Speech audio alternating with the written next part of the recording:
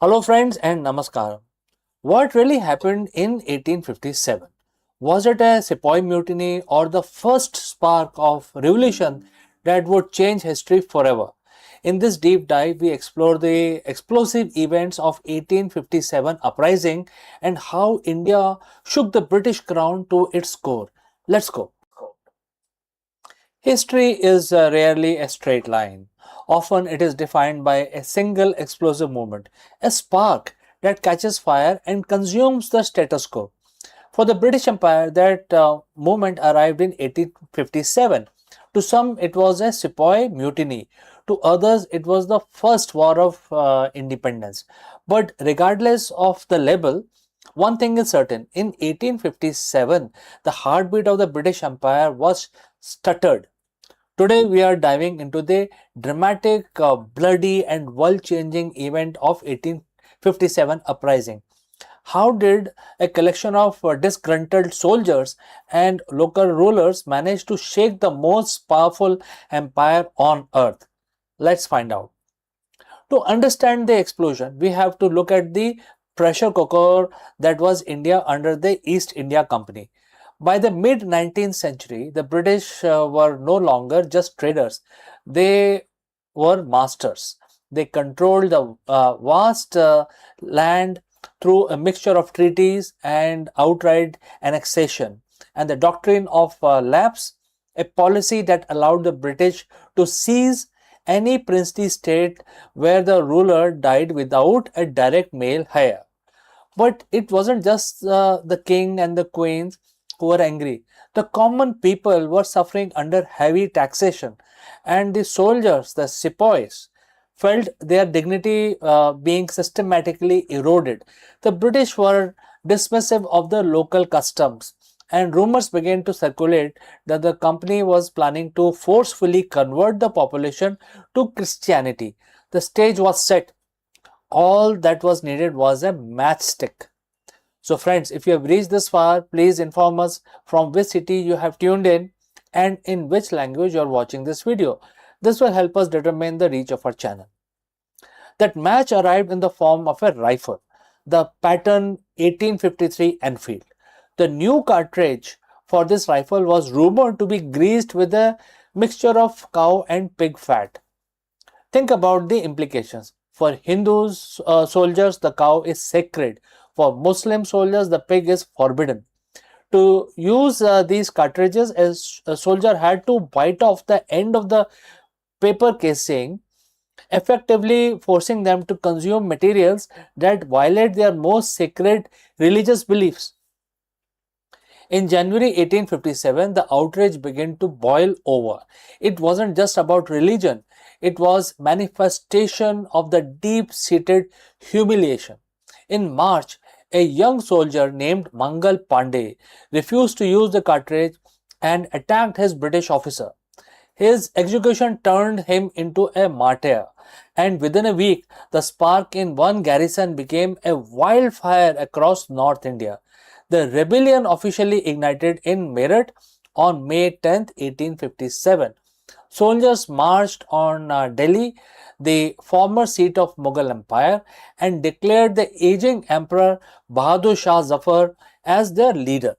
The uprising was not a single coordinated military campaign, it was a massive decentralized eruption.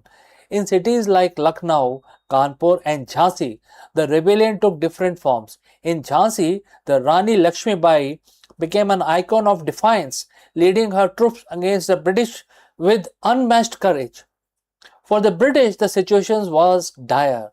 They were quite spread thinly, caught off guard, and for a few months they were genuinely terrified that they would be driven out of the subcontinent entirely. The invincible British administration was scrambling for its dear life. The British reaction was swift and brutal. They poured reinforcement into India and launched a series of counter-offensives that were as ruthless as the rebellion had been chaotic. The siege, massacre, and the betrayal defined the final stages of the conflict. By 1858, the rebellion was effectively crushed. But the victory came at a massive cost. The British realized they could no longer govern India through a private company. The East India Company was dissolved and control was transferred directly to the British Crown. The British Raj had begun and the political landscape of India was permanently altered. So, did this uprising fail? If you look at the immediate military outcome, yes, definitely. The British remained in control for another 90 years. But if you look at the soul of the nation, it was the greatest victory imaginable. 1857 was the moment Indian across different regions, religions, and social classes realized they could challenge the imperial giants. It planted the seed of nationalism that would eventually lead the way to freedom movement of the 20th century, which is the largest freedom movement. Finally, we got the independence in 1947. When we look back at the event of 1857, we aren't just looking at a battle. We are looking at the moment India stood up, shook the chains of colonial rule, and began the long journey towards reclaiming its destiny. So, friends, thanks for watching. If you enjoyed this deep dive into history, don't forget to like, subscribe, and share your thoughts in the comments below. Do you think 1857 was inevitable? Let me know, and I will see you again very soon in the next one.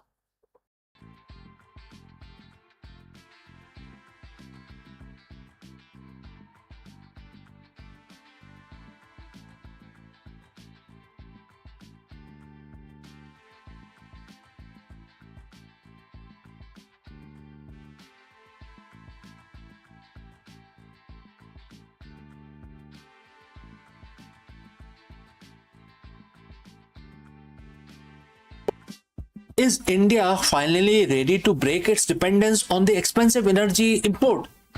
In order to answer this very profound question, we will actually discuss about a massive move towards Atmanirbhar Bharat. The Union Cabinet has officially greenlit a huge project which is worth 37,500 crore, and this project includes coal gasification scheme. This ambitious project aims to transform India's vast coal reserves into cleaner synthetic gas, chemicals, and fuels, potentially saving the economy billions in import bills. Let us discuss this further. India is at the crossroads. We are one of the world's fastest growing economies, but there has been a massive hole in our pocket. Every year we spend billions, literally trillions of rupees to import energy. We were talking about LNG, urea, methanol, etc. But what if I told you that the solution isn't coming from overseas? It's already here, buried right under our feet. On May 13th, 2026, Union Cabinet chaired by Prime Minister Narendra Modi dropped a bombshell. A 37,500 crore incentive scheme for coal gasification. This isn't just a subsidy, it's a high stake bet to turn our black gold into clean usable gas. Is this the masterstroke that finally end our reliance on foreign fuels?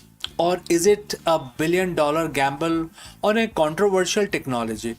Today we are going to break down the 37,500 crore deal, which is about coal gasification. All right, so friends, if you have reached this far, please inform us from which city you have tuned in and in which language you are watching this video. This will help us determine the reach of our channel. Now let's continue. Let's look at the numbers. India holds one of the world's largest coal reserves, roughly 401 billion tons. Yet we are the world's biggest importers of energy. We import over 50% of our liquefied natural gas. We import nearly 90% of methanol and ammonia. We are 100% dependent on import for that today. This makes us vulnerable. When global prices spikes because of a war in the Middle East or supply chain issue in Europe, India pays the price at the petrol pump and at the grocery stores. The government message is very clear. We have the coal. Why are we buying the gas? To understand the bet, you have to understand the tech.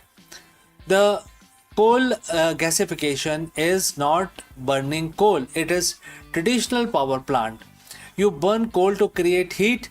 In gasification, you heat coal in a controlled low oxygen environment with steam. Instead of smoke, this chemical reaction creates something called syngas, which is short of synthetic gas, a mixture of hydrogen and carbon monoxide. Why is syngas better? Because it is versatile. You can turn it into electricity. You can, also chemicals like methanol and ammonia for fertilizers. Synthetic natural gas, can replace LNG. Hydrogen for the future of clean transport. So, what does this new scheme actually do? The government is putting its money where its mouth is. This 37,500 crore fund is designed to de-risk these massive projects. And here is a deal. The government will provide financial incentive to up to 20% of the cost of the plant and machinery.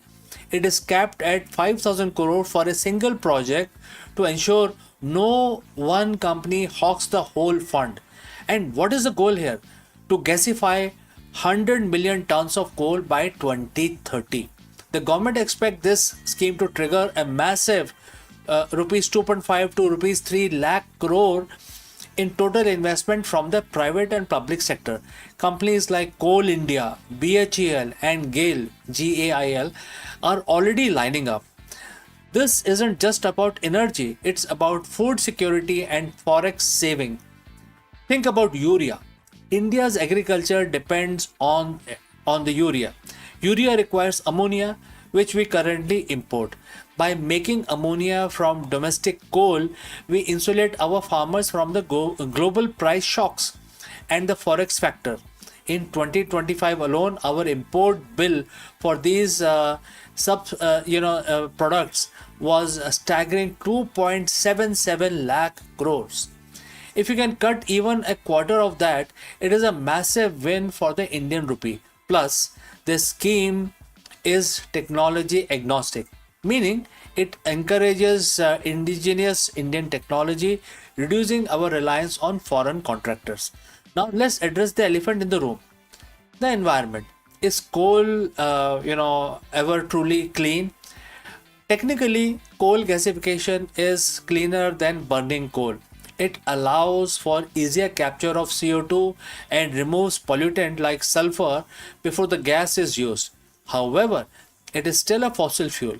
Critics argue that the overall carbon footprint is still significant unless we add carbon capture and storage (CCS) technology. But for India, this is a bridge technology. It's like for some temporary measures. We can switch to 100% solar overnight without risking blackouts. Gasification allows us to use our existing coal more efficiently while we build our renewable grid. The 37,500 crore is a massive bet. If it works, India could save billions, create thousands of jobs, and finally stop being at the mercy of the global oil and gas market. The target is 2030. 100 million tons, one giant leap for Indian energy, and therefore, friends, this is very, very significant. And I like to know what you think. Is coal gasification right? A bridge to a cleaner future, or should we have put this 37,000 crore directly into solar and wind? Do let me know your thoughts in the comments below, and don't forget to like this video if you found this helpful, and subscribe for more deep dives into Indian economy, India's future.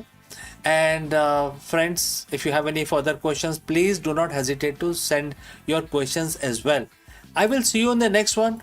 Before I leave, a word about our affiliate partner.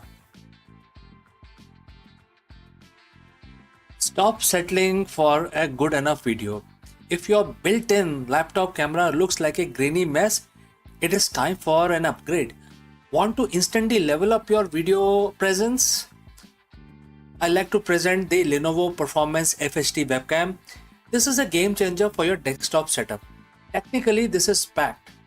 It has a very sensitive RGB sensor, very crisp photographs it takes. Also comes with two microphones on board, which helps you to record very clear voice in stereophonic format. And these microphones are very sensitive. You can actually move away from the camera up to 2 meters, and these microphones will pick up your voice without any problem. This is a very strong piece. This is very sturdy. Comes with tripod ready. Comes with a very long leash, so it gives you a lot of flexibility to place the webcam wherever you want to keep in your studio. And also it has a swivel base, which is also very handy. So if you want to basically level up your game and you want to pick up this camera at a discount, please click on the link here or scan the QR code. Now let's get back to our video.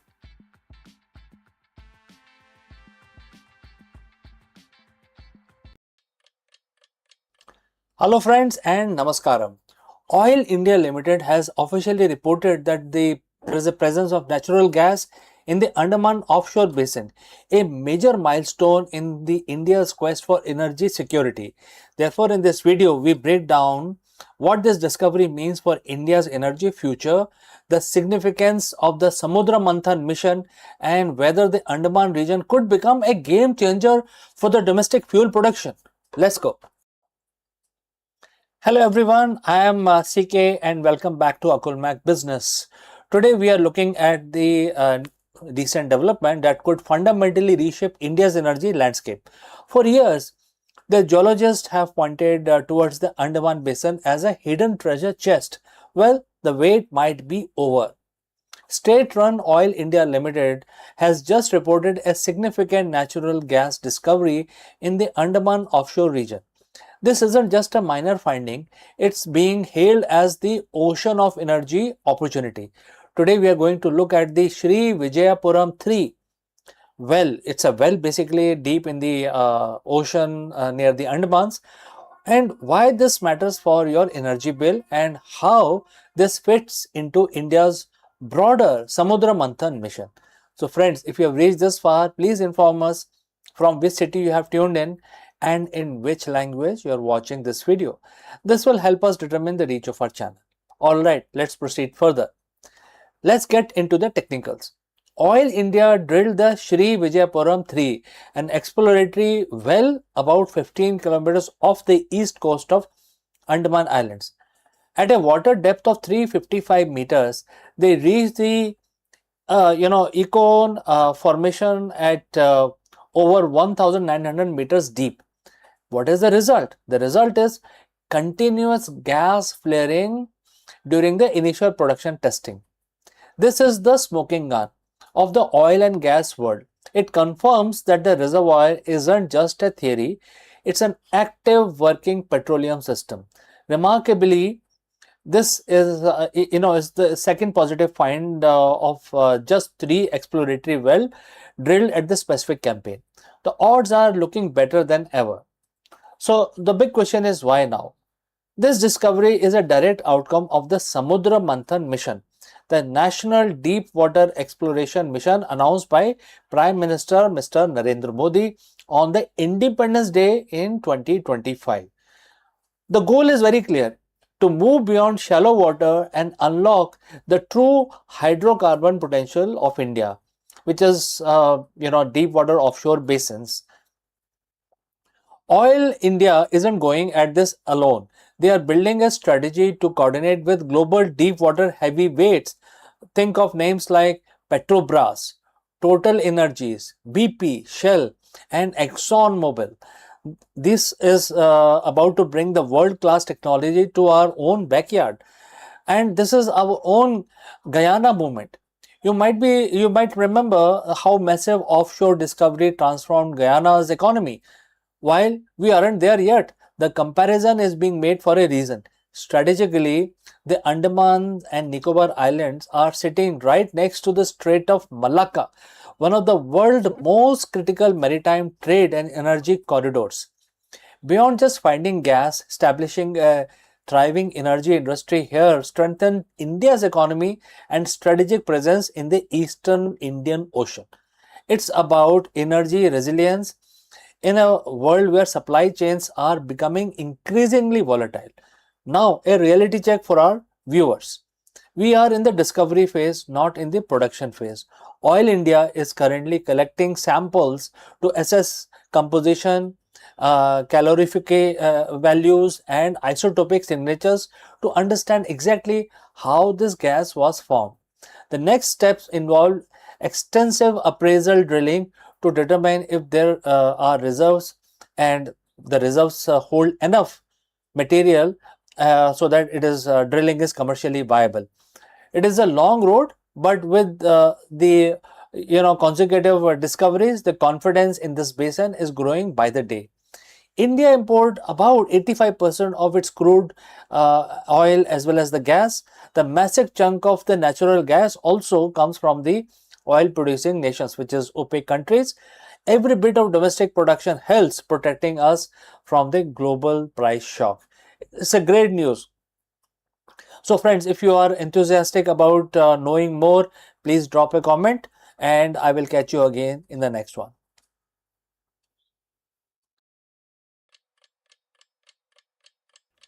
A new eye is about to open upon the universe.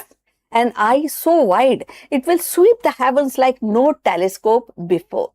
The Nancy Grace Roman Space Telescope is not just about any other machine. It is a cartographer of the cosmos poised to chart 1 lakh unseen world and the rogue wanderers that drift starless through the dark.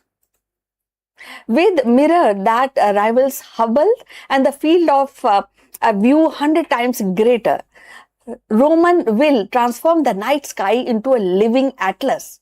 Each planet a pin of possibility, each rogue world a story untold. This is not merely a science, it is exploration on the scale that redefines imagination. Romans gaze still stitch together galaxies, measure the invisible hand of dark energies, and reveal that universe is not sparse but teeming, restless, alive. And its sweep, humanity will find not only few planets, but new questions, new frontiers, and perhaps new homes. So let's find out more. The Nancy Grace Roman Space Telescope is poised to become one of the NASA's most ambitious instruments, a cenital designed to widen humanity's cosmic horizon. Unlike telescopes that focus narrowly on a distinct galaxies or nearby stars, Roman's mission is panoramic and to sweep the sky with unprecedented breadth and cataloging world that drift untethered planets and orbit sun far beyond our reach.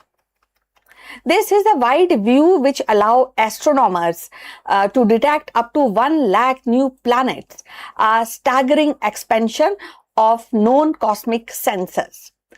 Among these will be rogue world, planets that wander the galaxies without a parent star, drifting like celestial nomads through the dark. Each discovery will not only add to the tally of the world but also deepens the mystery of planetary formation, migration, and survival in the vastness of space. Roman's design is marriage of precision and scale.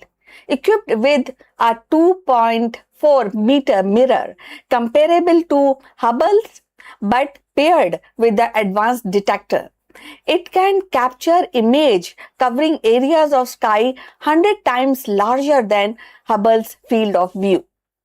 This means the entire star field, galactical cluster, and planetary nurseries will be revealed in a detail and offering astronomers a tapestry of cosmic evolution. Beyond planet, Roman will probe the dark energies that accelerate the universe expansion, map our understanding of cosmic history, Yet its planetary catalogue may prove the most transformative. A reminder that the universe is not sparse but teeming with the world, each potential stage of chemistry, climate, and perhaps even life. So, if you have reached this far, please inform us from which city you have tuned in and in which language you are watching this video. That will help us to determine the reach of our channel. Now, let's continue with our discussion. In essence, the Nancy Grace Roman telescope is not just a machine, it is a promise that night sky hold far more than we have yet imagined, and that with each sweep of its gaze, humanity will step closer to answering the timeless question. What is that? Are we alone? Or are we one among countless travelers in universe of the world? So Roman is more than a machine, it is a storyteller of cosmos. Each discovery will be verse in the grand narratives of creation, migration, and survival, that again reminding us that the universe is not a silent void but a living expanse teeming with the with world. So its mission is both scientific and poetic. To measure the invisible force of dark energy, to map galaxies like constellations of history, and to show us that the night sky is richer than our imagination dares. As Roman prepare to open its gaze, it carries with it the hope that somewhere among these countless worlds lies the answer of our most enduring question. So, in a sweep of Roman's vision, the universe will no longer be a distant mystery, but a vast, untold atlas of world. Each one a reminder that the cosmos is alive, infinite, and waiting to be known. So, we have come to the end of this live streaming on this interesting topic. Thanks for watching, and please like and subscribe our channel, and I'll see you in the next one.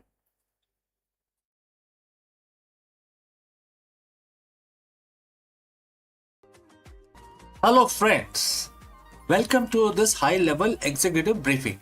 We explore the profound leadership wisdom found in Bhagavad Gita. While the modern corporate culture often drives leaders towards external validation and endless doing within quotes, this ancient verse reveals that the most effective leadership comes from a state of internal being. The inside-out executive breaks down how the concept of the yogi, one who is happy within and flooded with self-enlightenment, translate directly to the modern C-suite. Learn how to translate and transition from reactive management to proactive sovereignty. Let us explore this thought further. Welcome once again. We live in an era of the extreme leadership. We are taught that more we do, more we achieve. We track KPIs, market share, and quarterly growth. But there is a paradox at the top. Many executives have reached the pinnacle of the material success while, they feel more hollow than when they started. Why is it, that more we gain on the outside, the more we feel we are losing on the inside? Today we are, looking for the answers in a 7,000-year-old text. We are exploring Bhagavad Gita, chapter 5, verse 24. It offers a blueprint of what I call the inside-out executive. Let's look at the verse itself, and Bhagwan Krishna says, and the quote starts, "A yogi is happy within. He sees God within himself. He is flooded with self-enlightenment. He attains the liberation from material existence and unite with the divine." And the quote close.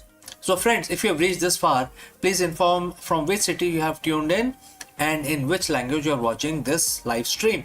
This will help us determine our reach. Alright, let's proceed further. To the modern CEO, words like yogi or divine might feel distant. But let's translate this into a language of the leadership. A yogi is simply a person of the perfected discipline. Happy within himself means you are emotional, in your emotional state is no longer a hostage to the stock market or a boardroom meeting. Flooded with self enlightenment is what we now call high level intuition and clarity. This verse isn't about retiring to a cave, it's about becoming an unshakable in the boardroom. Most leaders are outside in. If the company performs, they are happy. If the media criticize them, they are miserable. Their internal world is a mirror of their external environment. The inside out executive flips the script. Verse 5.24 tells us that the source of joy must be internal. When you are happy within, you lead from a place of abundance rather than scarcity. You aren't making decisions because you are afraid of losing your status. You are making them because they are the right thing to do. This is where the self enlightenment comes in. When the noise of ego and anxiety is silenced, you gain the quiet mind. In that quiet, you see the God within, or in professional terms, you access your highest intelligence. Now, let's talk about the most provocative word in this verse, liberation. In the Gita, this is the moksha, which is freedom from cycle of birth and death. For an executive, this is freedom from the material grind. Think about it. How much of your stress comes from things you cannot control? The economy, the competition, the global supply chain. Liberation means you are no longer a slave to these outcomes. You perform your dharma, which is your duty, with 100% intensity, but your soul isn't crushed if the result fluctuate. Ironically, this detachment makes you more powerful. A leader who doesn't need a specific outcome to feel whole is the most dangerous person in a negotiation. You have nothing to lose because your fulfillment is already locked in internal space. So, how do we apply this tomorrow morning, right? First, the morning audit. Before you check your emails, which is coming from outside, check your inside. Spend 5 minutes in silence. Find that internal happiness before the world try to give you its version of it. All right. Number 2, intellectual detachment. During a crisis, ask yourself, is my happiness based on solving this, or is my happiness constant while I solve this? Right?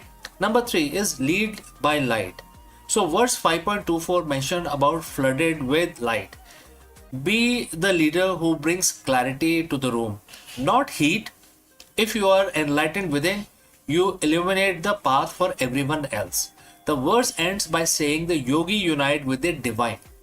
In leadership, this is the union of the purpose and action. When your internal state matches your external impact, you aren't just working anymore, you are fulfilling your mission. So, don't just lead a company, lead yourself first. Be the inside out executive. And friends, we have come to the end. Thanks for joining live. Thanks for your time. If you have any questions, please do not hesitate to send it across. Before we end this section, a word about our affiliate partner. Stop settling for a good enough video. If your built-in laptop camera looks like a grainy mess, it is time for an upgrade. Want to instantly level up your video presence? I like to present the Lenovo Performance FHD webcam. This is a game changer for your desktop setup. Technically, this is packed. It has a very sensitive RGB sensor, very crisp photographs it takes. Also comes with 2 microphones on board, which helps you to record very clear voice in stereophonic format. And these microphones are very sensitive. You can actually move away from the camera up to 2 meters and these microphones will pick up your voice without any problem. This is a very strong piece. This is very sturdy. Comes with tripod ready. Comes with a very long leash, so it gives you a lot of flexibility to place the webcam wherever you want to keep in your studio. And also it has a swivel base, which is also very handy. So if you want to basically level up your game and you want to pick up this camera at a discount, please click on the link here or scan the QR code. Now let's get back to our video. Now, in the 7th century CE, amid of intellectual ferment of ancient India, a brilliant mind emerged, and that is also from the city of Ujjain, and his name was Brahmagupta, one of the greatest mathematicians in history. His work did not merely redefine the existing knowledge, it also transformed the very foundation of mathematics. To speak of Brahmagupta is not the kind of we are speaking of birth of algebra as a discipline. We are also actually mentioning the formalization of negative numbers and the revolutionary introduction of zero as both symbol and as a number. So Brahmagupta's magnum opus is very, very profound, and he's also written in his book, which is Brahmagupta Siddhanta, which was early 628 CE and was a text that combined astronomy with mathematics, but its mathematical section becomes timeless. So, in this treatise, he articulated the rules of arithmetic operations involving zero and negative numbers. The concept that had baffled scholars for centuries, and that is something which still we actually enjoy doing while doing maths. He declared that the subtracting a number from itself yields zero. That zero added to a number leaves it unchanged, and that zero multiplied by any number is zero. So these may sound obvious today, but in his era, they were groundbreaking formulation that gave mathematics a new logic and consistency. So if you have reached this far, please inform us from which city you have tuned in and which language you are watching, because that will help us to determine the reach of our channel. Now going forward about this magnificent personality, which is, his name is Brahmagupta. So equally the revolutionary was his treatment of negative numbers. While earlier tradition often dismissed the negative as meaningless, but Brahmagupta recognized them as a debt. In contrast to the positive number as fortunes, he laid down the rule that debt minus zero is a debt. A fortune minus zero is fortune, and the product of two debt is a fortune. So this conceptual clarity allowed algebra to flourish and paving way to most equations that could handle a wider range of values. So Brahmagupta also advanced algebraic methods. He described a solution to quadratic equations and that introduction of the rules for dealing with unknowns, and even touched upon what we now call intermediate equation. So his systematic approach to algebra was centuries ahead of its time, influencing mathematicians across culture, from Islamic Golden Age to Renaissance of Europe. So beyond algebra, Brahmagupta's insight extended to geometry and astronomy.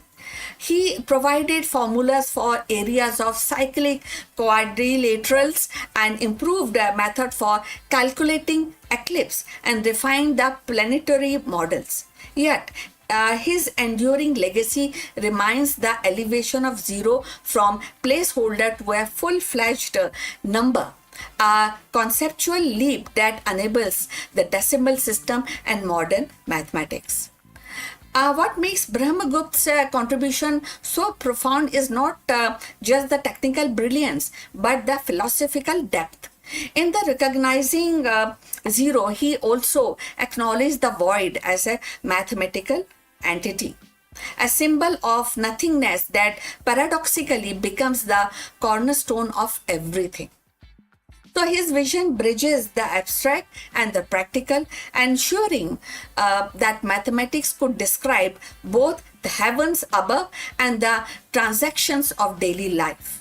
Today, every equation that balances, every algorithm that runs, every digital system that encodes information owes a debt to Brahmagupta's genius. He was not merely a mathematician of antiquity, he was a pioneer who gave humanity the tool to think beyond limits, to embrace the infinite, and to calculate the impossible.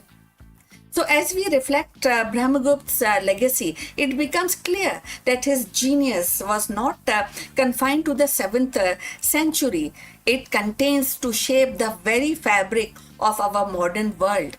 By formalizing the rules of zero, negative numbers, and algebraic operation, he gave humanity a language of balance and precision that underpins everything from the financial system to the artificial intelligence.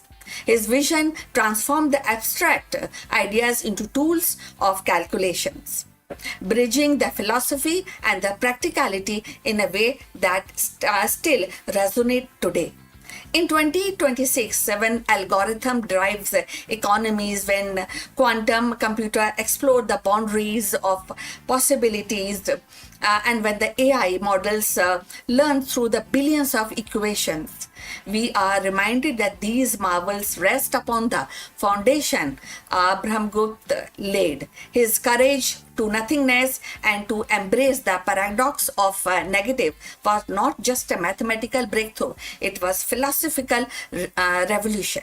So, closing this story on Brahmagupta, but Brahmagupta stands as a timeless pioneer, a thinker who proved that even the emptiness of zero could become the cornerstone of infinite progress. His work is not just a history, it is a pulse of every calculation we make today. So please send us your comments on this subject. Subscribe to our channel for more insight to know about spirituality and mythology in a scientific way. See you in the next one. But before we end, a few words from our affiliate partner. Stop settling for a good enough video. If your built-in laptop camera looks like a grainy mess, it is time for an upgrade. Want to instantly level up your video presence? I like to present the Lenovo Performance FHD webcam. This is a game changer for your desktop setup. Technically, this is packed. It has a very sensitive RGB sensor, very crisp photographs it takes. Also comes with 2 microphones on board, which helps you to record very clear voice in stereophonic format. And these microphones are very sensitive. You can actually move away from the camera up to 2 meters and these microphones will pick up your voice without any problem. This is a very strong piece. This is very sturdy. Comes with tripod ready. Comes with a very long leash, so it gives you a lot of flexibility to place the webcam wherever you want to keep in your studio. And also it has a swivel base, which is also very handy. So if you want to basically level up your game and you want to pick up this camera at a discount, please click on the link here or scan the QR code. Now let's get back to our video. Hello friends. In the high-stake world of corporate leadership, volatility is the only constant. But what separates a good leader from an unshakable one? In this video, we explore the profound wisdom of Bhagavad Gita and its direct application to the modern CEOs and different high leadership executives. We dive deep into the concept of samadhi, not as a mystical retreat, but as the ultimate state of the mental clarity and decision making. Let us proceed further on this thought. नमस्कार दोस्तों, आप सबका स्वागत है। और आज मंगलवार है, ट्यूसडे। तो आपको सबको पता है कि ट्यूसडे का जो दिन होता है वो हनुमान जी के लिए समर्पित होता है। तो हम अपना दिन शुरू करेंगे भगवान जी की पूजा करके। तो आज हनुमान जी की पूजा से अपना दिन आरंभ करेंगे। और सबसे अच्छी बात यह है कि हम जो हनुमान जी की पूजा है वो हम हनुमान चालीसा पढ़ के करेंगे। ठीक है जी। तो चलिए आप हमारे साथ पढ़िए और हर मंगलवार को आप भी अपना दिन शुरू करें तो पहले हनुमान जी की पूजा स्तुति करके करें। तो ठीक है जी, हम हनुमान चालीसा का पाठ शुरू कर रहे हैं। तो आप हाथ जोड़ के हमारे साथ भी इसका पाठ करें। ठीक है। श्री गुरु चरण सरोज रज निजमन मुकुर सुधार वर्णव रघुवर बिमल जसु जो दायक फल चार बुद्धिहीन तनु जान के सुमरो पवन कुमार बल बुद्धि विद्या देहु मोहे हरेव कलेस विकार। जय हनुमान ज्ञान गुण सागर जय कपीस तिहो लोक उजागर रामदूत अतुलित बल धामा अंजनी पुत्र पवन सुत नामा महावीर विक्रम बजरंगी कुमति निवार सुमत के संगी कंचन वरन विराज सुबेसा कानन कुंडल कुंचित केसा हाथ वज्र ओ ध्वजा विराजे कांधे मूंज जनेऊ साजे शंकर सुवन केसरी नंदन तेज प्रताप महाजगवंदन विद्यावान गुणी अति चातुर राम काज करवे को आतुर प्रभु चरित्र सुनवे को रसिया राम लखन सीता मन बसिया सूक्ष्म रूप धरी सिंह दिखावा विकट रूप धरी लंग जरावा भीम रूप धरी असुर सहारे रामचंद्र जी के काज संवारे लाए सजीवन लखन जी आए श्री रघुवीर हर्ष उर लाए रघुपत कीनी बहुत बड़ाई तुम मम प्रिय भरत संभाई सहस बदन तुमरो यश गावे अस कही श्रीपति कंठ लगावे सनकादि ब्रह्मादि मुनीसा नारद सारद सहित अहिसा जम कुबेर दिक्पाल जहां थे कवि कोविद कह सके कहां थे तुम उपकार सुग्रीव वही कीना राम मिलाए राजपद दीना तुमरो मंत्र विभीषण माना लंकेश्वर भय सब जग जाना जुग सहस्त्र जोजन पर भानु लीलियो ताही मधुर फल जानू प्रभु मुद्रिका मेल मुख माही जलधि लांग गए अचरज नाही दुर्गम काज जगत के जेते सुगम अनोग्रह तुम्हरे तेते राम दुआरे तुम रखवाले होत न आज्ञा बिन पैसारे सब सुख लहे तुम्हारी सरना तुम रक्षक काहू को डरना आपन ते सम्हारो आपे तीनों लोक हाँकते कापे भूत पिशाच निकट नहीं आवे महावीर जब नाम सुनावे नासे रोग हरे सब पीरा जपद निरंतर हनुमत बीरा संकट ते हनुमान छुड़ावे मन क्रम वचन ध्यान जो लावे सब पर राम तपस्वी राजा तिनके का सकल तुम साजा और मनोरथ जो कोई लाए सोई अमित जीवन फल पाए चारों जोग प्रताप तुम्हारा है प्रसिद्धि जगत उजियारा साधु संत के तुम रखवाले असुर निकंदन राम दुआरे असिधि नौ निधि के दाता असवर दीन जानकी माता राम रसायन तुमरे पासा सदा रहो रघुपति के दासा तुमरे भजन राम को पावे जन्म जन्म के दुख बिसरावे अंत काल रघुवरपुर जाई जहाँ जन्म हरि भक्त कहाई और देवता चित न धरई हनुमत से ही सब सुख करई संकट कटे मिटे सब पीरा जो सुमरे हनुमत बलबीरा जय जय जय हनुमान गुसाई कृपा करो गुरुदेव की नाय जो सतपार पाठ कर कोई छूटे ही बंदी महा सुख होई जो ये पढ़े हनुमान चालीसा होए सिद्धि साखी गौरी सा तुलसीदास सदा हरि चेरा कीजे नाथ हृदय में डेरा पवन तनय संकट हरन मंगल मूरत रूप राम लखन सीता सहित हृदय बसव सुर भूप। जय श्री राम जय श्री राम जय श्री राम। तो दोस्तों आज हमारी भगवान की पूजा स्तुति समाप्त हुई। हमने हनुमान जी की हनुमान चालीसा को आज का पाठ किया। तो आप भी हर मंगलवार को इसका पाठ करके अपना दिन शुरू करें। तो हम अपना दिन चालू करते हैं, मिलते हैं जल्द ही दूसरे वीडियो में। आपका दिन मंगलमय हो। नमस्कार।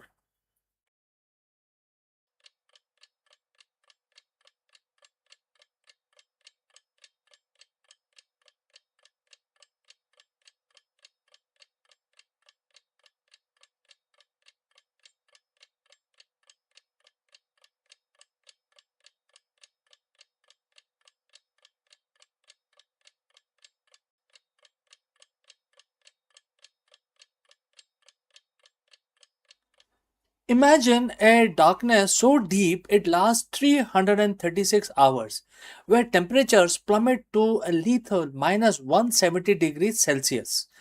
If our technology fails for even a second, the Artemis base camp batteries will freeze solid, ending the mission forever. Here is how we use the fission power to survive the shadow. So, in this video, we will learn more about it. NASA is about to build the ultimate fortress on the surface of the lunar South Pole. But there is one giant problem: the brutal 2 week night. By deploying a towering vertical solar array and burying the habitats under the protective lunar regolith, we are finally hacking the moon's environment. Therefore, in this video, friends, we will be studying the engineering behind our lunar survival. Let's go. Welcome once again, everyone. When we talk about returning to the moon, we often focus on the excitement of the landing, the dust kicking up, the iconic first steps, and the exploration of the lunar surface. But there is a silent, invisible antagonist that has claimed more missions than any other, which is the lunar night.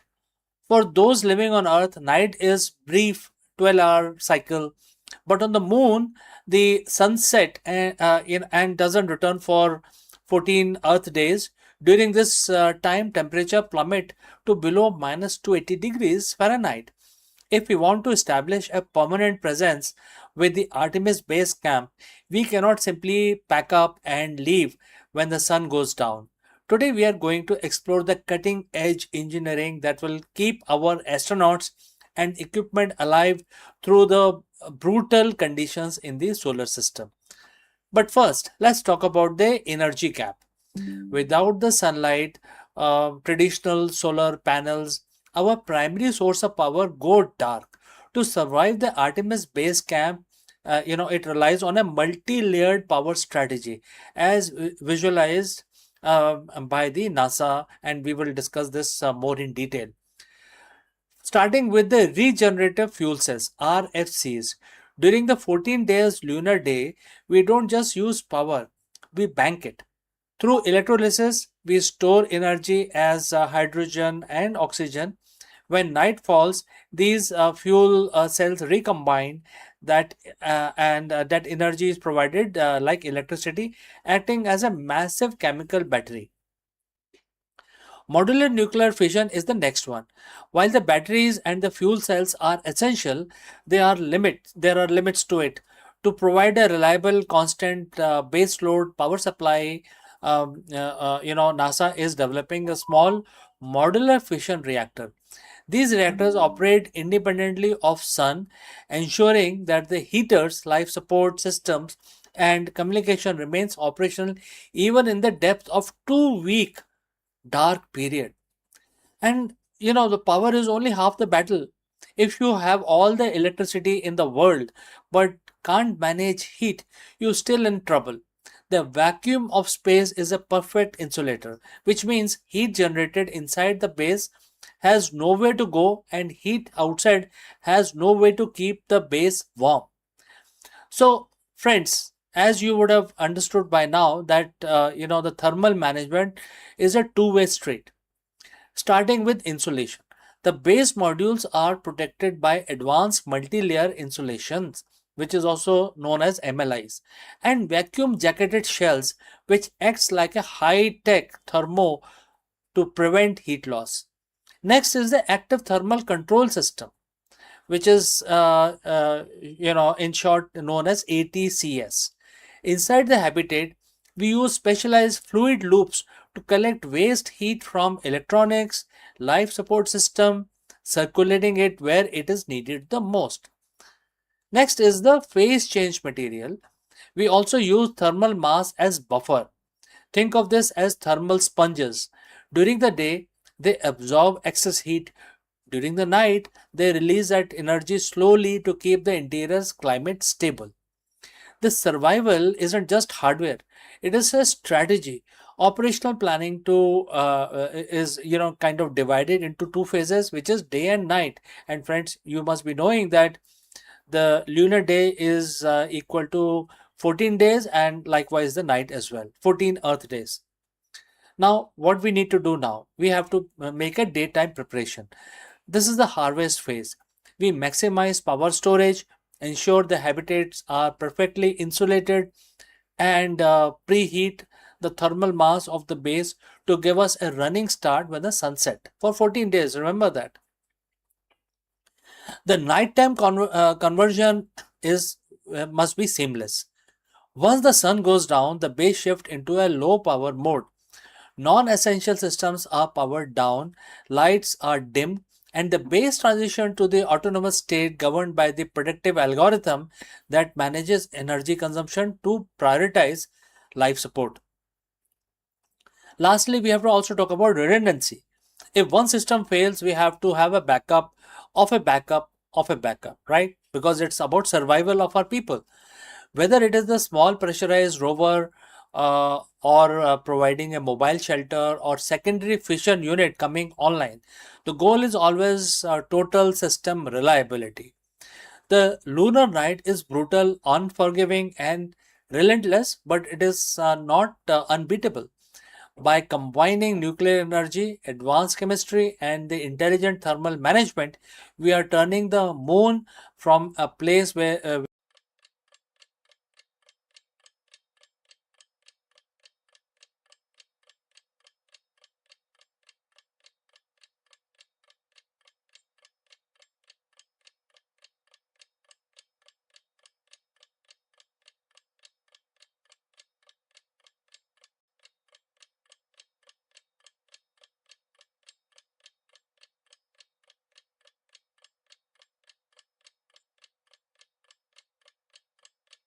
you're most welcome.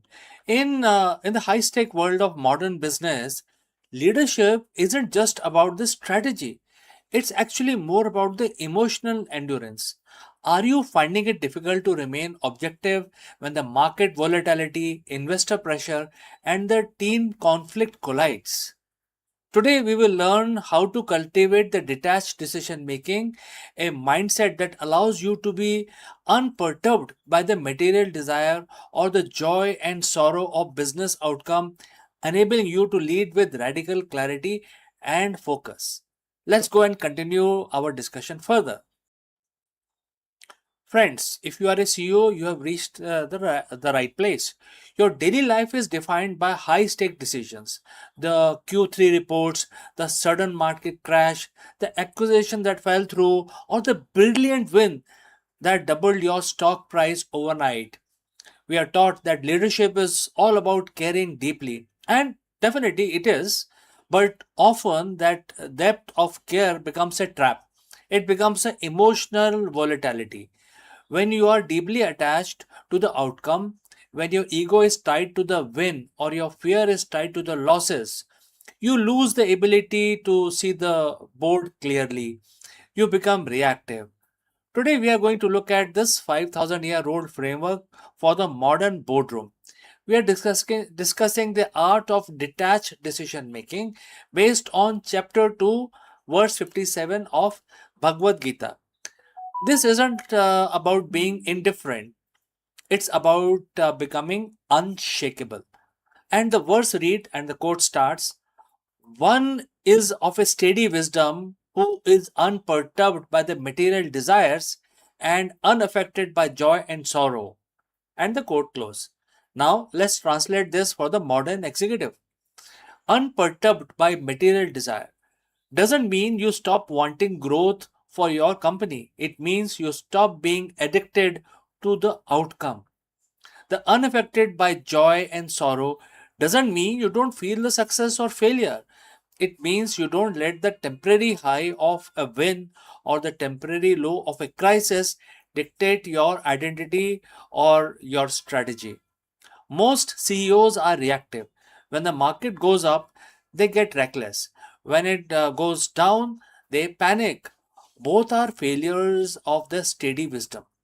And the CEO operates from a center of gravity that is unmovable. They are the eye of the hurricane. So, friends, if you have reached this far, please inform us from which city you have tuned in and in which language you are watching this video. This will help us determine the reach of our channel. Now, let us continue with our discussion. So, why does this matter for your P&L? Because of the cognitive bias. When you are emotionally attached to a project, perhaps an expensive venture you have launched, you become blind to the data that says it's failing. You continue to pour resources into it because your ego is tied to it. You are perturbed by the material desire.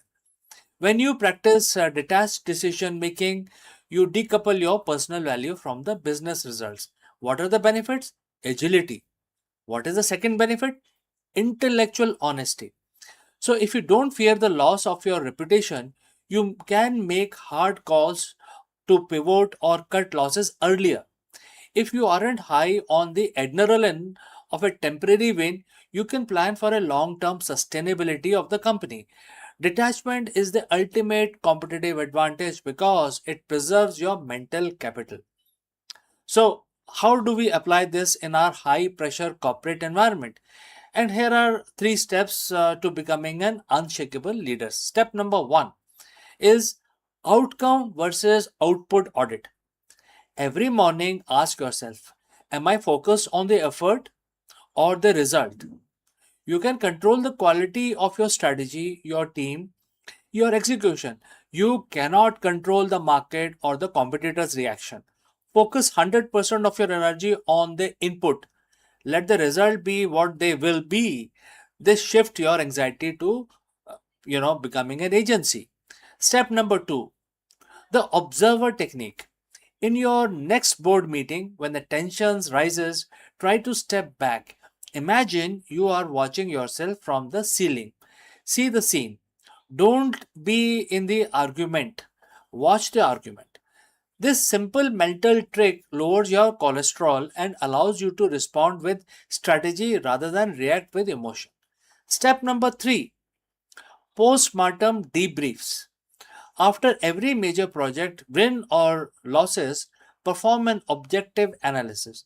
Treat a massive victory with the same cold analytical curiosity that you treat a failure. Ask yourself, what does the data tell you? Remove the adjectives, things like amazing or terrible. Just analyze the variables. This prevents the ego from inflating after a win and protecting you from paralysis after a failure. Now, I know what some of you are thinking. If I am detached, won't I lose my drive? If I don't care, won't my team see me as cold? Well, this is the greatest misunderstanding of Bhagavad Gita. Detachment is not apathy; it is the focused intensity. Think about the best surgeon or the best fighter pilot. They are not unfeeling that they are hype focused. When the crisis hits, they don't waste energy on, oh no, this is terrible. They channel all that energy into immediate problem solving, and that is what we are aiming for. You aren't less passionate, you are more precise. The modern CEO is constantly bombarded with signals of success and signals of failure. If you let them dictate your inner state, you will burn out. The art of detached decision making is your anchor. When you can lead without being shaken by the market's joys and sorrows, you aren't just a manager, you are a steady force. That is the quality that your team, your investors, and your company needs now more than ever. So, friends, I'm CK.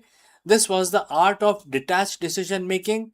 If this resonated with you, subscribe for more leadership insights rooted in the timeless wisdom. Lead with clarity, not emotions. And, friends, I will see you in the next one very soon.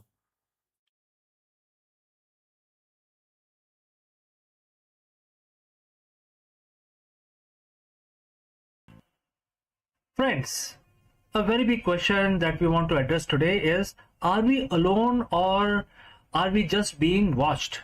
For decades, we have scanned the stars for signals, but new speculation from SETI and leading astrophysicists suggest a chilling possibility. It is already too late to hide. While we search for them, humanity has spent the last century broadcasting our presence to the cosmos. In this video, we dive deep into the great silence and why the latest breakthrough in techno-signatures and planetary direction suggests that any advanced civilizations within 100 light years likely to already know Earth is a home to an industrial civilization. Let us explore this further. For over 60 years, humanity has been staring into the abyss of space and asking one simple question: where is everybody? We call it Fermi paradox. The universe is ancient, it is vast, and according to everything we know about biology and physics, it would be crawling with life. Yet, when we point our telescopes at the stars, we get nothing but cold, dead silence. We have assumed that if they were out there, we would have found them by now. We have treated the search for the extraterrestrial intelligence, which is SETI, like a game of cosmic hide and seek, where we are the ones doing the seeking. But in 2026, the conversation has shifted. Leading scientists and researchers are now proposing as much more unsettling reality. The silence isn't because they aren't there, and it isn't because they haven't found us. It's because they likely discovered Earth a long, long time ago. While we have been whispering into the dark, wondering if we are alone, we have actually been shouting our presence to the galaxy for over a century. So, friends, if you have reached this far, please inform us from which city you have tuned in and in which language you are watching this video. This will help us determine the reach of our channel. Alright, let's proceed further. Today we are breaking down the new SETI speculation. We are looking at why it is officially too late to hide, how our own atmosphere is betraying us, and the startling new research that suggests alien signals might be hiding in plain sight right in our own data. To understand why we are already visible, we have to look at what we call the techno signature. Since the early 20th century, Earth has been surrounded by an over-expanding bubble of radio waves. This radio bubble is now over 200 light years wide. Inside the bubble are thousands of star systems.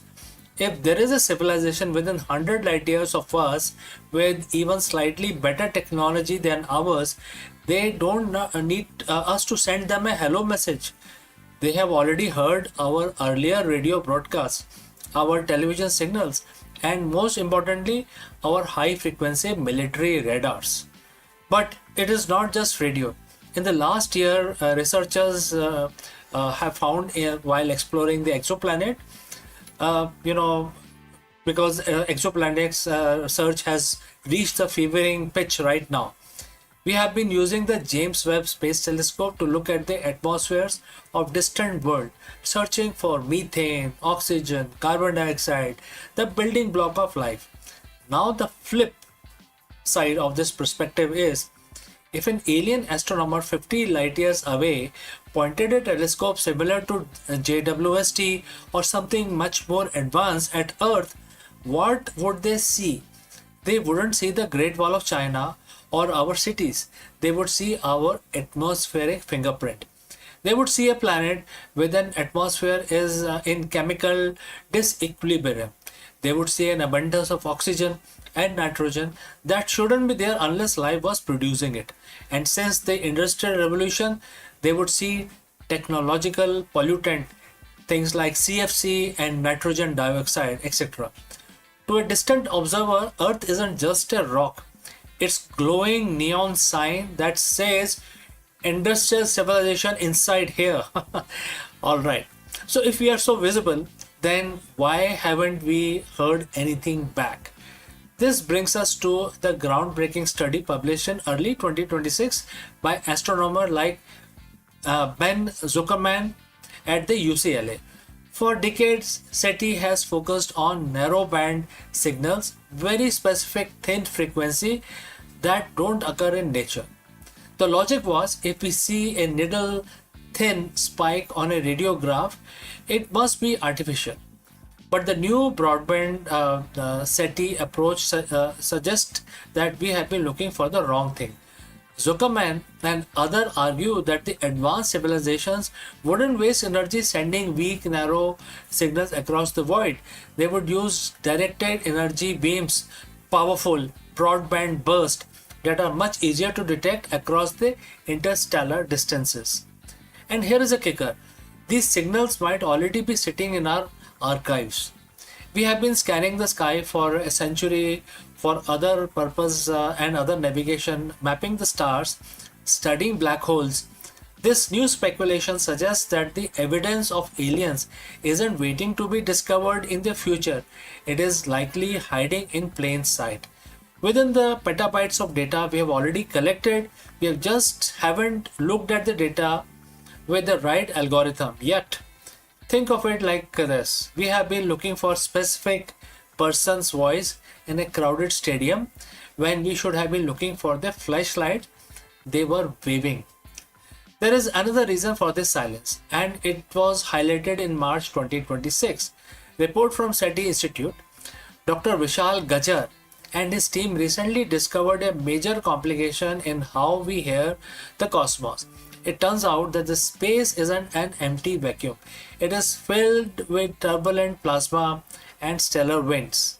When a signal travels from distant star system to Earth, it has to pass through the space weather of that alien sun. This plasma can smear or broaden a signal. A perfect, clear, narrow broadcast from an alien planet might arrive at Earth looking like a fuzzy, distorted static. The SETI Institute realized that our current search tools are designed to filter out that kind of noise. We have been looking for perfect signal, but the universe is quite messy. This means we could have received a message yesterday, but our computers threw it in the trash because it looked like too much like a natural interference.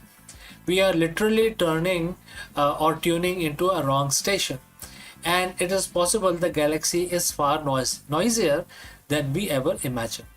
So if they were here and if these signals are likely reaching us, why hasn't there been a first contact event? This leads us to the zoo hypothesis. If a civilization is advanced enough to detect our atmospheric pollution from 40 light years away, they are likely centuries ahead of us, if not millennia. To them, we might be like a new species of ants discovered in a remote jungle. You don't walk up the anthill to introduce yourself, you observe it. You set up cameras, you stay hidden so you don't disrupt their natural development. But as our technology improves, as we launch the Nancy Grace Roman telescope and the Habitable World Observatory, we are becoming harder to ignore. We are starting to build our own cameras to look back at them. In April 2026, SETI Institute launched a Discover Future Lab. Their mission was to prepare humanity for the human dimensions of discovery. They aren't just asking how to find life anymore, they're asking what happens next. Because the consensus is changing, first contact might not be a signal we receive, but a realization we find in our own backyard. We used to think universe was a vast empty desert and we are lone campfire in the middle of the night, but the science of 2026 tells a different story. The desert is full of life and our campfire has been blazing single fire over 100 years. Whether it is through leaked radio waves, chemical signatures in our cloud, or the broadband beams we haven't decoded yet, the great silence is starting to feel less like an absence of life and more like a waiting room. The question isn't, are we alone anymore? The question is, when they finally decide to answer, will we be ready to listen?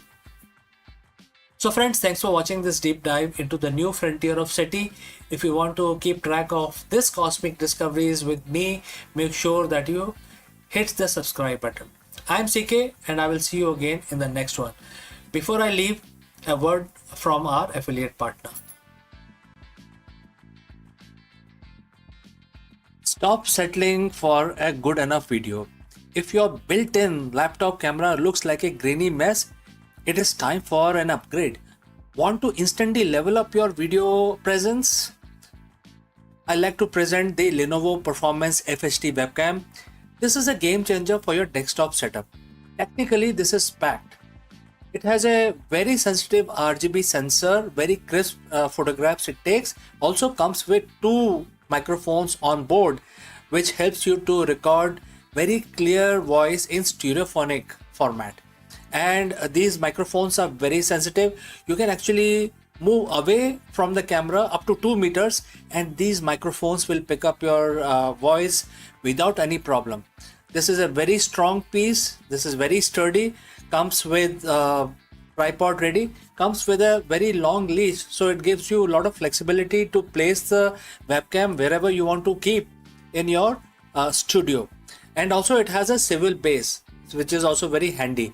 So if you want to basically level up your game and you want to pick up this camera at a discount, please click on the link here or scan the QR code. Now let's get back to our video. Hello दोस्तों, नमस्कारम। आप सबका स्वागत है। हाल ही में America और Iran के बीच में एक डील हुई है जिसमें उन्होंने कहा है कि अब जो स्टेट ऑफ हॉर्मुज़ है पूरी तरह खुल गया है, हमारा एग्रीमेंट हो गया है। और इस खबर के आते ही जो प्राइस है क्रूड ऑयल का वो गिर गया है, $75 आ गया है। आपको पता होगा कि जो क्रूड का जो प्राइस था वो 100 के ऊपर जा रहा था, लेकिन अब 75 पे आ गया है, कल ही आया है। और ऐसा बोला जा रहा है कि और गिरेगा। तो क्योंकि प्राइस गिर रहा है, इससे क्या नए खतरे का हमें आभास हो रहा है? ऐसा है कि इस पर्टिकुलर एग्रीमेंट में कोई नया युद्ध के बारे में कुछ बातें हैं जो बाहर आ सकती हैं। तो इस वीडियो में हम इस बात का एक चर्चा करेंगे, एक डिस्कशन करेंगे कि अगर $50 से नीचे प्राइस आ गया तो दुनिया के अर्थव्यवस्था को लेके क्या चिंता करनी चाहिए, और इसके बाद कुछ और हमारे ऊपर कोई विपदा तो नहीं आने वाली है। इसके बारे में हम डिस्कशन करते हैं इस वीडियो में। तो चलिए आगे बढ़ते हैं। तो दोस्तों, हम सबको मालूम है कि पिछले कुछ महीनों में स्टेट ऑफ हार्मुज के आसपास क्या हुआ। अमेरिका और ईरान में आपस में लड़ाई हुई, और पहले तो ईरान ने स्टेट ऑफ हार्मुज को बंद किया, इधर उधर बमबारी की। उसके बाद अमेरिका ने उसको बंद कर दिया। करीब 1 महीने से ज़्यादा हो गया अमेरिका ने उसमें ब्लॉकेड लगाया हुआ है। उसकी वजह से जो क्रूड ऑयल का प्राइस है वो आसमान छू गया, 110 120 तक पहुंच गया। और आप देखिए, अगर आप इस जियो पॉलिटिक्स में कुछ रुचि रखते हैं तो आपको पता होना चाहिए कि जो क्रूड ऑयल है उसके सबसे बड़े बायर कौन है दुनिया में। अफ्रीका के कंट्रीज नहीं है, अमेरिका भी एक बड़ा बायर है, लेकिन उसके पास तो ऑयल है काफ़ी, काफ़ी दुनिया का ऑयल कंट्रोल करता है। और सबसे जो बड़े बायर हैं जिनके पास ऑयल नहीं है वो है चाइना और इंडिया। तो ये दो देशों को काफ़ी महंगा ऑयल खरीदना पड़ा पिछले कुछ महीनों में, और फिर काफ़ी जद्दोजहद हुई, कोई कहीं से खरीद रहा है, कोई कहीं से खरीद रहा है। तो इंडिया ने भी ये सब काम किए। तो बहरहाल सब लोग जो ऑयल प्रोड्यूस करते हैं including Russia, they were very happy कि भाई प्राइस बढ़ गया तो हम पैसे कमा रहे हैं। तो ये जो लड़ाई हो रही थी उसके ऊपर से ये बात करते थे कि भाई बुरी बात है, बुरी बात है, लेकिन अंदर अंदर बड़े खुश हो रहे थे। अब क्या हुआ है कि पिछले 2 दिनों में खबर आ रही है कि अमेरिका और ईरान का जो एग्रीमेंट है वो पूरा हो चुका है। और खबर आते ही प्राइस जो है ऑयल का एकदम $75 आ गया। कल के मैं रेट बता रहा हूँ, आज का मैंने अभी चेक नहीं किया है, लेकिन कल $75 आ गया।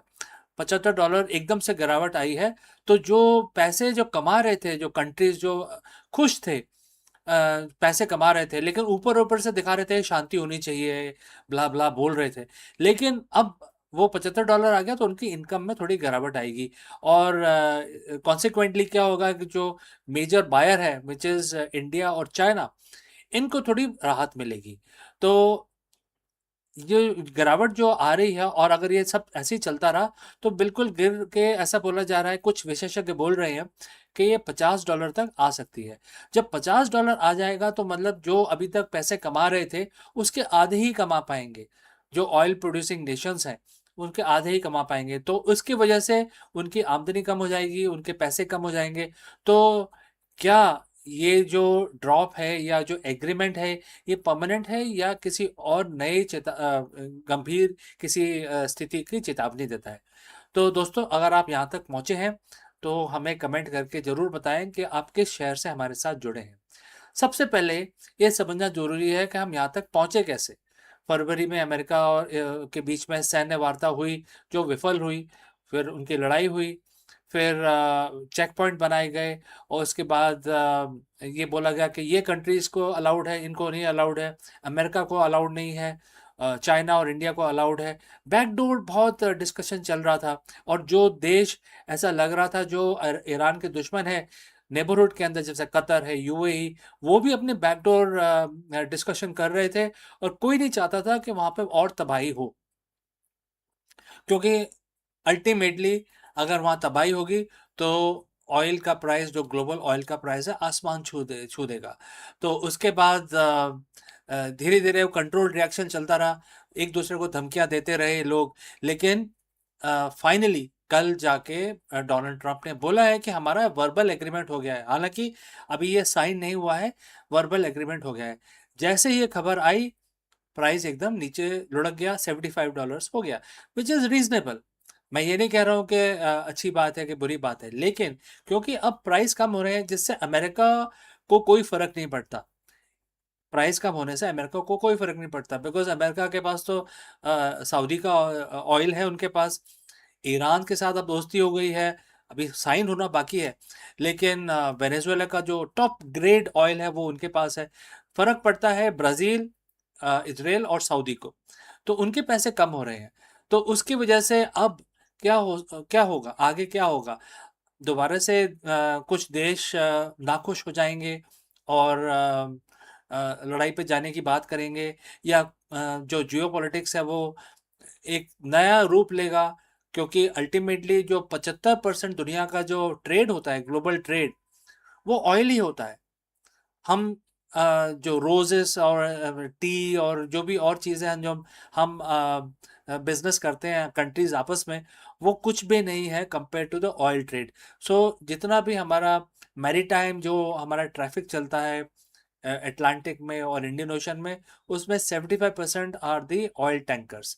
तो जो रिस्क प्रीमियम है वो भी अब ख़त्म हो गया, अब शांति हो गई है और दोनों देशों ने अनाउंस कर दिया है कि अब हम 1 महीने के अंदर, 30 दिनों के अंदर स्ट्रेट ऑफ हार्मोज बिल्कुल पूरी तरह हर एक के लिए खुल जाएगा, कोई टोल टैक्स नहीं दिया जाएगा और सब कुछ खत्म, मतलब जो लड़ाई थी वो सब खत्म हो गई है। अब आप इमेजिन करें, जो चीज़ें मैंने आपको बताई हैं कि अगर प्राइस कम होता रहा तो $50 आ जाएगा। इसका मतलब कि जो उन्नति कर रहे देश हैं चाइना और इंडिया, उनको काफ़ी फ़ायदा होगा, और जो देश जो ऑयल प्रोड्यूस कर रहे हैं उनको काफ़ी नुकसान हो जाएगा। और उनके अंदर 1 डेढ़ साल के अंदर ऐसे ही चलता रहा तो उनका जो पोजीशन है, ग्लोबल पोजीशन थोड़ा कम हो जाएगा। तो अभी देखना हमें ये है कि अगर ये डील फेल हो गई किसी वजह से, सबसे बड़ा क्रॉनिक जो पॉइंट है इसमें वो ये है कि अमेरिका नहीं चाहता कि ईरान के पास एटॉमिक पावर बने। तो क्या वो अपना एम्बिशन छोड़ देंगे? क्या वो कुछ और बैकग्राउंड एक्टिविटी करेंगे? क्योंकि इस चीज़ के अंदर दुनिया के देशों में काफ़ी बैकग्राउंड डिस्कशन और बैकडोर डिस्कशंस काफ़ी चल रहे हैं। और ये जो शांति है अभी हुई नहीं है, वर्बल एग्रीमेंट हुआ है जिसको ईरान ने भी कहा है कि हमारा एग्रीमेंट हो गया है। और यूएस ने इनके जो पूरे ब्लॉक जो एसेट्स थे पिछले 40 साल से ब्लॉक किए हुए थे, वो सारे आज खोल दिए हैं। आज की खबर ये है कि वो अनब्लॉक कर दिए हैं। तो 1989 से जो ब्लॉक किए हुए थे सारे आज खोल दिए गए हैं। तो ईरान के पास काफ़ी पैसे आ जाएंगे और उसके अगेंस्ट ईरान बोल रहा है कि मुझे एटॉमिक पावर नहीं बनना है, और वो एटॉमिक पावर जो भी है वो अब अमेरिका के हाथ में रहेगा। तो ईरान ने अपने ड्रीम्स को गिव अप कर दिया है। तो आपको क्या लगता है, ये एक फोर्स्ड एग्रीमेंट है? अगर ये एग्रीमेंट पिछले अगले 30 दिनों में साइन नहीं हुआ तो क्या होगा? दोबारा से नई तरीके की कोई लड़ाई हो सकती है? एक बहुत बड़ा सवाल है जो आ रहा है। मेरे ख्याल से we have to wait for next 30 days, तब इसमें कुछ क्लैरिटी आएगी। तो दोस्तों, आप इसके बारे में क्या सोचते हैं ज़रूर कमेंट करके बताएं। आपको लगता है कि ये जो पीस है ये लास्टिंग पीस है, या एक कंट्रोल्ड, एक तरीके का कंट्रोल किया गया है जिससे कि कि आप कुछ दें, कुछ मैं लूँ, कुछ आप, गिव एंड टेक हुआ है इसके अंदर, जिसकी वजह से पीस लाई गई है। कमेंट करके बताएं, जरूर बताएं, जिससे पता चलेगा कि आप लोग क्या सोचते हैं। तो दोस्तों, हमारे साथ जुड़ने के लिए बहुत बहुत धन्यवाद। इस वीडियो को लाइक करें, शेयर करें। मिलता हूं जल्दी दूसरे वीडियो में दूसरे एनालिसिस के साथ। धन्यवाद।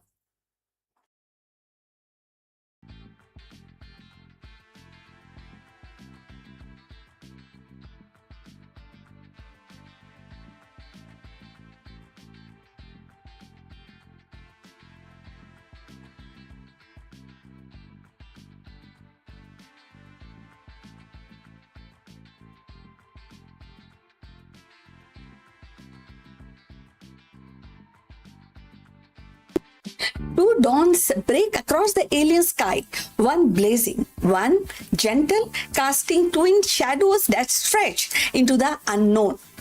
What once lived only in the imagination of storytellers has now stepped into the telescope lens.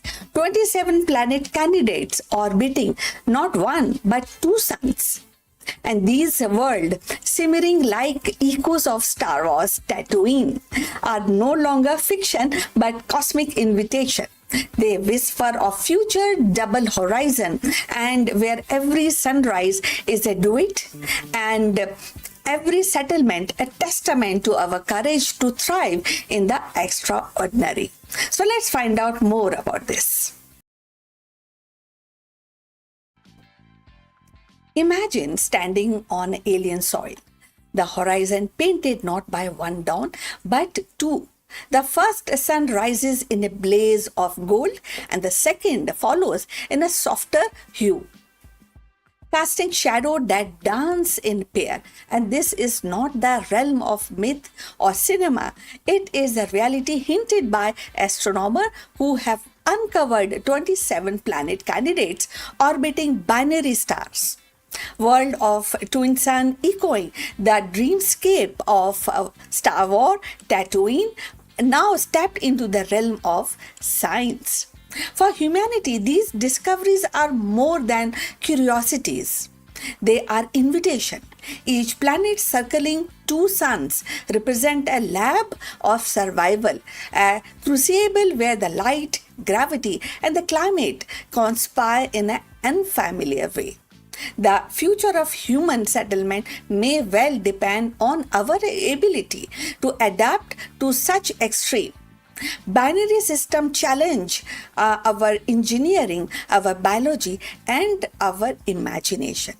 How do we build the home where the daylight never truly ends, or where the nights are fractured by competing lunar rhythms?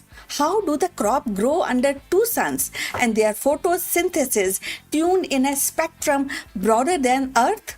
So these are the questions that are obstacle, and if you feel they're obstacle, that is up to you. But for scientists and somebody who is inclined to new discoveries, these questions are not obstacles, but they are seed of innovation. So if you have reached this far, please inform us from which city you have tuned in and in which language you are watching this video. This will help us determine our channel. So moving forward, the dual suns offer paradoxical gift. On one hand, these gravitational tug of war can destabilize orbits, making climate volatile. On the other hand, their combined energy could sustain habitable zone wider than those around solitary stars. A planet warmed by two suns might host desert of dazzling brilliance, ocean simmering under perpetual twilights, or forests that evolve pigment unknown to Earth. For settlers, survival would mean harnessing these abundance. Solar array tuned to twin frequencies, agriculture adapted to relentless light, and architecture designed to shield the channel heat. So, but beyond the survival lies culture. Imagine the myth born under binary skies. Children raised to see two dawns as a symbol of resilience. Poet describing love as a dance of twin flames. And scientists charting calendar by rhythm of dual eclipse. So, human settlement is not only about biology, it is about meaning. And these words promises meaning in abundance. The discovery of 27 such candidates is a reminder that our galaxy is not uniform. It is diverse, it is unpredictable and generous.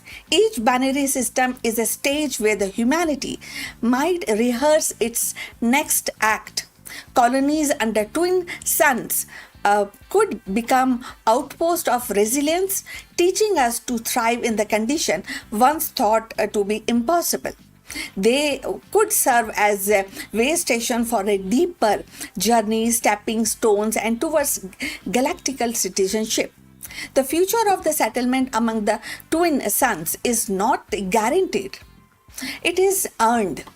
So, it actually will demand technologies that tame chaos, philosophies that embrace duality, and courage that sees opportunities in strangeness.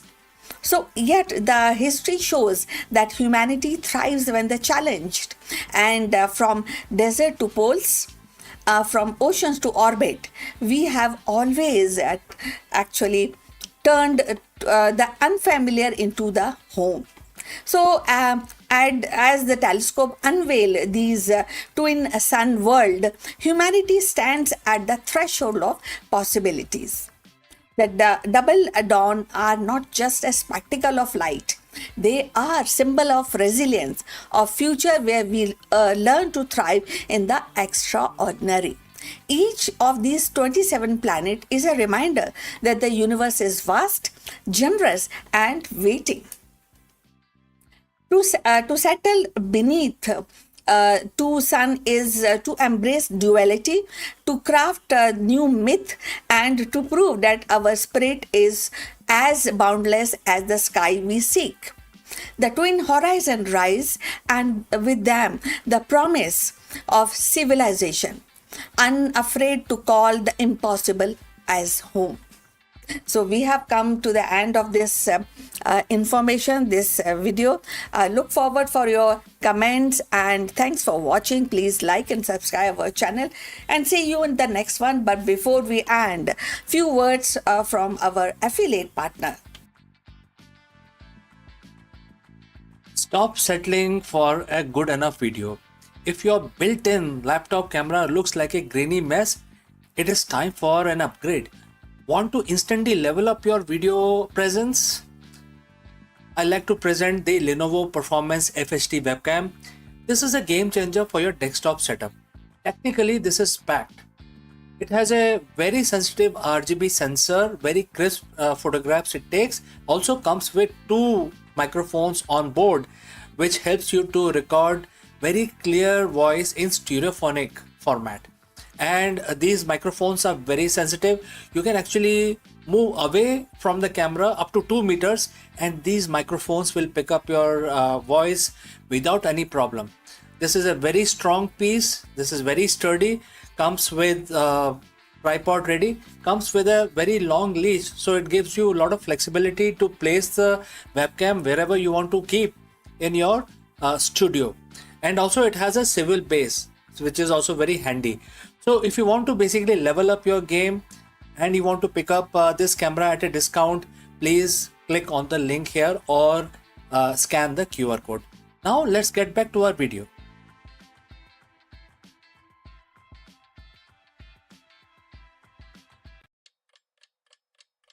In the hollowed halls of Vedic debates, where sages wrestle with the mysteries of existence, one voice arose with fearless clarity, a woman's voice.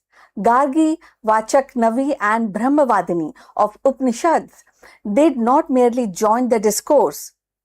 She challenged it, questioning the very fabric of reality and daring to ask what lies beyond space, beyond time, and beyond known. She established gender equality.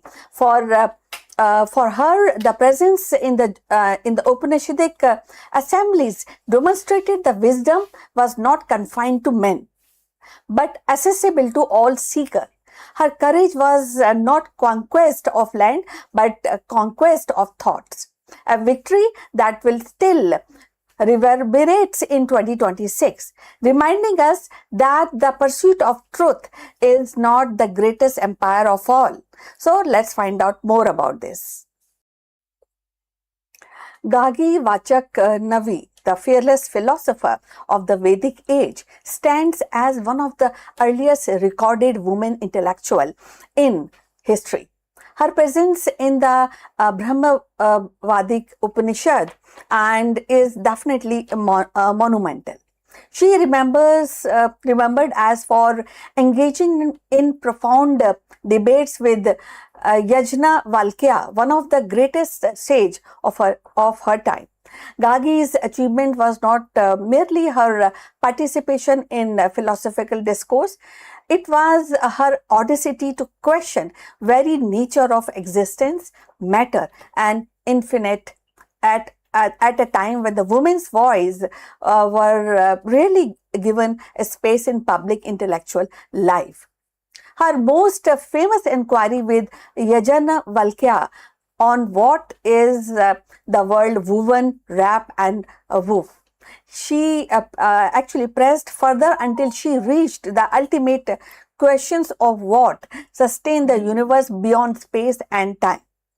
This relentless pursuit of truth established her as a philosopher of metaphysics, one who dared to probe the mysteries of Brahman, the eternal principle underlying all reality. Gagi's contribution was not only intellectual but symbolic. She embodied the spirit of inquiry, courage, and equality. So, if you have reached this far, please inform us from which city you are tuned in and in which language you are watching this video. This will help us to determine the reach of our channel. So, moving forward, in 2026, Gagi's legacy reverberates in multiple ways. A woman across the world continues to break the barrier in science, technology, and leadership. Gagi's example reminds us that the intellectual courage knows no gender. She insists on questioning the infinite mirror, which actually mirrors today's exploration in quantum physics, cosmology, and artificial intelligence, where the humanity seeks to understand what lies beyond observable matters.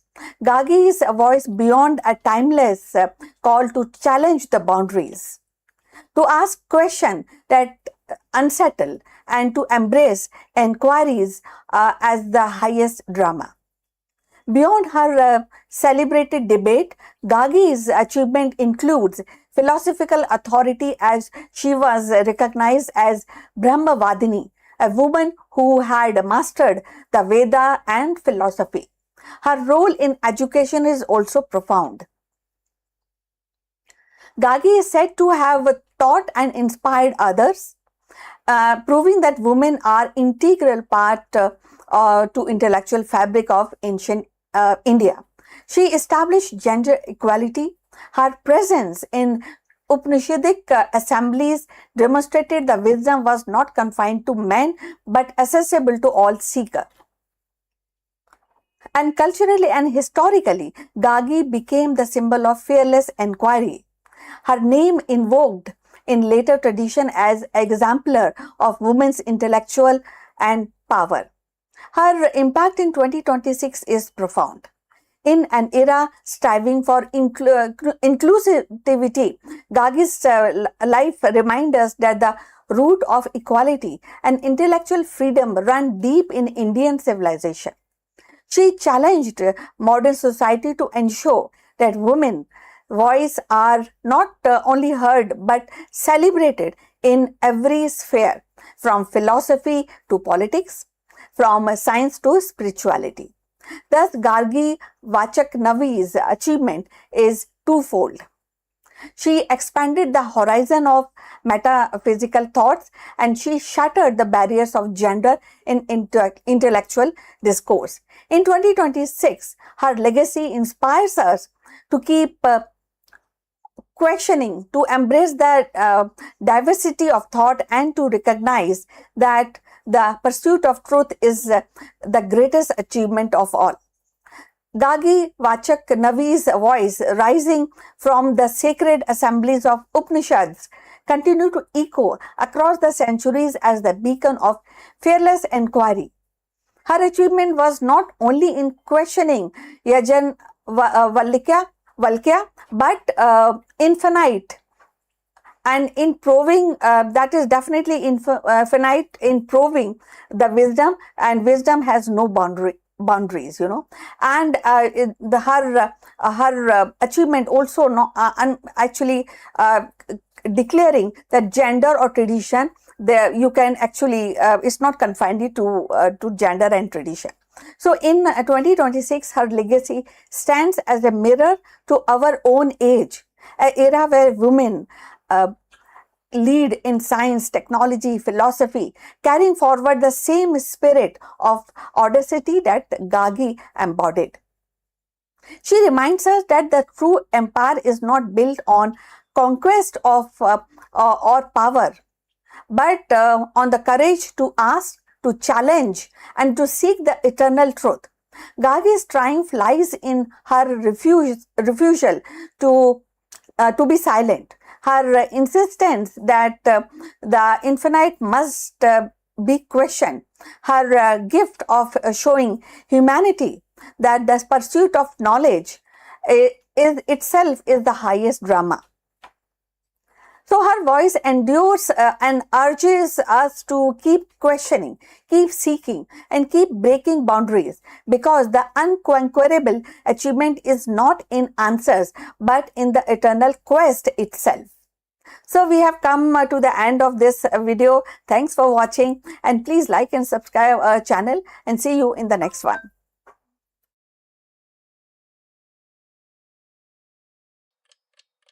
Hello दोस्तों, नमस्कारम। आप सबका स्वागत है। आज हम space x के IPO के बारे में बात करेंगे। आपको सबको पता होगा कि रिसेंटली एक स्पेस एक्स का बहुत बड़ा एक आईपीओ आया है मार्केट में। आपने क्या उसमें निवेश किया है या सोच रहे हैं? एलन मस्क की company space x share market में एक धमाकेदार एंट्री ले चुकी है, और आज हम इस वीडियो में बात करेंगे कि लिस्टिंग के बाद शेयरों में क्यों ऐसी इतना उछाल आया है, रॉकेट जैसी तेजी से बाजार में उछाल आया है, और बाजार ने इतना पॉजिटिव रिएक्शन क्यों दिया है, इसके बारे में हम चर्चा करते हैं। चलिए आगे बढ़ते हैं। दोस्तों, 12 जून 2026 को ये स्पेस एक्स का जो आईपीओ था वो लिस्ट हुआ था स्टॉक एक्सचेंज पे, और ये एक मामूली आईपीओ नहीं है, ये दुनिया का अब तक का सबसे बड़ा आईपीओ था। ट्रिलियंस ऑफ डॉलर्स की बात हो रही है इसमें। एलन मस्क की कंपनी ने शेयर बाजार में कदम रखा, पहली दफा रखा है, और इसने कदम रखते ही तूफान आ गया है, बहुत ज़्यादा तेज़ी से आगे बढ़ा है। और हम इसकी बात करेंगे, जब इसकी बात कर रहे हैं तो इसकी वैल्यू ऑलरेडी 2.1 ट्रिलियन का मार्केट कैपिटलाइजेशन कर चुकी है कुछ ही घंटों में, कुछ ही दिनों के अंदर। तो हम अपना एनालिसिस चालू रखेंगे, लेकिन दोस्तों अगर आप यहाँ तक पहुँचे हैं तो हमें कमेंट करके बताएं कि कौन से सिटी से आप हमारा ये प्रोग्राम देख रहे हैं और किस लैंग्वेज में आप ये वीडियो देखना चाह रहे हैं। तो चलिए आगे बढ़ते हैं। सबसे पहले नंबर्स की बात करते हैं। स्पेसएक्स ने आपके शेयरों जो शेयर था वो $135 के ऊपर लिस्ट किया था, और मतलब कि जो स्टार्टिंग प्राइस है $135 है, मार्केट खुलेगा तो 135 से लिस्ट होगा। अब वहाँ पे जब खुलता है मार्केट तो उसके बाद ऊपर भी जाता है, नीचे भी जाता है, लेकिन सबको हैरान कर दिया, शेयरों ने जल्दी मार्केट खुलते ही 19% की उछाल मारी, और डे का जो बिजनेस बंद होते होते 160.95 मतलब 135 पे ये चालू हुआ था, और दिन के अंत होते होते $160.95 तक पहुंच गया। ये पर शेयर की प्राइस है।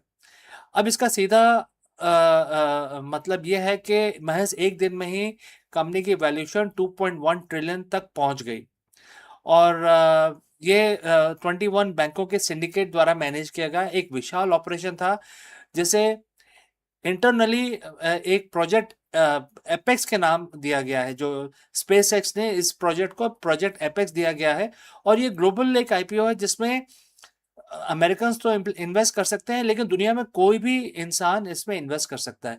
अब ये इन्वेस्ट करना क्यों जरूरी है? देखिए, स्पेस एक्स जो कंपनी है एक प्राइवेट ऑर्गेनाइजेशन है, लेकिन उन्होंने एक बीड़ा उठाया है कि हम एक दूसरे ग्रह पे इंसानों को पहुंचाएंगे और वहां पे कॉलोनी बनाएंगे। तो ये अकेले तो कंपनी कर नहीं सकती। अगर अगर अकेले भी करे तो फिर वो कंपनी की एक प्रॉपर्टी हो जाती है, जैसे ईस्ट इंडिया कंपनी ने भारत पे अटैक कर दिया था 200 साल पहले, 300 साल पहले। तो अगर ये मार्स पे जाते हैं तो इनकी हो जाती है। लेकिन अगर अगर ये आईपीओ है और इसको शेयर मार्केट में लोगों ने पब्लिक ने इन्वेस्ट किया इसके अंदर, तो सबकी इसमें हिस्सेदारी हो जाती है। एक ये पब्लिक कंपनी बन जाती है, जिससे कि अगर वहां पे इस्टेब्लिश किया जाए तो जितने भी शेयर होल्डर्स हैं उनका पहला हक बन जाता है। तो इसीलिए ये जो आईपीओ है ये इतना इम्पोर्टेंट हो जाता है, और इसी की वजह से जो लोग हैं काफ़ी एक्साइटेड हैं स्पेस एक्स में इन्वेस्ट करने के लिए। आप देखिए 2.1 ट्रिलियन हो गया, ये अब तक का सबसे बड़ा आईपीओ है दुनिया में। अब सवाल है कि आखिर इस कंपनी में ऐसा क्या है, और ये सिर्फ क्या रॉकेट बनाने वाली कंपनी है? तो चलिए आगे बढ़ते हैं कि इसमें इतना एक्साइटमेंट क्यों आ रहा है लोगों को। सबसे पहले देखिए, स्टारलिंक स्टारलिंक जो एक कंपनी है इलॉन मस्क की, ये इंटरनेट प्रोवाइड करती है। तो ये इनका एक पार्टनरशिप है स्पेस एक्स के साथ, जो भी इलॉन मस्क की कंपनी है। तो स्टारलिंक अगर नहीं है स्पेस एक्स के साथ, तो कम्युनिकेशन कितना डिफिकल्ट हो जाता है। अगर मार्स पे पहुंच गए तो कम्युनिकेट कैसे करेंगे, इंटरनेट कैसे चलेगा, ईमेल कैसे आएगी? तो उसके लिए स्टारलिंक है। और जिसके वजह से जो स्पेस एक्स है वो स्टारलिंक के टेक्नोलॉजी को लेवरेज कर सकता है जब वो मार्स पे अपनी कॉलोनी बनाए। इसके अलावा इनके पास इलेक्ट्रिक कार्स हैं, इनके पास इलेक्ट्रिक बैटरी मैन्युफैक्चरिंग जो टेस्ला है वो है। तो जब मार्स पे जाएंगे तो उनको बैटरी बैकअप इक्विपमेंट लगेगा, वहाँ पे मार्स पे चलने वाली गाड़ियाँ लगेंगी। तो वो सब बनाने का जो टेक्नोलॉजी है वो टेस्ला के पास है। तो स्पेस एक्स हो गया आपका, टेस्ला हो गया आपका, स्टारलिंक हो गया। उसके बाद एलॉन मस्क की टनलिंग कंपनी है, बोरिंग कंपनी है, जो टनल बनाती है जमीन के अंदर। तो मार्स पे जाएंगे तो जमीन के ऊपर रहेंगे या जमीन के नीचे कंस्ट्रक्शन वगैरह करना पड़ेगा, तो उसके लिए उनके पास टेक्नोलॉजी टनलिंग की होगी, जो बोरिंग करते हैं जमीन के अंदर, जिसमें बड़ी बड़ी ट्रेन चलाते हैं, तो वो होगा। अब ट्रेनों की बात हुई है तो इनके पास हाइपर लूप, आपने सुना होगा कुछ साल पहले इन्होंने एक कंपनी स्टार्ट की थी हाइपर लूप की, जो जो जमीन के अंदर टनल के अंदर एक ट्रेन चलती है बिना किसी इंजन के, सिर्फ वैक्यूम से चलती है। तो वो भी इनके पास है। तो आप समझिए कि जो स्पेस सेक्स है एक बहुत ही सीरियस कंटेंडर है, और इनके पास बहुत सारी और टेक्नोलॉजीज हैं जिससे स्पेस में जाके और फिर वहाँ मार्स पे लैंड करके और उसके बाद वहाँ पे कॉलोनी स्टैब्लिश करने का पूरा इन्होंने बेसिक बेसिक इंफ्रास्ट्रक्चर ऑलरेडी खड़ा कर दिया है। अब बात करते हैं एआई की। तो इलॉन मस्क की एक और कंपनी है जिसका नाम है एक्स एआई। ये जो कंपनी है ये इसको उन्होंने स्टारलिंक के साथ मर्ज कर दिया है। और आप देखिए ग्रॉक उनका जो एआई है जो ट्विटर पे चलता है, जिसको हम एक्स प्लेटफॉर्म बोलते हैं आज की डेट में। तो ये एक पावर हाउस है जो AI enabled machinery, AI enabled systems जो मार्स पे स्टैब्लिश करने में सहायता करेगा, और ये इन्हीं के खुद का ओनरशिप है एलॉन मस्क का। तो इसकी वजह से लोग इसको देखते हैं कंपनी को, स्पेसएक्स को, कि ये अकेली एक रॉकेट बनाने वाली कंपनी नहीं है, इसके पीछे काफ़ी स्ट्रैटेजिक सॉल्यूशंस खड़े हैं जो इसी इकोसिस्टम से आते हैं। तो चलिए, मैंने काफ़ी एक्सप्लेन किया इसके बारे में। अब आगे बढ़ते हैं कि देखिए, ये आईपीओ है तो मार्केट रिस्क रिस्क तो होगा ही इसके अंदर।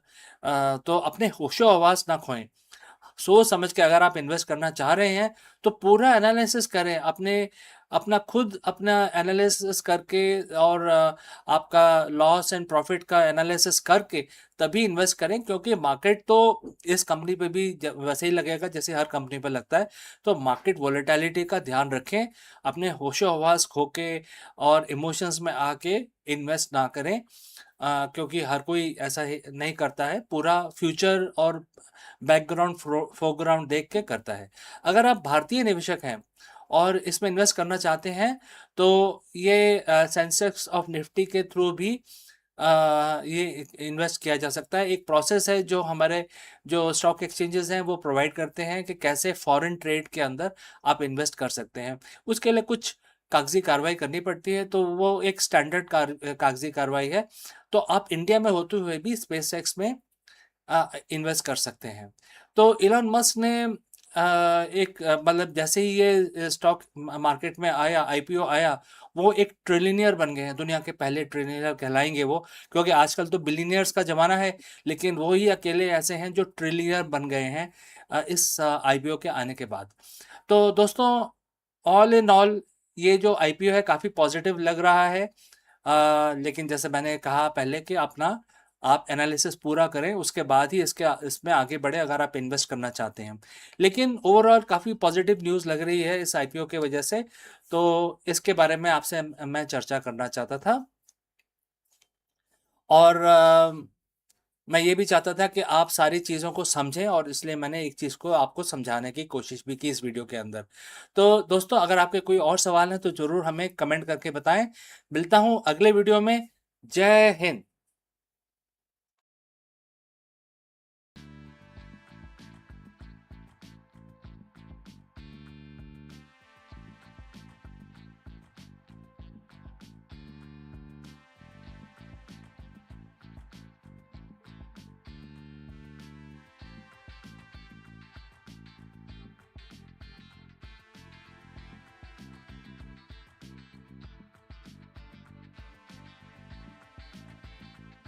Long before forests rustled with the leaves and vertebrates carved their path across the continent, the earth was silent stage of stone and shallow seas. Into this barren expanse creep the first arthropods, segmented, many legs being, and whose fossilized remain now tells a story of audacity and survival. Among them, the ancestor of centipedes became unlikely trailblazer, and their armored bodies and jointed limbs carried them from water's edge onto the unclaimed soil. So let's find out more. In the dim corridors of Earth's deep past, long before the forests shaded their continents or vertebrates roamed the land, the first arthropods began their tentative march from water to soil. Among them were the ancestors of centipedes, multi-segmented pioneers whose fossilized remains now whisper the story of one of the life's most daring conquests, the colonization of land. So the recent fossil discoveries exclusively preserved in ancient strata reveal that these creatures possessed adaptation for more mere survival. So hardened exoskeleton and shielded them from the desiccation. Jointed legs gave them mobility across uneven terrain, and the primitive respiratory system allowed them to draw oxygen from the thin atmosphere. So these were not just insects in waiting. They were the architects of ecological possibilities. By burrowing into soil and feeding on detritus, they began to shape terrestrial ecosystem, laying the groundwork for the complex food webs that would one day sustain forests, mammals, and ultimately humans. So, if you have reached this far, please inform us from which city you have tuned in and in which language you are watching this video. That will help us to determine the reach of our channel. So, moving forward, the conquest of land by arthropods were more than a biological milestone. It was planetary transformation. With their arrival, the barren continents became animated landscape, and nutrients cycle accelerated, and organic matter decomposed more efficiently, and the soil itself became fertile. So, in essence, these early centipedes ancestors were the engineer of habitability, turning rock into earth. And if we think about 2026 and beyond, the resonance of their journey is striking. Humanity now stands at its own frontier of planetary conquest, the dream of colonizing Mars and beyond.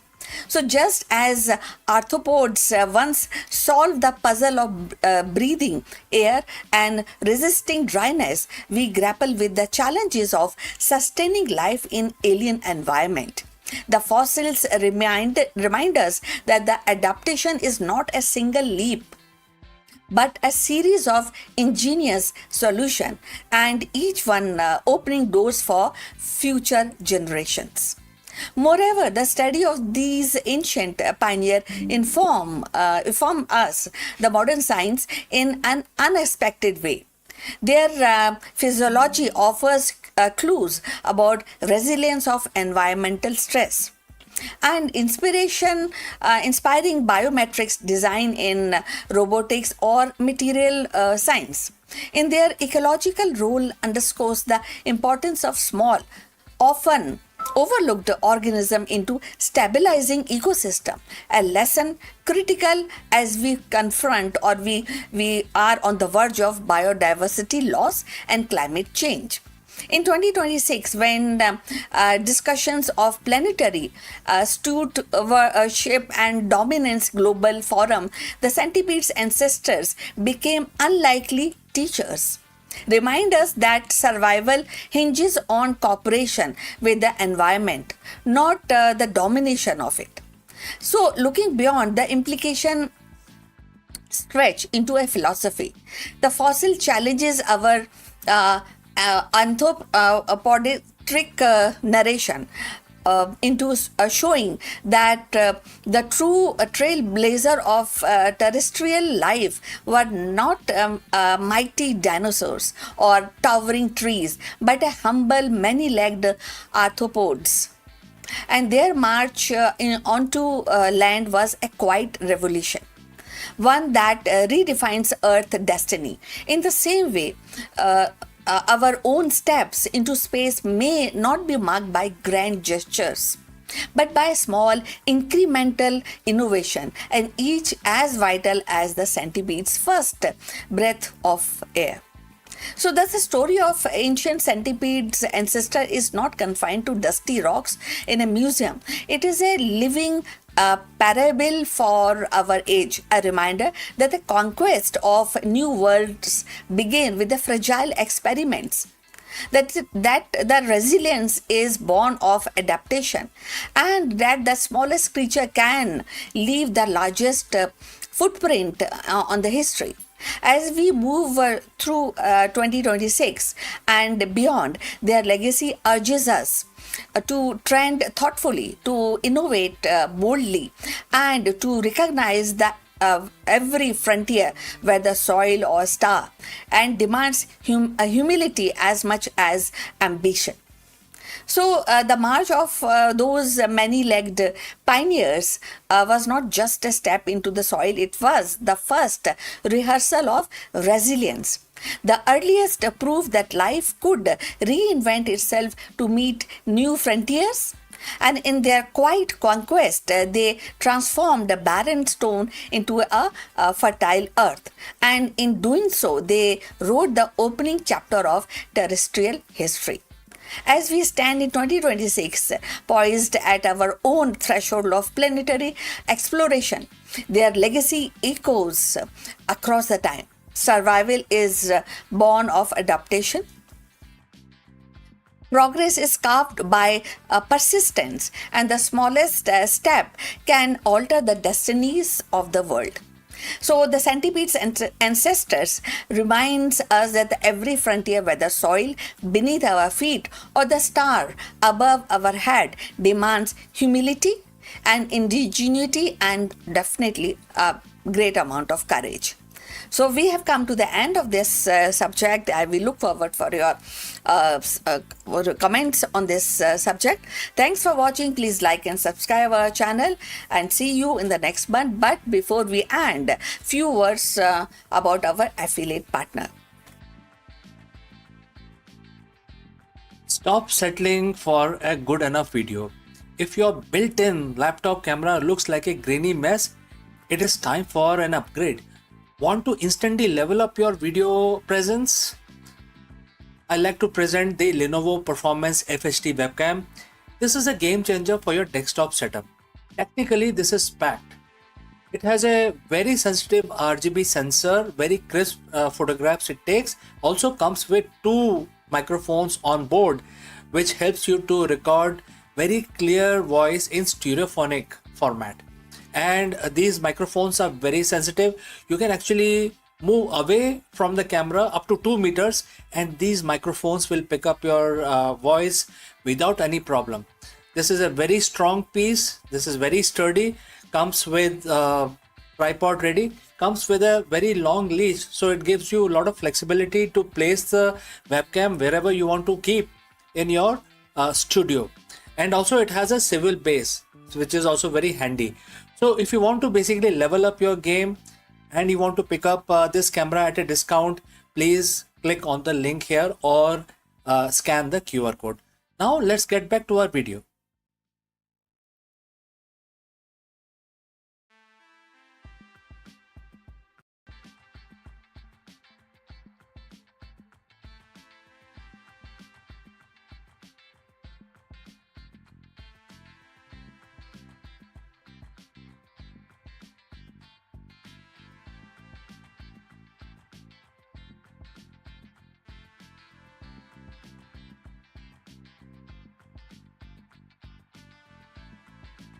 Hello friends, the big question that we want to tackle today is, can the ancient wisdom make you a better leader in 2026? In this video we dive deep into Bhagavad Gita chapter 6 verse 8 to uncover the secret of equanimity for modern executives, which is very essential. We will discover why the most successful CEOs aren't just masters of the market, they are the master of their own mind. Let us explore this further. In the world of high-stake business, we are taught to chase the gold. We celebrate the record-breaking IPOs, the quarterly wins, and the market dominance. On the flip side, we are taught to fear the mud, the PR crisis, the missed targets, and the economic downturns. But as a CEO, and all CEO knows this constant oscillation between euphoria and anxiety is quite exhausting. It leads to burnout, biased decision making, and the leadership style that is reactive rather than strategic. What if there is a way to lead from the place of total stability, a state of mind where your internal peace isn't tied to the stock ticker? Over 7,000 years ago, a profound piece of wisdom was shared on a battlefield that is more relevant to the modern boardroom than any MBA syllabus. It comes from Bhagavad Gita, chapter 6, verse 8. Today we are going to dive deep and break down how this one verse can transform you into an unshakable CEO. So friends, if you have reached this far, please inform us from which city you have tuned in and in which language you are watching this video. This will help us determine the reach of our channel. Alright, let's proceed further. Let us look at the verse itself. The quote starts, "A person is said to be established in self-realization, and it's called a yogi when he is fully satisfied by the virtue of the acquired knowledge and realization. Such a person is situated in transcendence and is self-controlled. He sees everything, whether it is pebbles, stone, or gold, as one and the same thing." Quote close. For a CEO, this doesn't mean you stop caring about your company. It means you change your relationship with the results. The verse identify three key areas, three key traits of the unshakable leaders. First, acquired knowledge combined with practical experience. Obviously, you can't shake that off. Number two, control over the senses, which includes your ego as well, and also different kinds of extensions that you may have. Number three, ability to see stones and mud and gold with an equal eye, right? That is quite difficult. Now let's get real about the gold and mud. Just look at your office. The gold is that massive Series C funding, or being featured on the cover of Forbes magazine. When things are gold, your ego expands. We think we have figured it out, all of it. We become overconfident, take reckless risk, and lose the humility that built the company in the first place. The mud is the supply chain collapse, the key executive quitting, or the negative cycle, some sort of a press release which is negative in nature.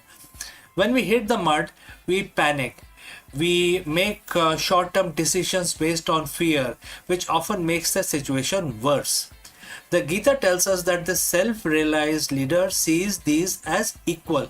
Why? Because they are both external and temporary. If your happiness is tied to the gold, you are a slave to the market. If your identity is destroyed by the mud, you aren't leading, you are merely reacting. The unshakable CEO realizes that the value of the soul and the integrity of the mission do not change based on the material outcome of the day. How do we actually implement this? It comes down to three pillars. Pillar number one, knowledge versus realization. Most CEOs have the gyan, which is book knowledge. They know the spreadsheet, but the Gita tells you to get into realized wisdom. This is the gut feeling backed by a calm mind. It is knowing that this too shall pass, right? So what action you can take? When the crisis hit, don't just look at the data. Sit in silence for 5 minutes to separate your identity from the problem. All right, moving on to the pillar number 2, sensory mastery. In modern terms, this is the emotional intelligence. Your senses react to notification, angry emails, and market rumors. A leader, who has a filter, they can choose which input to react to. They don't let a bad morning meeting ruin a $1 billion afternoon strategy, right? You need to keep them separate.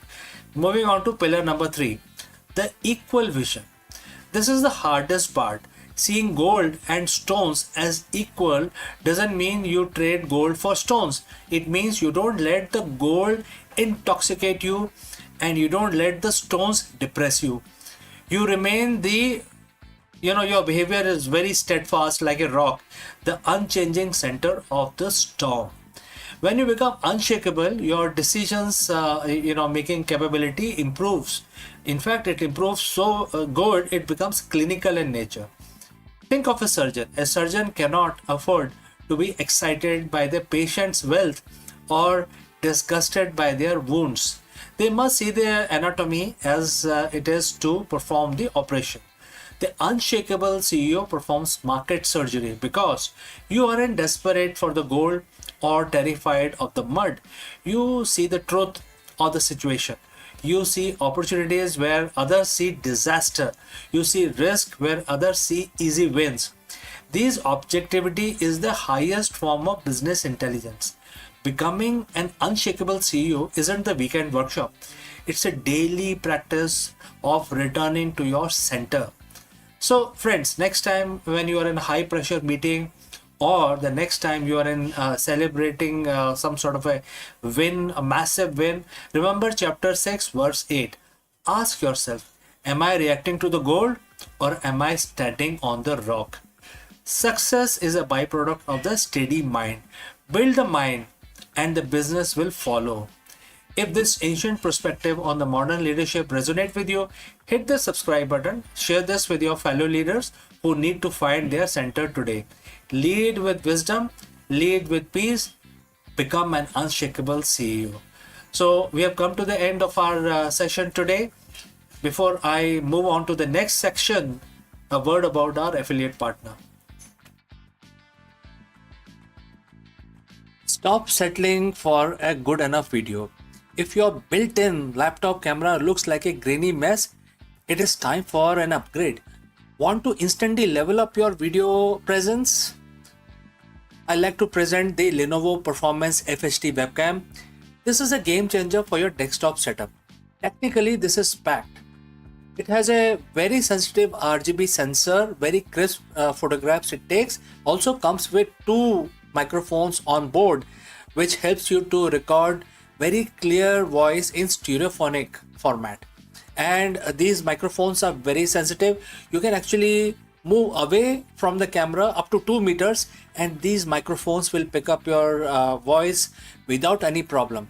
This is a very strong piece. This is very sturdy. Comes with tripod ready. Comes with a very long leash, so it gives you a lot of flexibility to place the webcam wherever you want to keep in your studio. And also it has a swivel base, which is also very handy. So if you want to basically level up your game and you want to pick up this camera at a discount, please click on the link here or scan the QR code. Now let's get back to our video.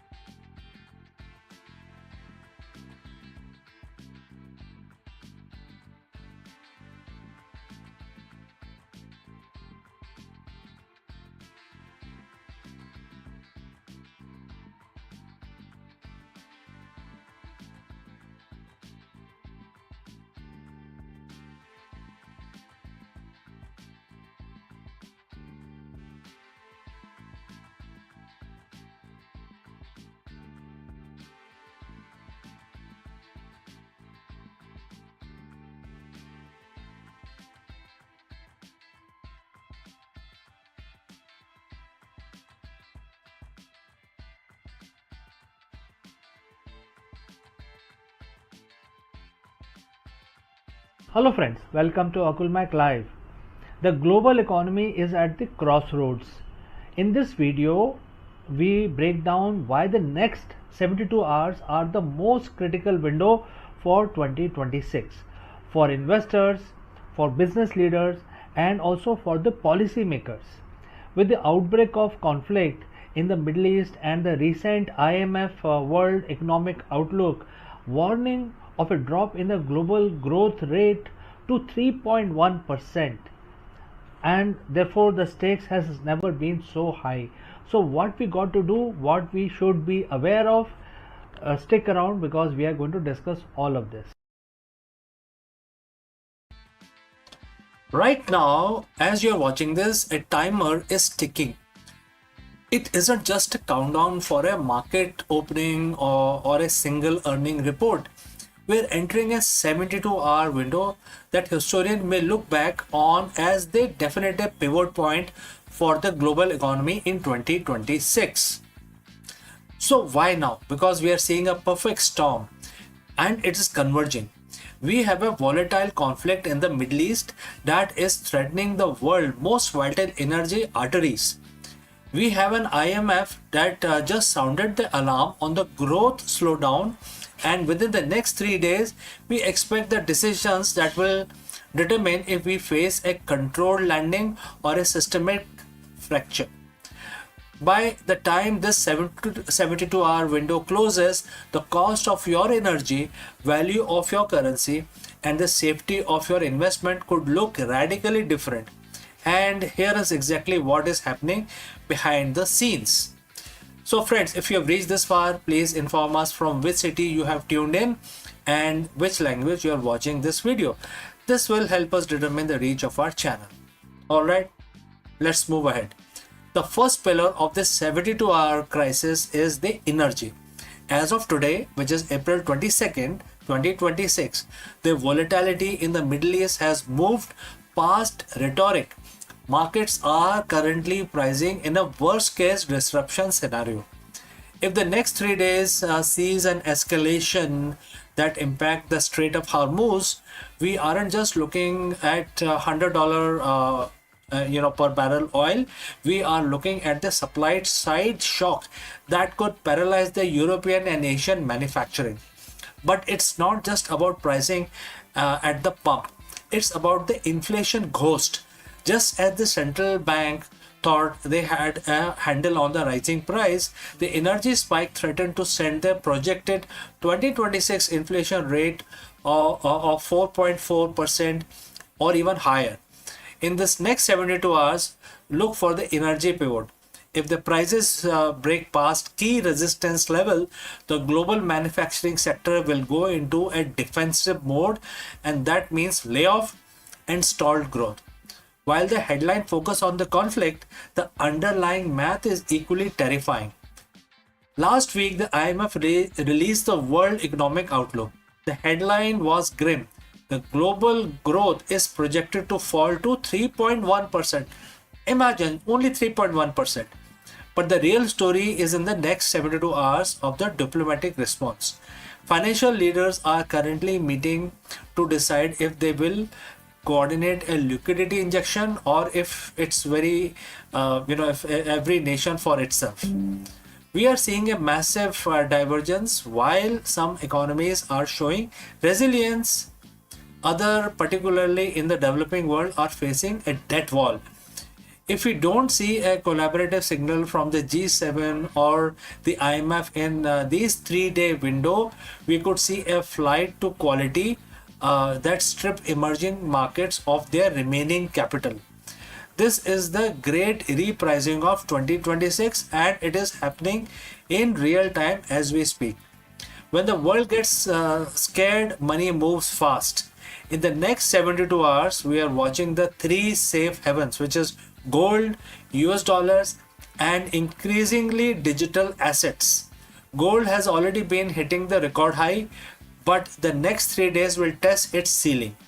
If we see a breakout, it's a signal that the big institutional players have lost faith in a quick diplomatic resolution. Simultaneously, the US dollar is weaponizing itself again.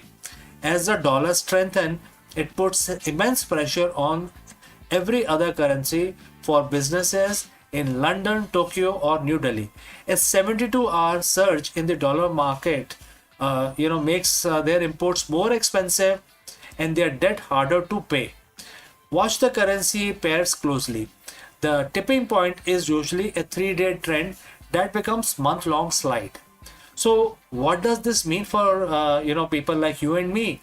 The next 72 hours aren't about panic. They are about positioning. If you are an investor, watch the $100 oil per barrel mark and the 10-year treasury yield. If you are a business owner, look at your supply chain exposure in the Middle East. And if you are just watching your personal finances, understand that the low inflation era we hoped for is being challenged by these 72 hours of geopolitical reality. The world moves fast, but the economy moves in cycles. We are at the end of one cycle and the beginning of another. We'll be monitoring every headline, every market tick, and every diplomatic cable as they come in. Make sure you subscribe in a window. This is very critical. Being 24-hour late is the same being absolutely wrong. So stay vigilant. The clock is running, and I'll see you in the next update, my friends. Before I wind up, a word about our affiliate partner. Stop settling for a good enough video. If your built-in laptop camera looks like a grainy mess, it is time for an upgrade. Want to instantly level up your video presence? I like to present the Lenovo Performance FHD webcam. This is a game changer for your desktop setup. Technically, this is packed. It has a very sensitive RGB sensor, very crisp photographs it takes. Also comes with two microphones on board, which helps you to record very clear voice in stereophonic format. And these microphones are very sensitive. You can actually move away from the camera up to 2 meters, and these microphones will pick up your voice without any problem. This is a very strong piece. This is very sturdy. Comes with tripod ready. Comes with a very long leash, so it gives you a lot of flexibility to place the webcam wherever you want to keep in your studio. And also it has a swivel base, which is also very handy. So if you want to basically level up your game and you want to pick up this camera at a discount, please click on the link here or scan the QR code. Now let's get back to our video.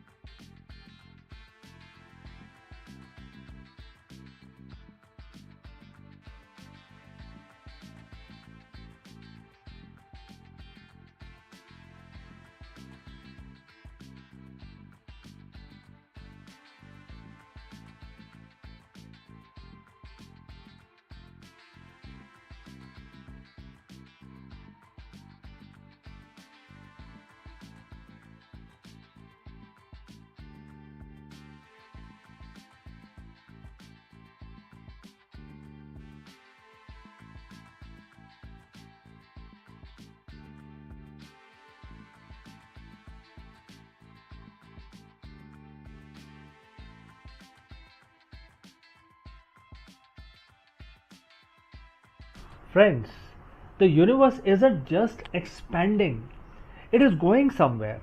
From the mysterious great attractor to the inevitable big freeze, where everything actually heading? That's a very big question that we want to address today.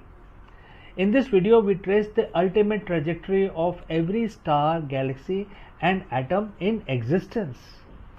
Have you ever wondered about the final destination of the cosmos while we go about our daily lives? Our Milky Way galaxy is screaming through space at 2.2 million kilometers per hour. But where it is going, what is pulling it? Let us discuss this further. On a clear night, the universe looks like a photograph, frozen, eternal. But the truth is, we are living inside a cosmic stampede. Right now, you are sitting on a planet that is spinning at 1600 kilometers per hour. The planet is orbiting a star at 107,000 kilometers per hour. The star is dragging us around the center of the Milky Way at 800,000 kilometers per hour, but even the galaxy itself isn't sitting still. Our entire island universe is screaming through the void towards a destination we cannot see, and the overall speed at which we are moving right now is 2.2 million kilometers per hour. Everything, every star, every black hole, every atom is on a journey, but where is it actually going? Is there a finish line? Or is the universe just running away from itself? Today, we are tracing the ultimate trajectory of the cosmos from the great attractor to big freeze. We are looking at the final map of the existence itself. So friends, if you have reached this far, please inform us from which city you have tuned in and in which language you are watching this video. This will help us determine the reach of our channel. Alright, let's proceed further. To understand where we are going, we have to look at our neighborhood. We live in a Lanakia supercluster, a massive web of 100,000 galaxies spanning 500 million light years. For decades, the astronomers noticed something strange. The Milky Way and our neighboring galaxies aren't just drifting, they are being pulled. We are moving towards a specific region of space hidden behind the zone of avoidance, an area obscured by our own galaxy's dust, and therefore we actually cannot see clearly what is where we are going and what is pulling our galaxies. We call this mystery the great attractor.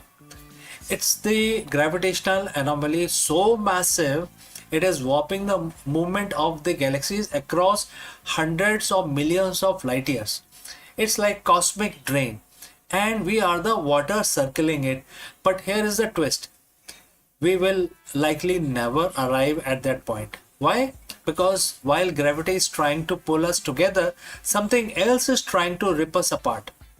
In the late 1990s, we discovered the universe isn't just expanding, it is accelerating.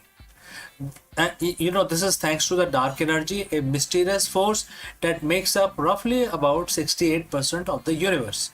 Think of it like this. Gravity is the glue trying to hold the room together, but the dark energy is the floor constantly stretching in every direction. Because space is expanding faster than the speed of light at great distances, the great attractor is actually losing the tug of war.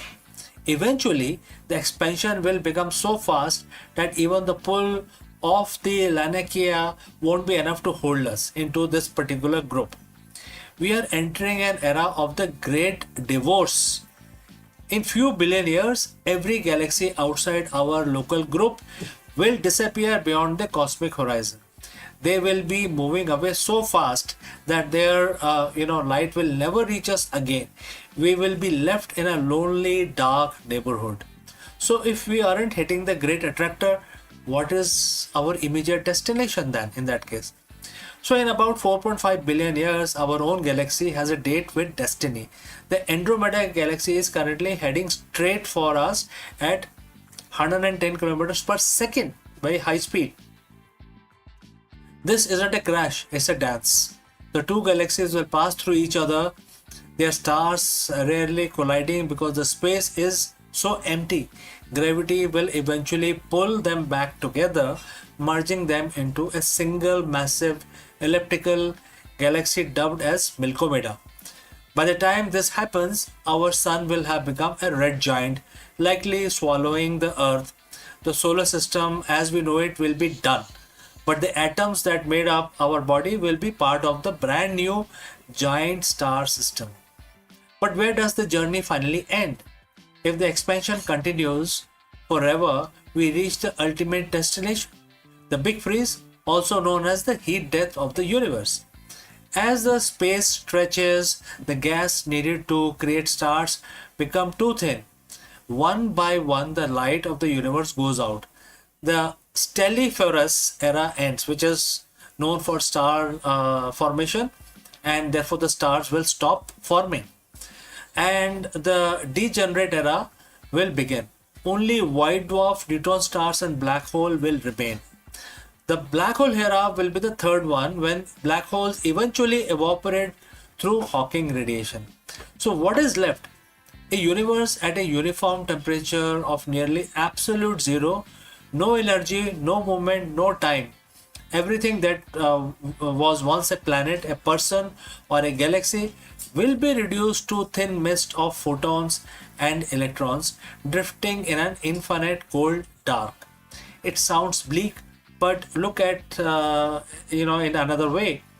We are living in the golden age of the universe, a brief, brilliant window where the stars are close enough to see and the galaxies are close enough to touch. Everything is moving away, yes, but that makes the fact that we are here right now witnessing it, and all the more miraculous things are going to happen in the near future.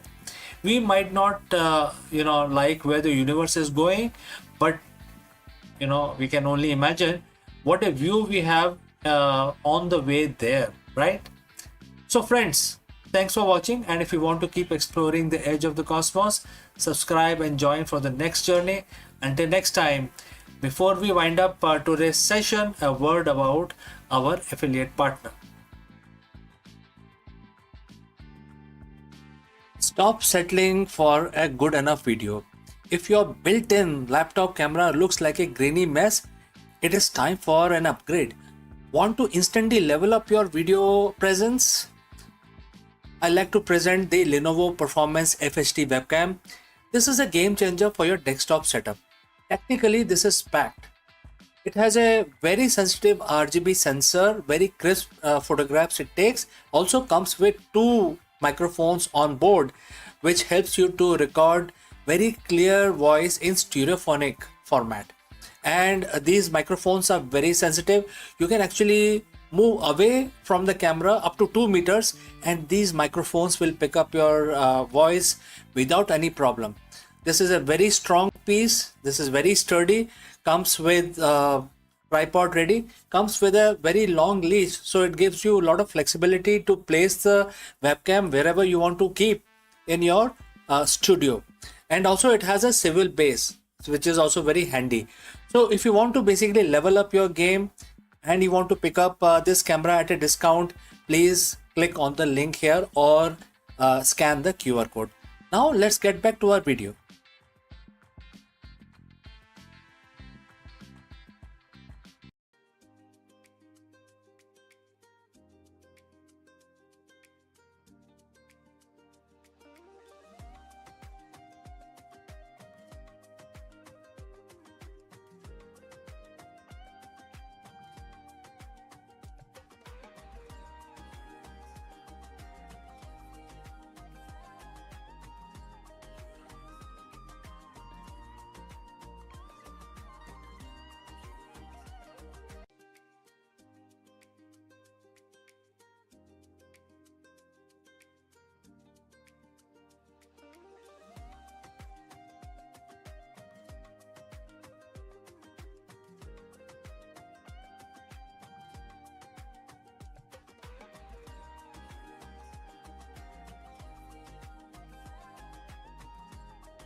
Friends, let me ask you, Can the ancient wisdom solve the modern CEO's greatest challenge?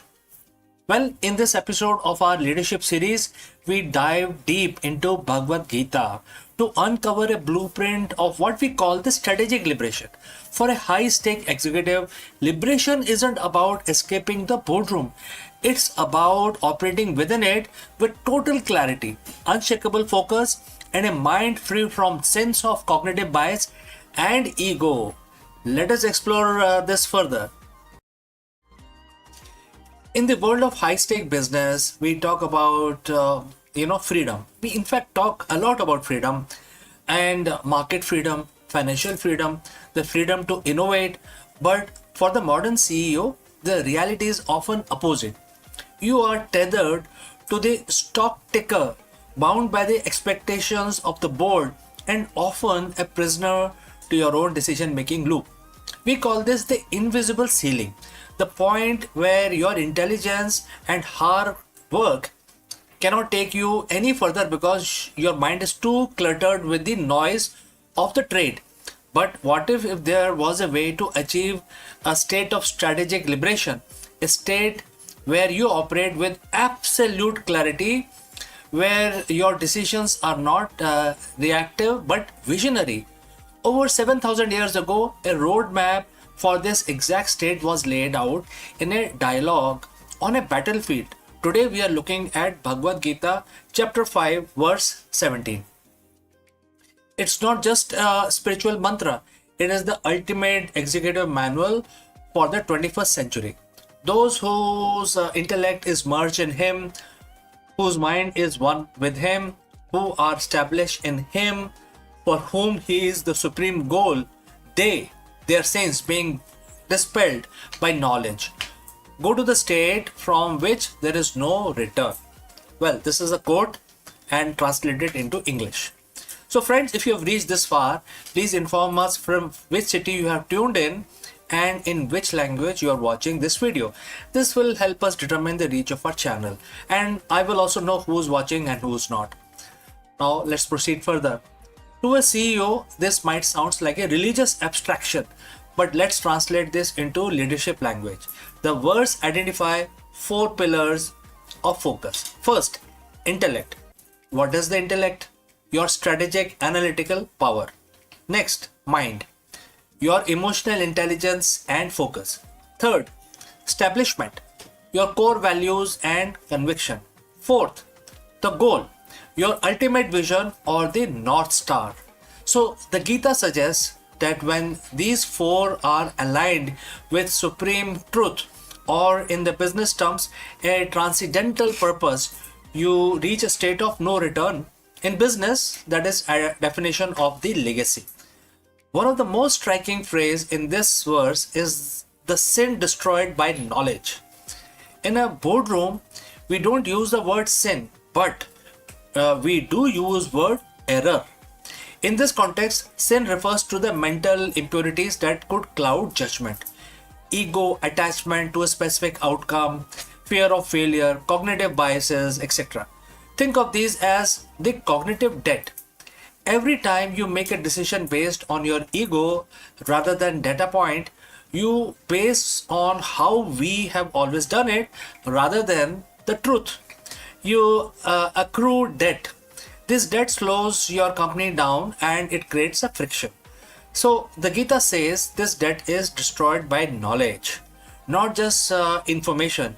We have plenty of that, but realized knowledge is missing here. This is the ability to see the market, your competitor, your own team exactly as they are, without distorting the lens of your own desires or fears. When knowledge destroys error, liberation begins. The verse ends with bold promise, the path of liberation where there is no rebirth. The spiritual terms, this is the moksha. In the boardroom, this is the high performance flow state. No rebirth means you stop repeating the same mistake. Have you ever noticed that how some company seems to hit the same wall every 5 years?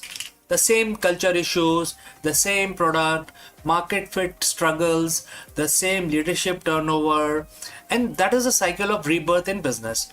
The strategic liberation means moving past those cycles. It means your leadership has evolved to a point where you are no longer a manager of crisis, but a creator of realities. You have reached a level of clarity where you don't have to go back to the old ways of struggling. You are no longer reacting to the waves. You are the ocean yourself.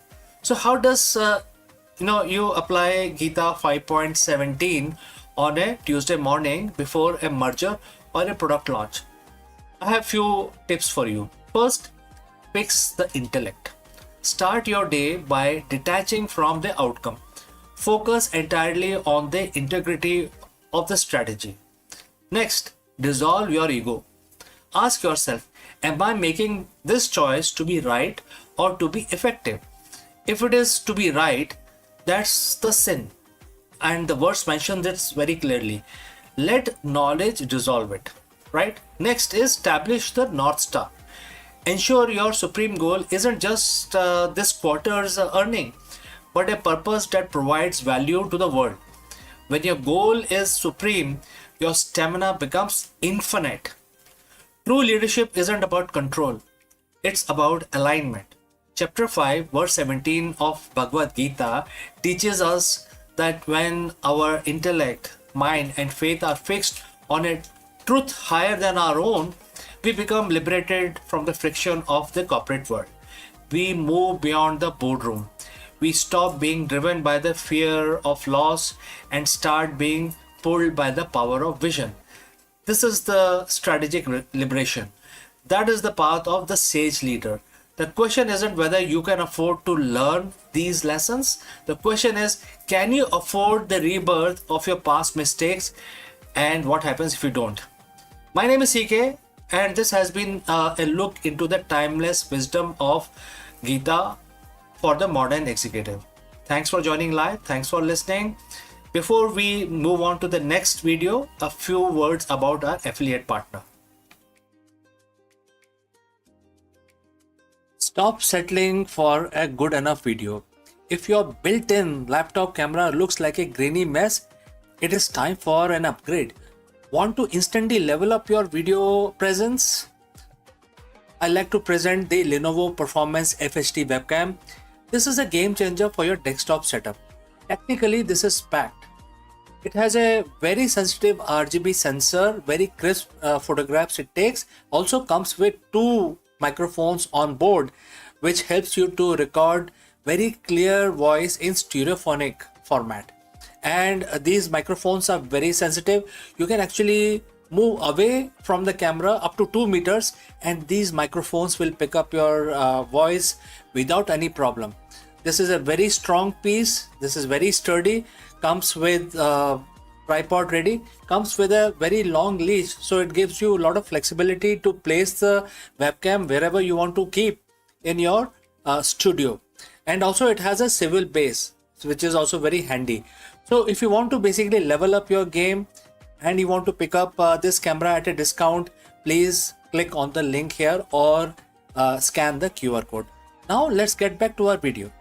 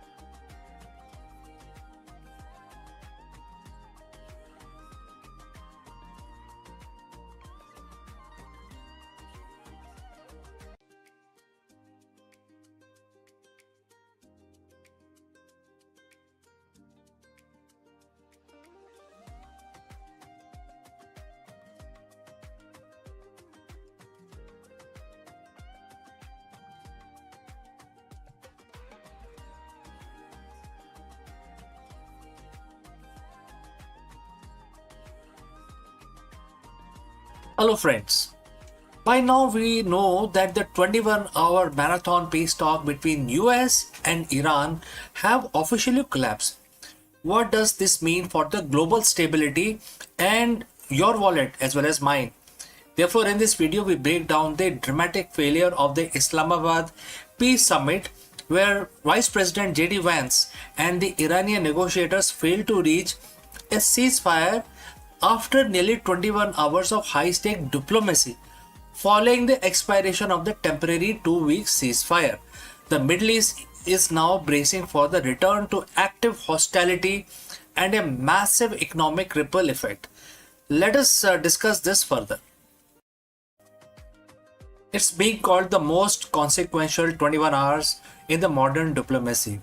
In a high-stake hotel room in Islamabad, Pakistan, the world held its breath as the Vice President J.D. Vance and the Iranian negotiators sat face to face for the first time in decades. What was the goal? The goal was very set: to stop a war that has already crippled global trade and brought the Middle East to its knees. But as of this morning, which is April 13, 2026, the silence from the Serena Hotel was broken by a single devastating sentence from the US delegation: no deal has been reached. The temporary 2 weeks ceasefire has now also expired. The peace deal has collapsed.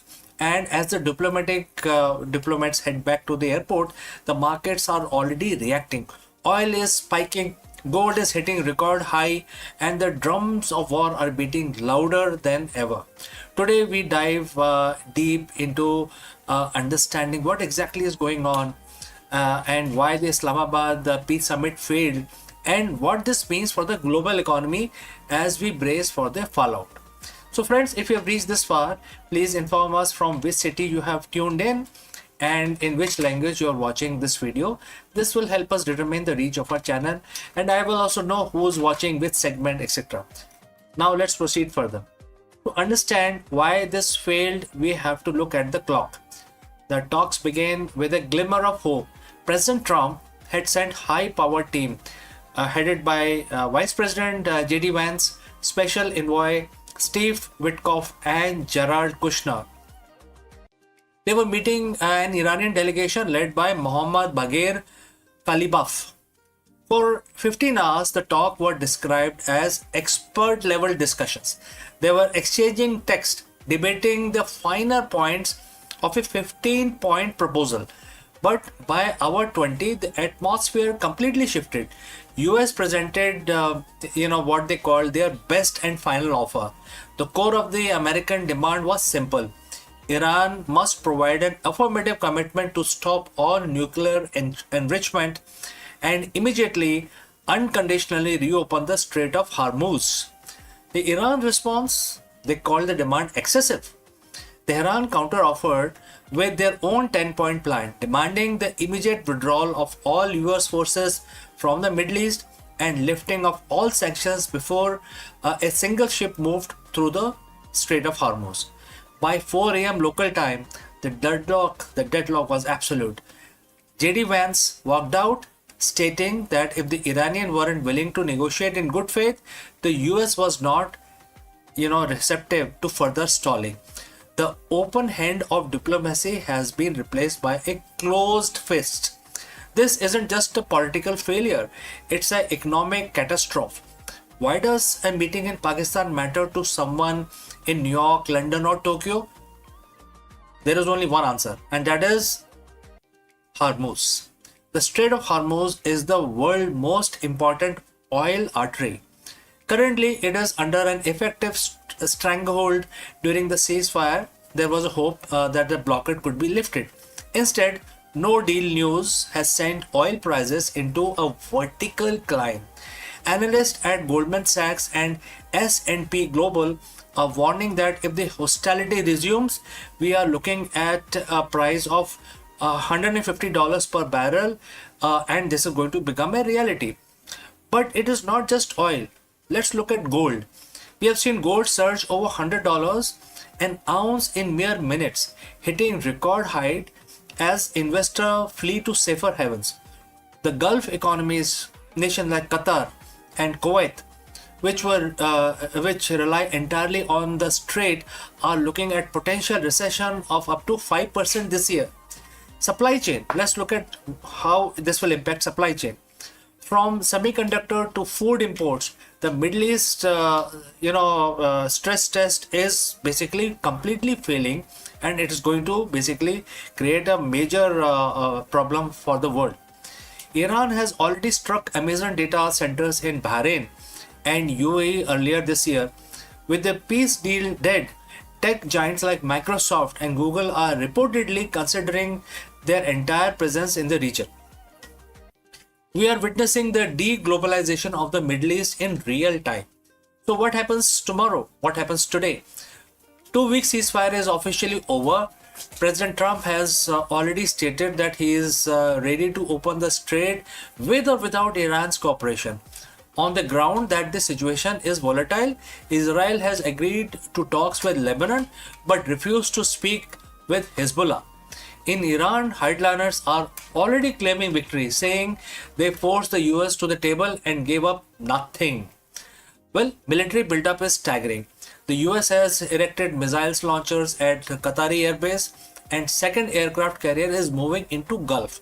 On the other side, Iran has deployed advanced Chinese anti-stealth radar system.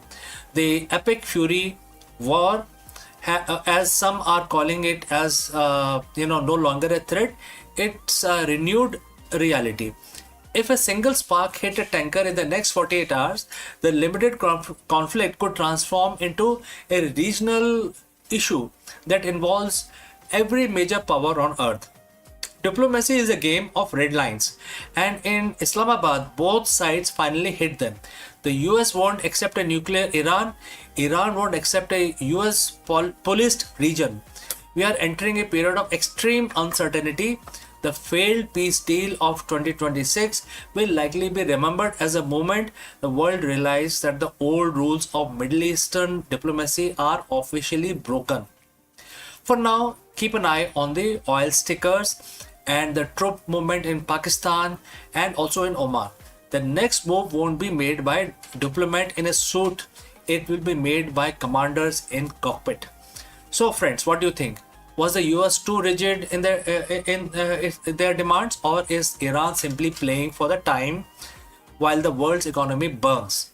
Let me know in the comments below. This is a developing story, and we will be here to bring you the update as that happens. Don't forget to subscribe and hit the bell icon. In a world that's this volatile, staying informed is our only hedge. I'm CK, and I will see you in the next one. Before we go to the next section, a word about our affiliate partner. Stop settling for a good enough video. If your built-in laptop camera looks like a grainy mess, it is time for an upgrade. Want to instantly level up your video presence? I like to present the Lenovo Performance FHD webcam. This is a game changer for your desktop setup. Technically, this is packed.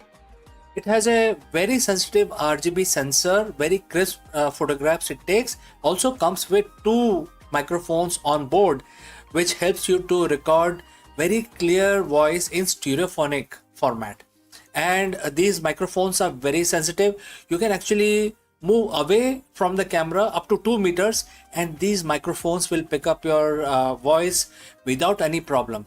This is a very strong piece. This is very sturdy. Comes with tripod ready. Comes with a very long leash, so it gives you a lot of flexibility to place the webcam wherever you want to keep in your studio. And also it has a swivel base, which is also very handy. So if you want to basically level up your game and you want to pick up this camera at a discount, please click on the link here or scan the QR code. Now let's get back to our video.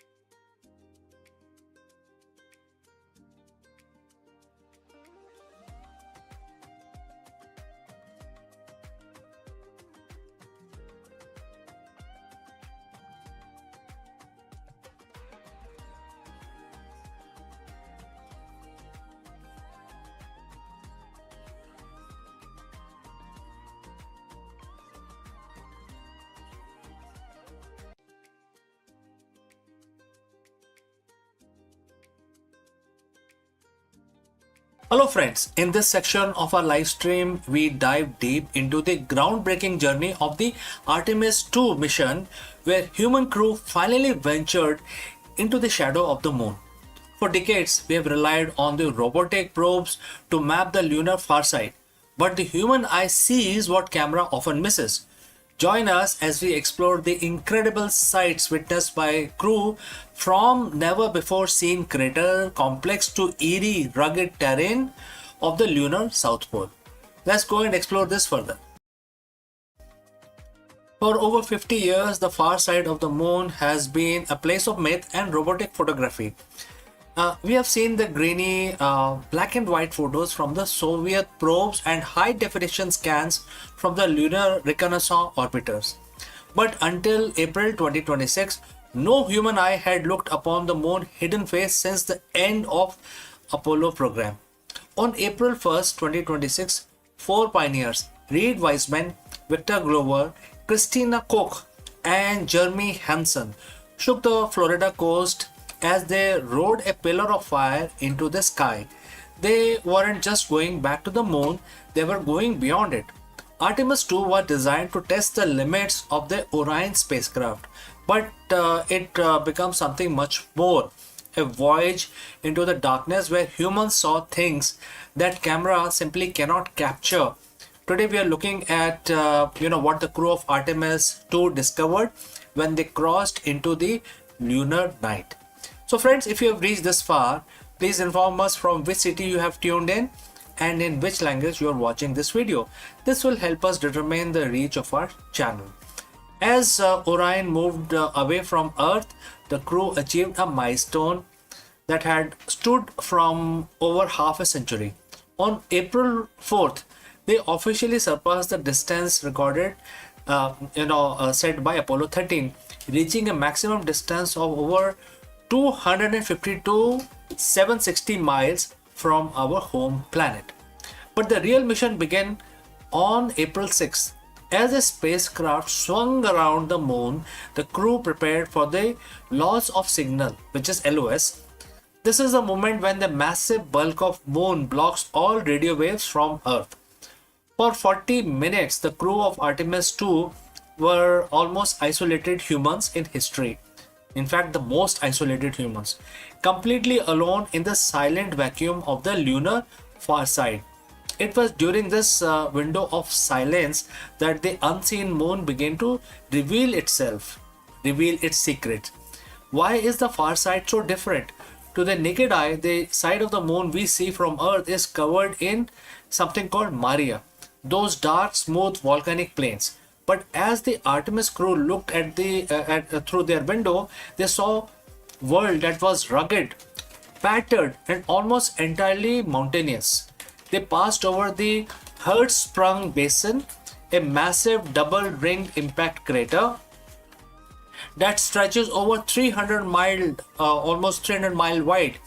Mission specialist Christina Koch noted the intricate rings of the basin, which looked far more 3D and jagged than the satellite photo that ever suggested before that.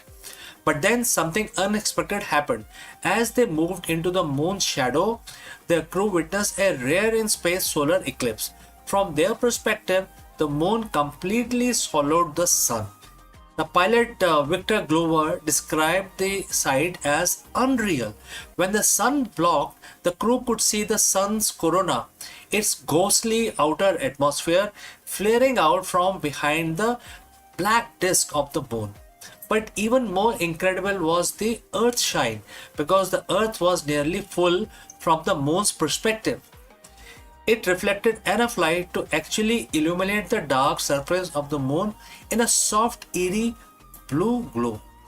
Perhaps the most startling discovery made during those hours in the darkness was something the scientists back at NASA hadn't explicitly planned for. While peering at the darkened lunar surface, the crew began to report seeing pinpricks of lights. Commander Reed Wiseman radioed back once communication was restored, and he said, the quote start, that was definitely an impact flash. And Jeremy just saw another one. And the quote close. So in total, the crew reported 6 distinct meteoroids striking and hitting the moon in real time. These were tiny space rocks slamming into the lunar soil at tens and thousands of miles per hour, exploding in a millisecond long burst of bluish white light. Why is this a big deal? Because it proves that the moon is under constant bombardment. For future missions like Artemis 3, where astronauts will actually live on the surface, understanding the frequency of these impact flashes is a matter of life and death. The crew's eyes were able to detect this tiny, fast event that most automated satellite would have definitely missed. Artemis 2 splashed down safely in the Pacific on April 10th, 2026, but the data they brought back is changing everything. We know that the far side topology is even more complex than we imagined, and that the dark side of the moon is far more active than we once thought.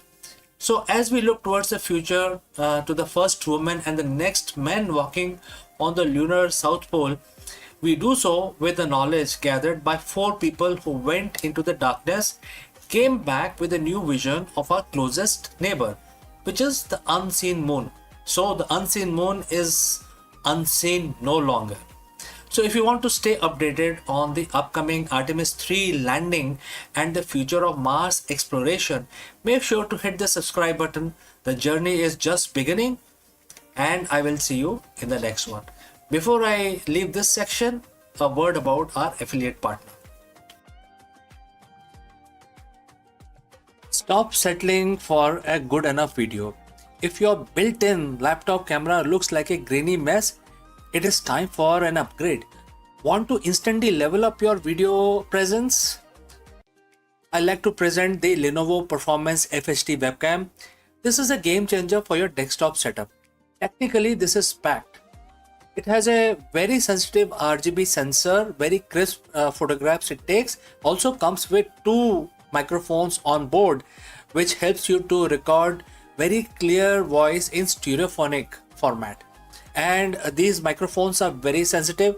You can actually move away from the camera up to 2 meters, and these microphones will pick up your voice without any problem. This is a very strong piece. This is very sturdy. Comes with tripod ready. Comes with a very long leash, so it gives you a lot of flexibility to place the webcam wherever you want to keep in your studio. And also it has a swivel base, which is also very handy. So if you want to basically level up your game and you want to pick up this camera at a discount, please click on the link here or scan the QR code. Now let's get back to our video.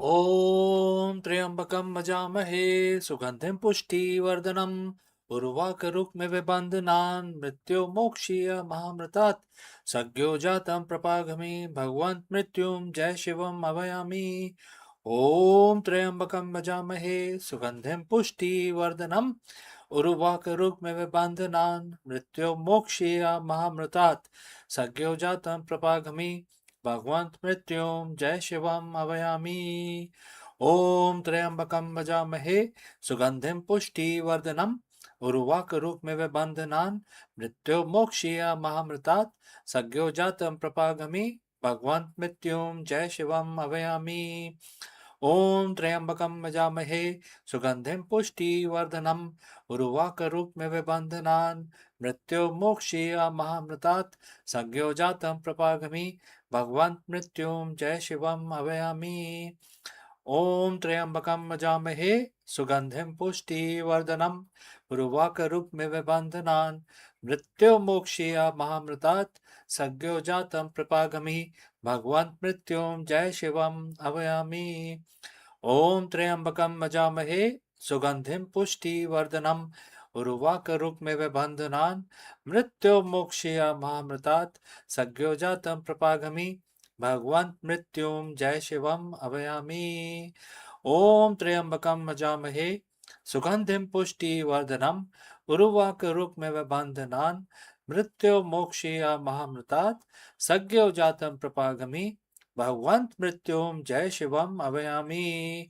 Om Triambakam Vajamahe Sugandhim Pushti Vardhanam Urvaka Bandhanan Mrityo Mokshiya Mahamratat Sagyo Jatam Prapagami Bhagwant Mrityom Jai Shivam Avayami. Om Triambakam Vajamahe Sugandhim Pushti Vardhanam Urvaka Bandhanan मृत्यु मोक्षया महामृतात् सज्ञो जातम प्रपाघमि भगवंत मृत्युम जय Shivam अभयामि.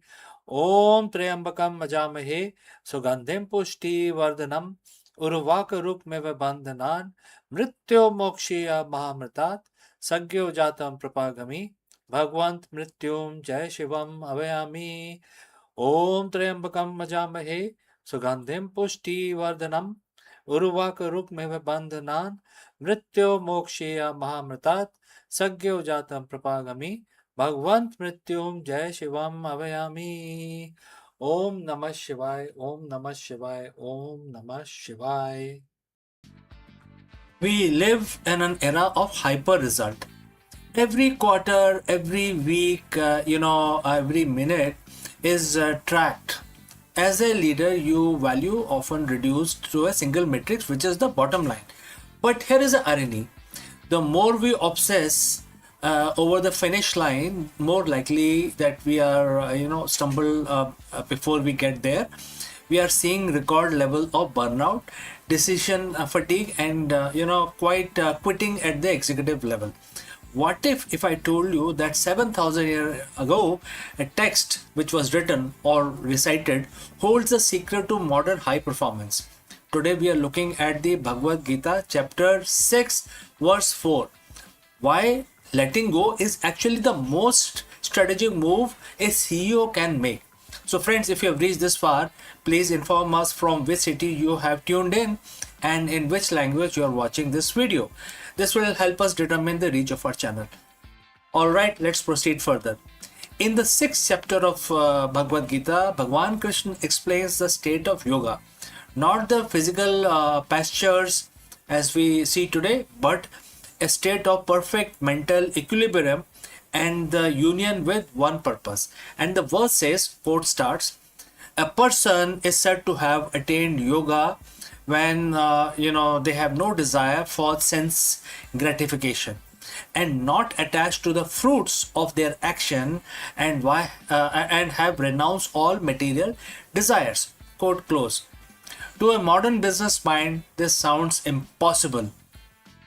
No desire for results, no attachment to fruits. In business, the fruits are the profit, the market share, the exit strategy, etc. etc. But let's look closer. Bhagwan Krishna isn't saying don't work. He's saying work without being enslaved by the outcome. What does the attachment to the result hurt a CEO? Well, the anxiety cloud your judgment. So when you are terrified of a bad quarter, your brain shifts into survival mode. You stop thinking long term and start making fear-based decisions. You can also generate tunnel vision. You become so focused on the goal that you miss the signals in the market. You stop innovating because you are too busy defending a specific outcome. You can also get into a hedonic treadmill. If your happiness depends on the result, you are never satisfied. You hit the target and you feel a spark of joy for 5 minutes and then immediately start stressing about the next quarter. This is the recipe of an executive burnout. So what does the attaining yoga looks like in a boardroom? It's what the modern psychologists call the flow state.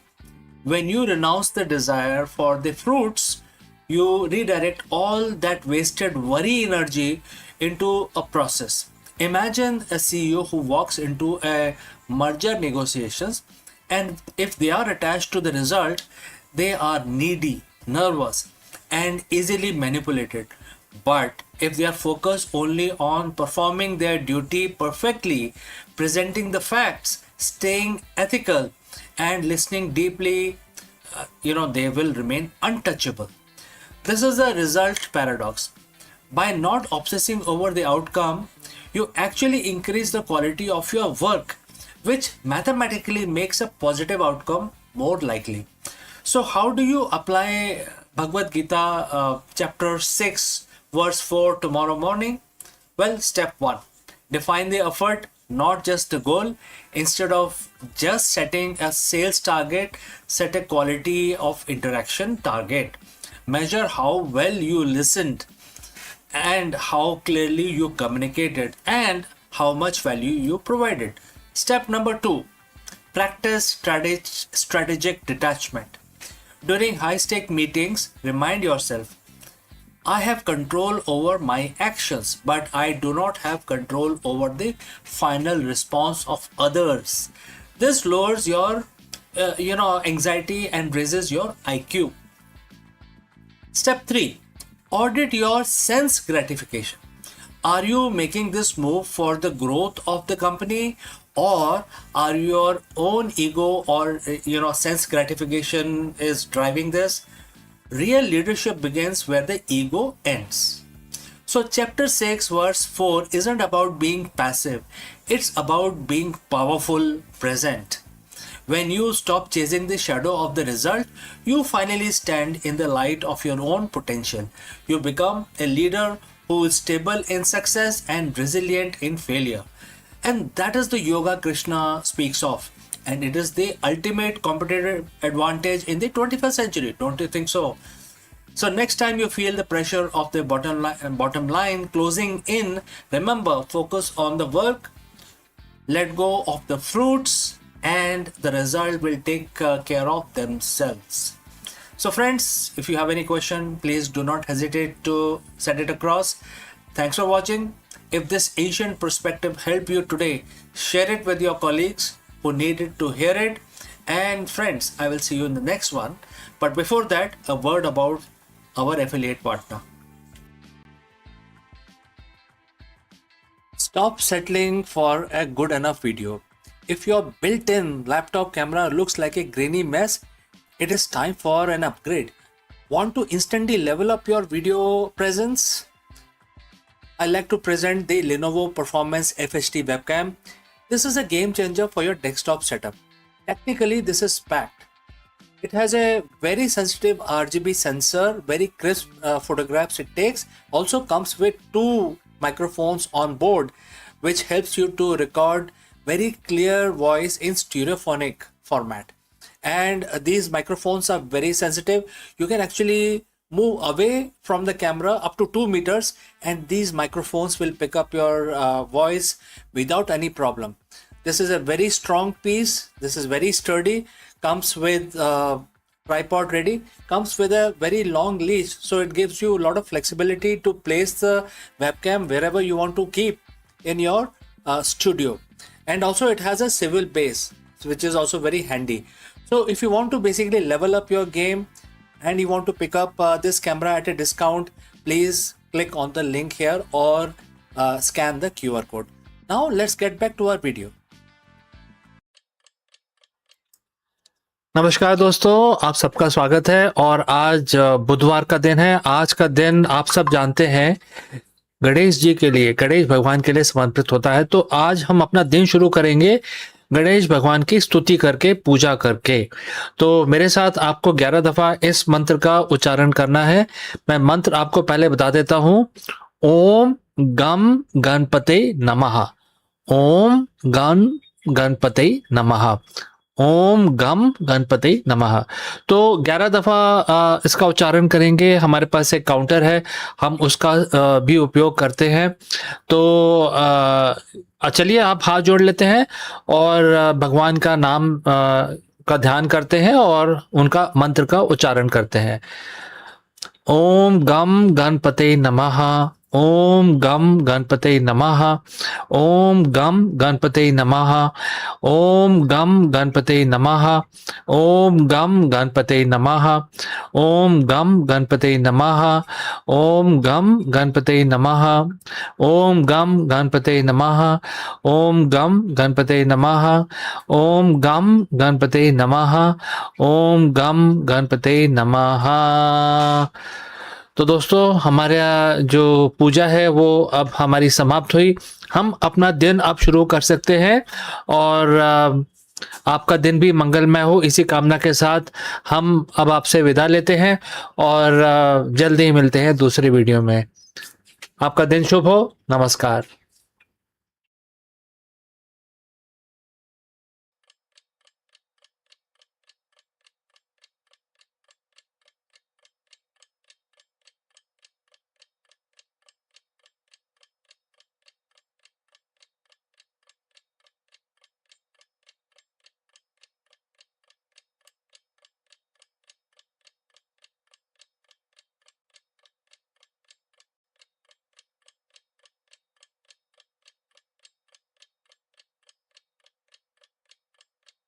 So, friends, in the silent theater of cosmos, where the gravity bends, light and time folds upon itself, black holes have been like a universe most cryptic storytellers. They swallow star as a whole, erased galaxies from the sight, and yet, paradoxically, may never truly destroy what they consume. For decades, physicists have stood at the edge of this mystery, staring into the event horizon and asking the unanswerable. Does universe forget? No, the situation is like as if we are actually listening echoes of abyss, and there definitely is a black hole paradox. Now, a new whisper rises from the depth, the idea that black hole leave behind tiny quantum remnants, eternal seeds that cradle the memory of everything which they have consumed. So these invisible relic could be universe way of keeping its secrets intact, maybe rewriting the laws of oblivion itself. So it is a revelation that turning destruction into preservation, chaos into cosmic order, and perhaps offer humanity its first glimpse into how universe remember its own story. So let's find out more about this. In the vast silence of cosmos where the light itself bends and time trembles, black holes have long stood as the universe's most enigmatic sentinels, devoid of matters, keepers of secrets. For decades, physicists have wrestled with the haunting question: when a black hole dies, what happens to the information it once consumed? Does it vanish forever? Define the laws of quantum mechanics, or does the universe find a way to remember?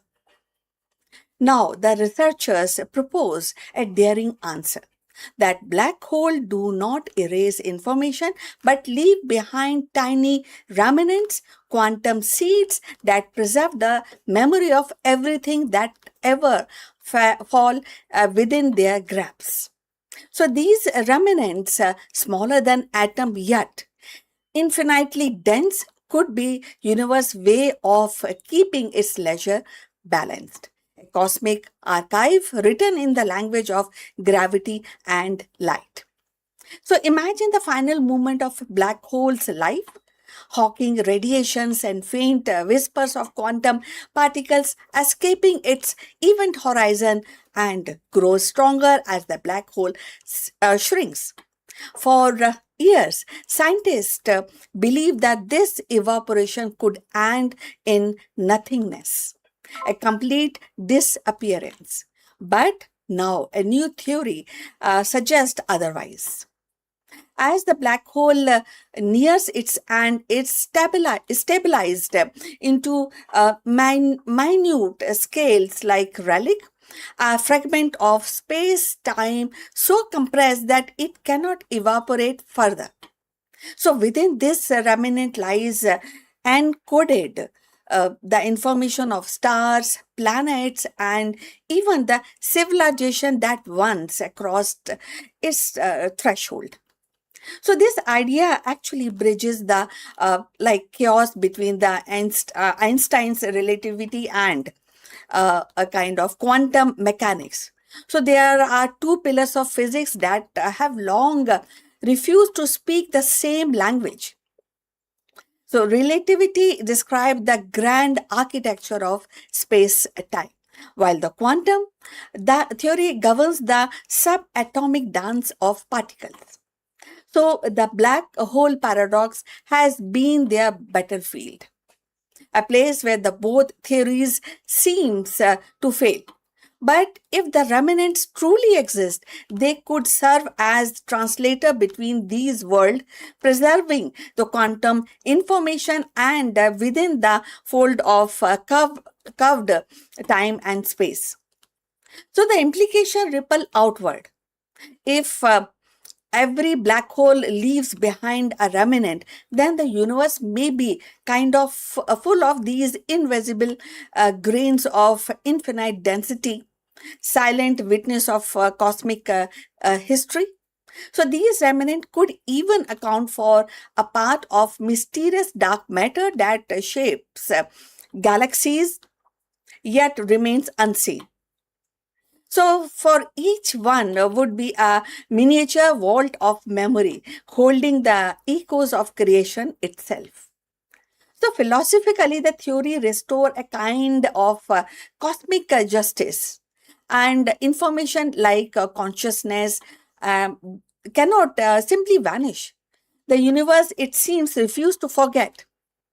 So every photon, every atom, every thought that ever existed leaves an imprint somewhere. So perhaps in the heart of these eternal remnants, maybe, right? So in this view, the black hole are not a destroyer, but archivists. So the one who archives the information. Now the preserving the story of existence in the form we cannot yet read. So as a telescope grow sharper and quantum computer more powerful, humanity edges closer to encoding these mysteries. So the paradox that once mocked our understanding may soon become the key to unify physics, the long sought, that is, theory of everything. And when that day comes, we may finally glimpse the truth behind the darkness, that even in the deepest void, the universe remembers. So, friends, if you have reached this far, please inform us from which city you have tuned in to this live streaming, and this will help us to determine the reach of our channel. Now, let's continue with our discussion. So, in the silence of the void, the remnant remembers the information, right? About the star, about the galaxies. And so the paradox that once haunted physics finds a poetic resolution. So black hole, once thought to be ultimate erasers of a cosmic memory, may instead leave behind tiny remnants, silent, indestructible seeds of information. So in their shadow lies not oblivion but a preservation. Every star consumed, every photon swallowed, and every whisper of matter that etched into the eternal fragments, ensuring that the universe actually does not forget anything. So what began as a riddle between the relativity and the quantum mechanics now unfold as a promise that even in the deepest darkness, memory endures. The black hole paradox, long a symbol of cosmic contradictions, become instead a testament to continuity, A reminder that the universe, vast and mysterious, yet carries its own archive of existence. So, friends, we have reached till the end to the end of this discussion. We look forward for your comments on this topic, and kindly please do like and subscribe our channel, and see you in the next one very soon. Till then, bye.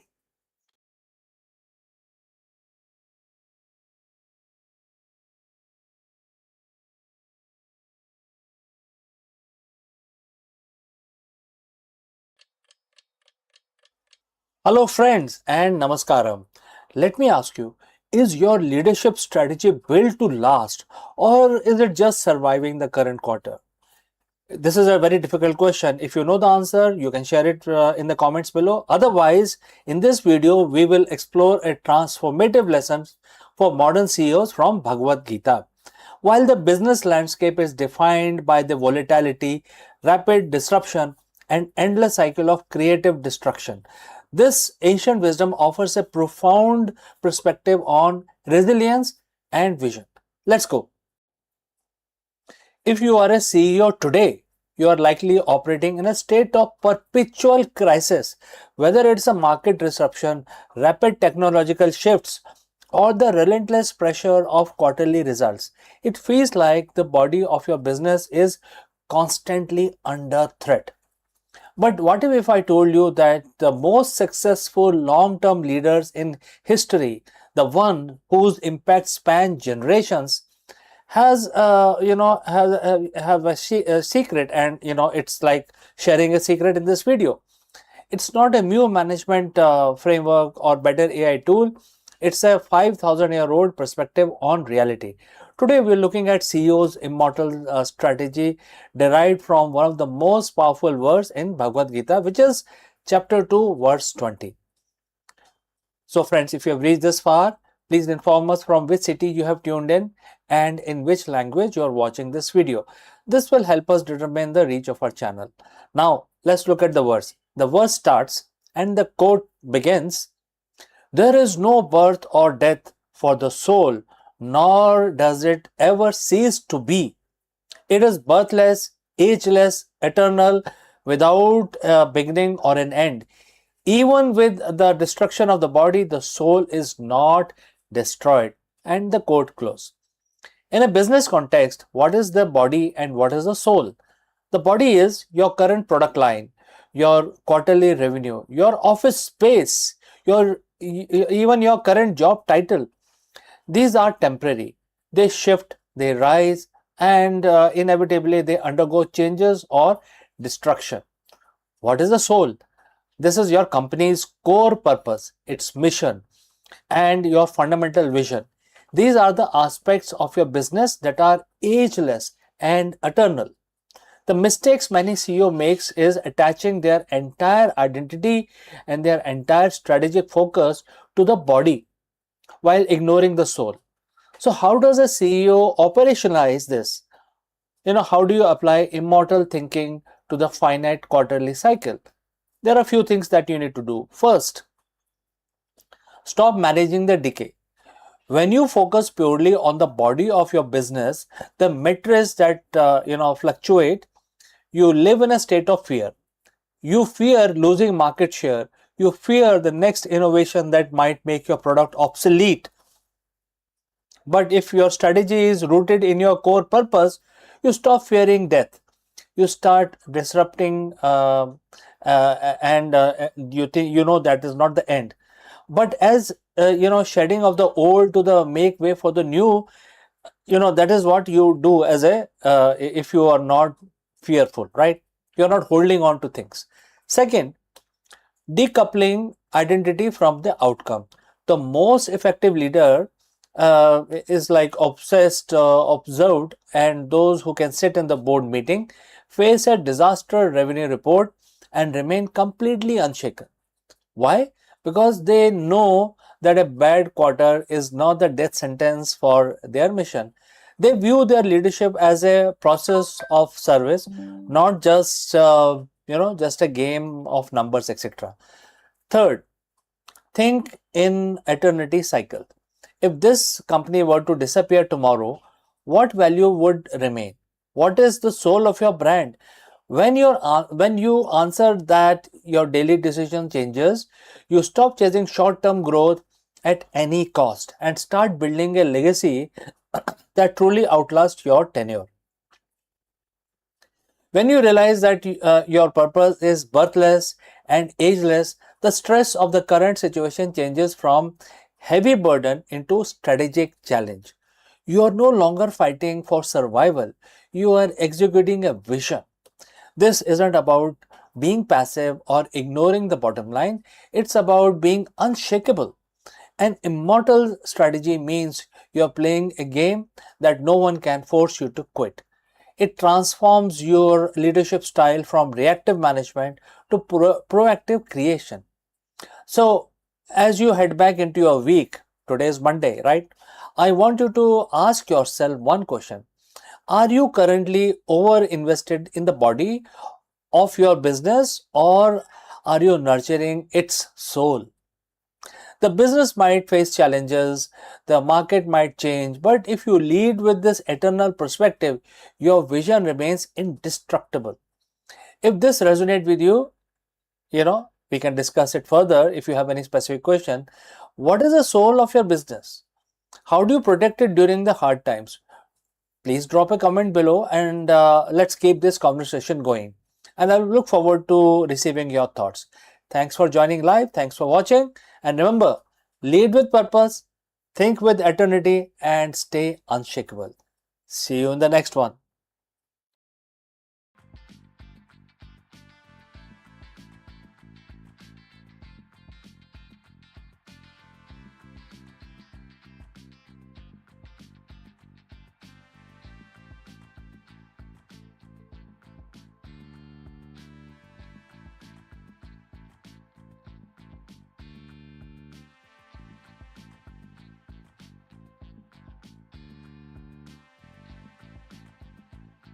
In the grand tapestry of India's scientific heritage, Bhaskar II shines not merely as a mathematician and astronomer of 12th century, but as a visionary whose idea pulse with the relevance even in 2026. Known as Bhaskaracharya, he was no commentator like Bhaskar I, but a creator, an architect of original thought who dared to see the infinity in numbers and in harmony in heavens. His Siddhanta Shiromani was more than a trustee. It was a symphony of arithmetic, algebra, astronomy, geometry, weaving poetry with precision.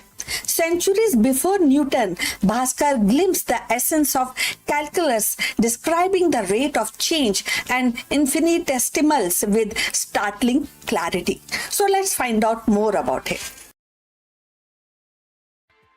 Bhaskar II, often honored with the title Bhaskaracharya, teacher Bhaskar, stands as one of the towering figure of India's mathematical and astronomical tradition. Living in 12th century CE, he carried forward the legacy of Aryabhat and Brahmagupta, but with a brilliance that gave his work a distinct identity. Unlike Bhaskar I, who was a primarily a commentator on Aryabhat's treatises, Bhaskar II was a creator of original systems, a synthesizer of knowledge, and a visionary whose insight continues to ripple through the corridors of science even in 2026. His magnum opus, the Siddhanta Shiromani, is divided into 4 parts. First is Leelavati. If we translate it in English, it is arithmetic. Then Bij Ganit, that is algebra, and Grah Ganit, that is astronomy, and the Gola Adhyay, that is sphere.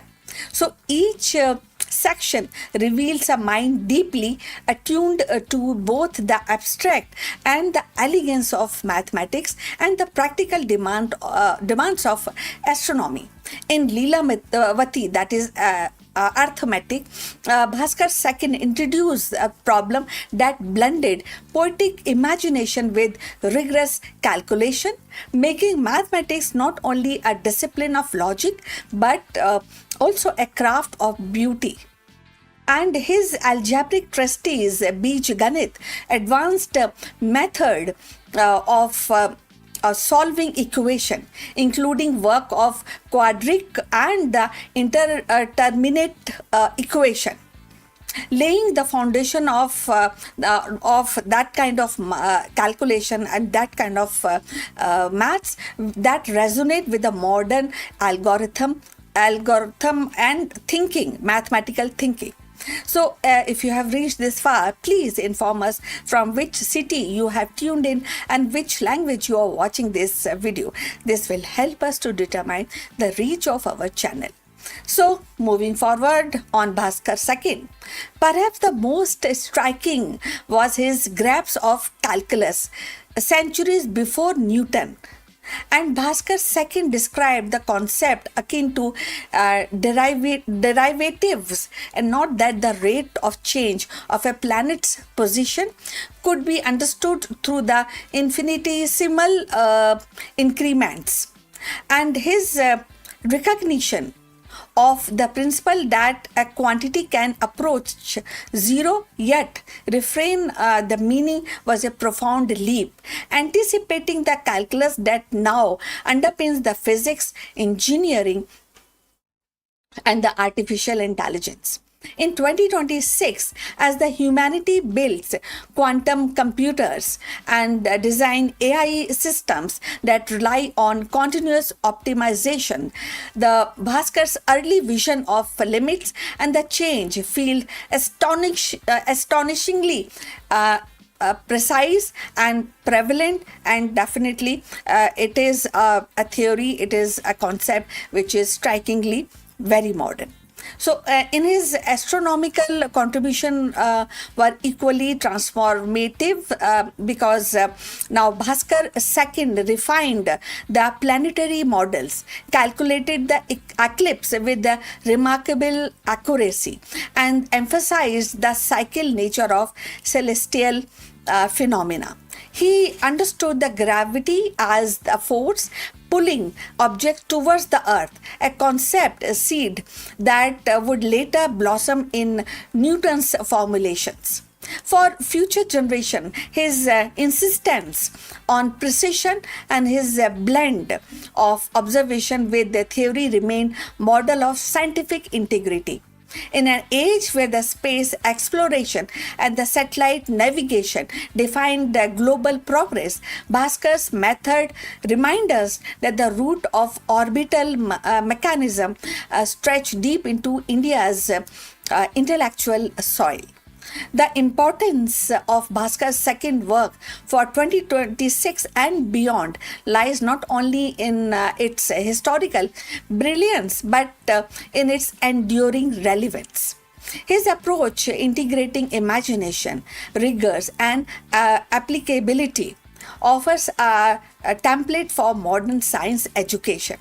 As we confront the challenges from climate modeling to AI ethics, his example teaches that mathematics is not merely a tool but a language of truth, capable of bridging the infinite and the practical.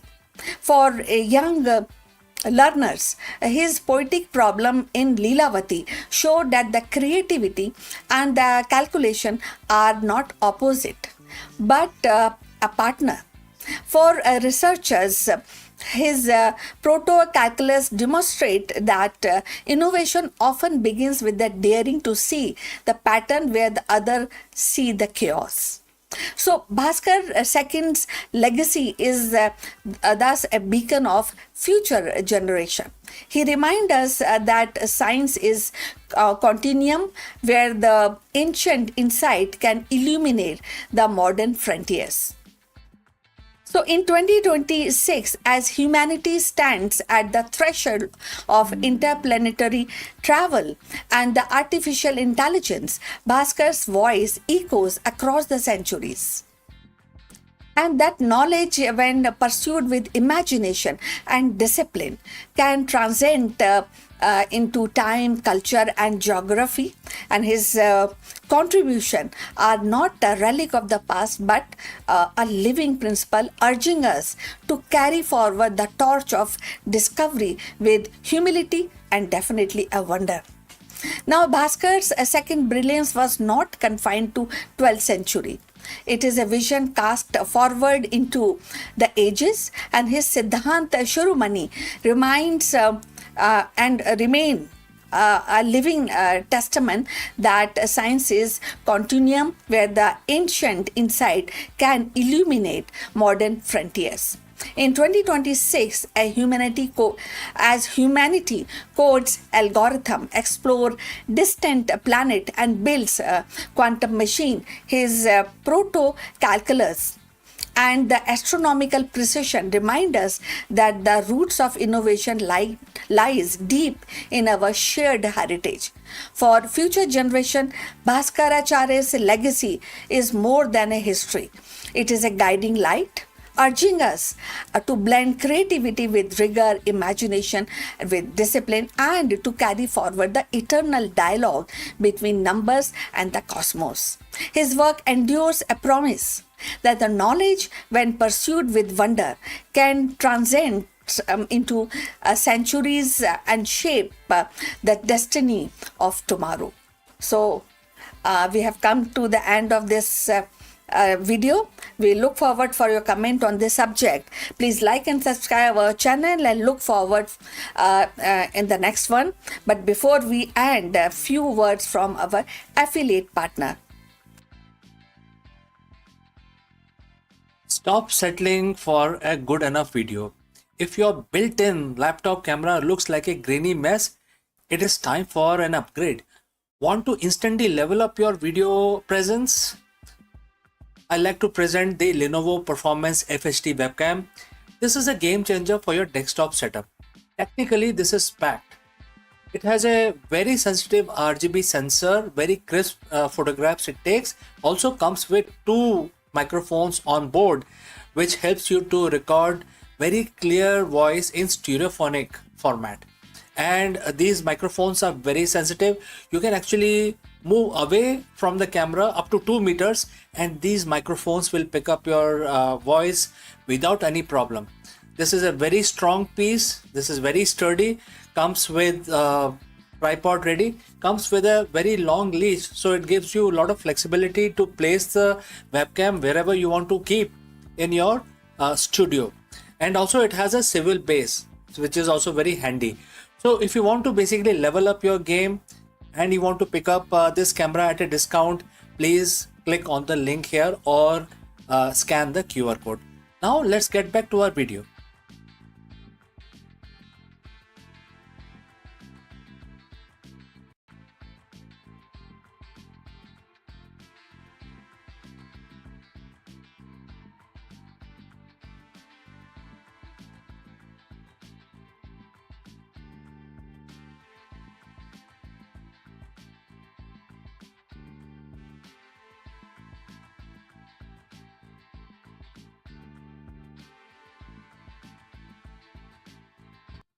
Hello friends and namaskara.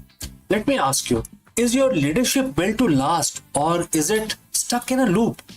In this episode of Beyond the Boardroom, we dive deep into the timeless wisdom of Bhagavad Gita to uncover a startling truth for the modern day leaders, which is the cycle of rebirth and death, etc. In the material world, even the highest achiever in the Brahmalok, which is the pinnacle of success, are subject to the laws of time and repetition. For CEO, this rebirth manifests as grueling cycle of market disruption, product obsolescence, and the constant need to reinvent the wheel. Let us discuss this further.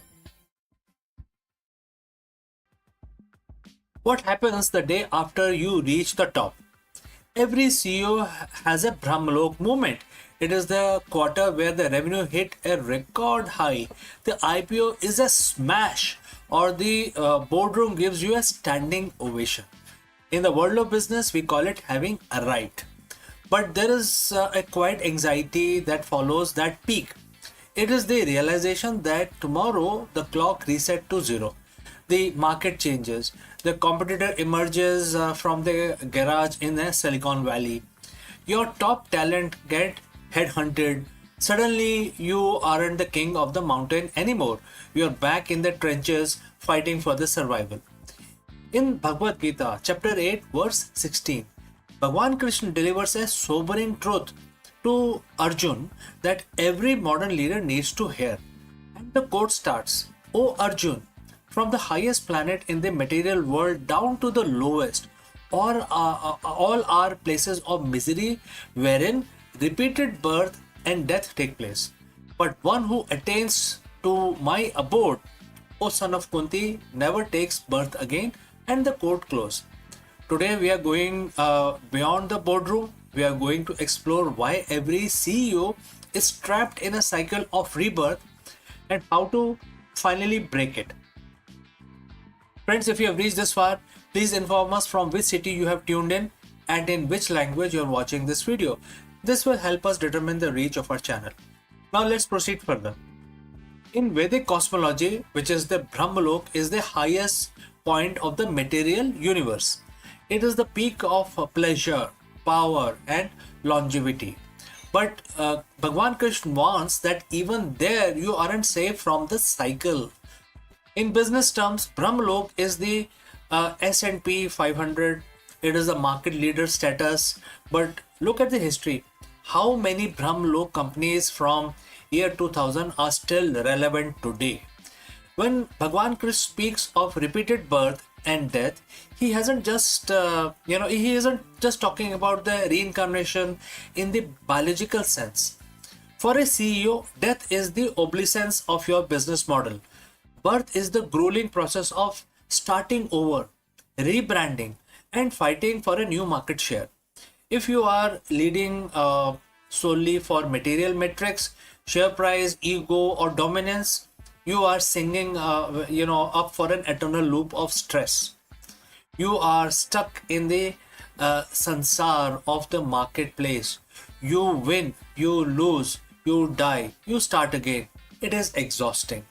So why do we face this cycle? Because the material world and by extension the global economy is in a state of constant flux. Think about the rebirth of famous leaders. Steve Jobs faced death when he was ousted from Apple only to be reborn at Next and Pixar, eventually returning to save Apple again. Netflix died as a DVD by mail company to be reborn as a streaming giant and is now being reborn again as a content studio. Most CEOs think the goal is to survive the current life of their company. But the Gita teaches us that as long as you are attached to the result of the material world, you will always be forced back into the cycle. If your identity is tied to being the CEO of X, X meaning XYZ, what happens when X is disrupted? You suffer a professional death. You are then forced into a rebirth, a new startup, a new role, carrying the same anxiety and the same attachment as before. So what is the alternative here? Krishna says only when you reach my spiritual abode, you never take birth again. In a leadership context, the spiritual abode is a state of transcendental leadership. It is leading from a place of purpose that is independent of market cycles. How does a CEO reaches the abode and stop painful cycle of rebirth? There are certain things you can do. For instance, detach from the fruit. Focus on dharma. If your goal is just the fruit, which is exit strategy or bonus, you are at the mercy of the cycle. If your goal is your dharma, which is unique duty to provide value to society, you remain steady whether the market is up or down. Next is continuous learning as the spiritual practice. Rebirth happens when you stop growing. In Gita, the solution to the cycle is the knowledge. A CEO who views their role as a journey of constant learning never truly dies in the market. They simply evolve. Building a legacy, not just a ledger. Material success is temporary. A spiritual abode in business is the culture you build and live to remove any obstacles in your colleagues' lives or customers' lives, etc. There are only things that don't take birth again in the form of stress, and they become your permanent legacy. When you lead from this higher perspective, the cycle of rebirth stops being a threat and starts being a tool. You no longer fear the death of a product because you aren't attached to it. You no longer fear the market crash because your worth isn't tied to your net worth. You have reached a spiritual abode of equanimity. Imagine a boardroom where decisions aren't made out of fear of a corporate death, but out of commitment to the eternal principle of integrity, service, and wisdom. That is a company that transcend into this kind of a cycle. And that is a leader who has reached the highest planet and decided to go even further. Every CEO obsesses over their exit strategy, but Bhagwan Krishna is offering you the ultimate exit strategy, an exit from the cycle of anxiety, repetition, and temporary success. The next time you face a crisis, a death that is a metaphor of a project or rebirth of a competitor, remember chapter 8 and verse 16. Don't just aim from Brahmalok. Don't just aim for the top of the material world. Aim for the abode. Lead with purpose that time cannot touch.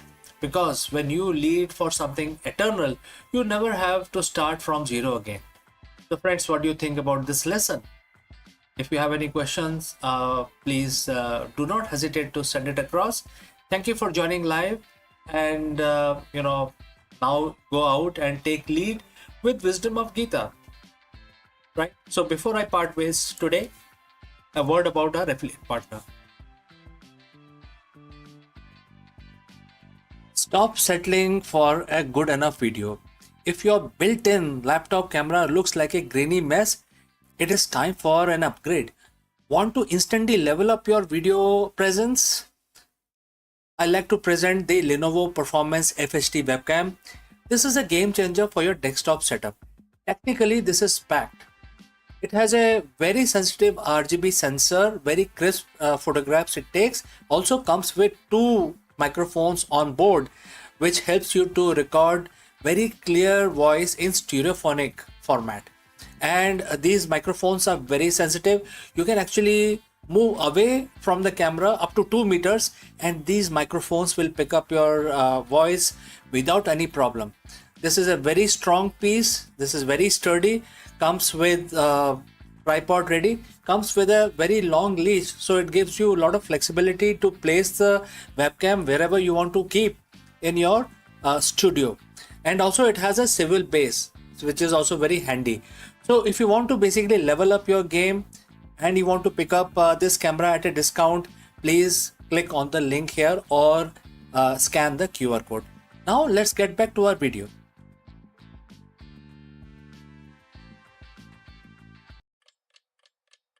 Hello friends, welcome and namaskaram. In this video, we explored the bold, uncompromising move by Netaji Subhash Chandra Bose to step away from the Congress party and establish the Forward Bloc. Why did he break away? What was his vision for a radical nationalism? And how did this decision challenge the political status quo of the British India?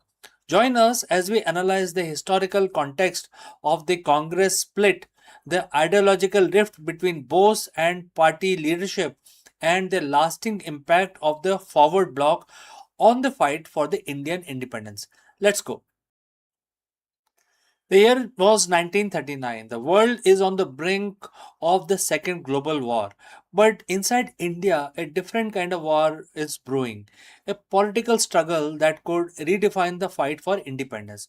Most of us know Netaji Subhash Chandra Bose as a commander of the Azad Hind Fauj, a man of action, a man of war.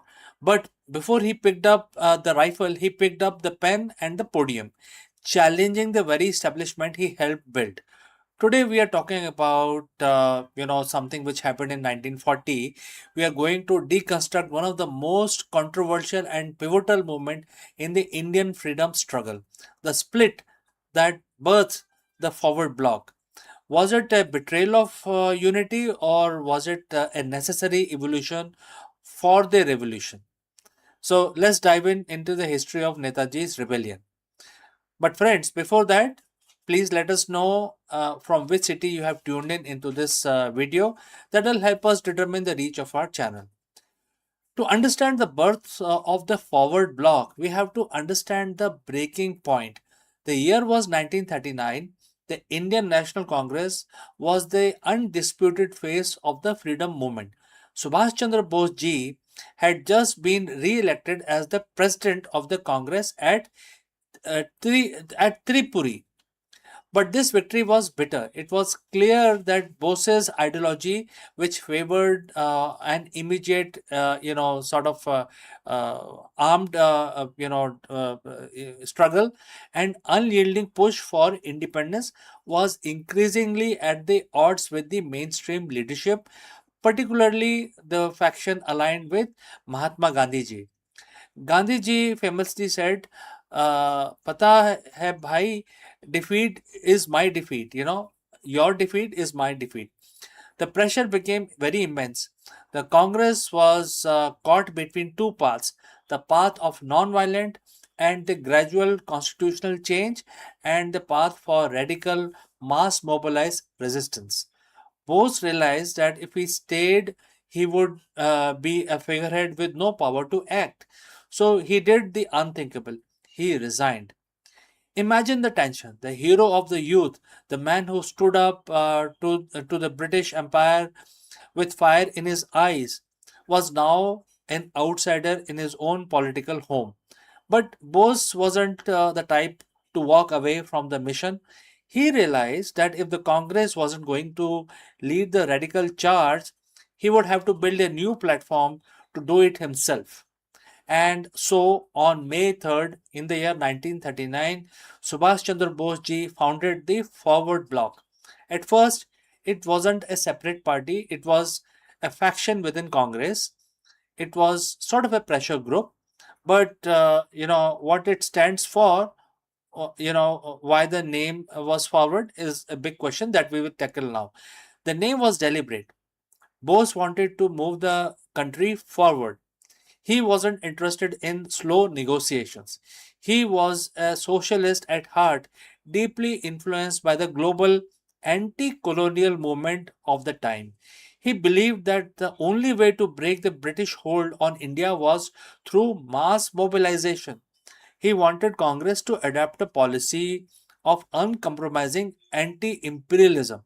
He wanted the working class, the farmers, and the youth to be the engine of the revolution. To his critics, he was sort of a rebel. To his followers, he was realist. Bose understood that World War II was an opportunity. He knew the British Empire was overstretched. He saw that the chaos of war was the perfect opening for an Indian uprising. The Forward Bloc was built to capitalize on that opening. It wasn't just a political party, it was a call to arms for the Indian consciousness. This led us to 1940, the transition from a faction to a rebellion. While mainstream Congress leadership was hesitant, keeping one foot in the door of negotiations, Bose convinced the anti-compromising conference at Ramgarh in the March of 1940. This was a moment the bridge was completely broken. At Ramgarh, Bose didn't mince his words. He called for a massive nationwide civil disobedience movement. He declared that no compromise should be made with the British, especially while they were weakened by the war in Europe. While the Congress was organizing the individual satyagrah, Bose was organizing the masses for a total blockade of the British administration. This is why it is called the rebellion. Bose did just disagree with the method. He challenged the mandate of the Congress leadership. He challenged the status quo. He essentially said, if you are afraid to lead the people to total freedom, step aside. We will do it for you. It was a bold, dangerous, and incredibly lonely path, but it was exactly the kind of path Netaji was known for. So, looking back from 2026, why does this matter? Why does the story of 1940 forward block still resonate? Because the history is rarely a straight line. It's sometimes messy, conflicted, and intense struggle of ideas.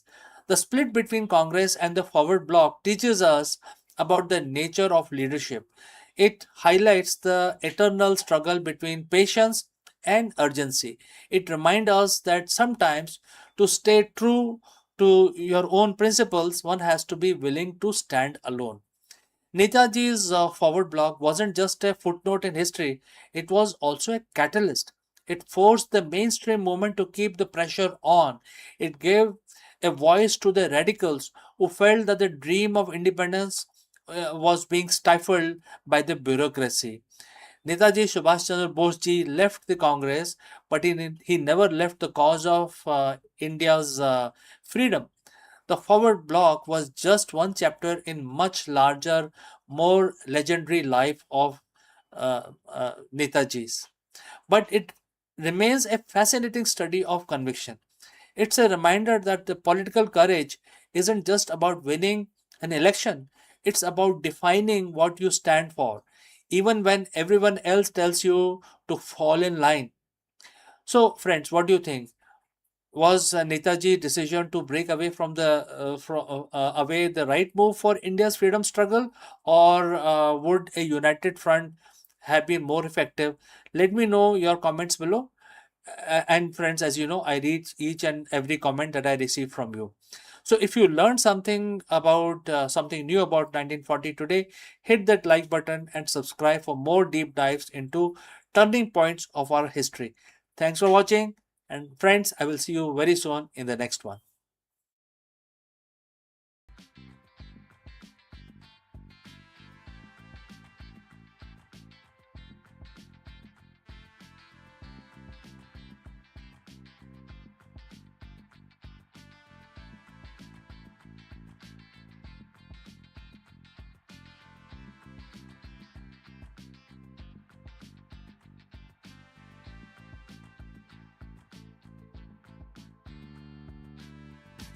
Did you know that Earth is actively sailing through debris of an ancient stellar explosion?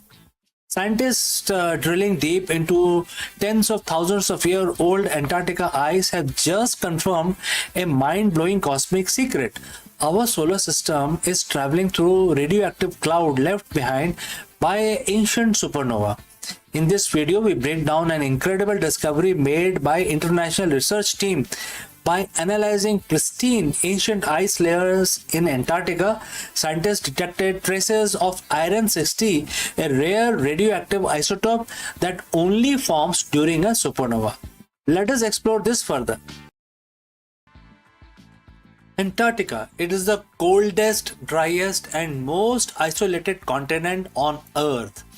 For centuries, we have treated it as a pristine time capsule of our own planet's history.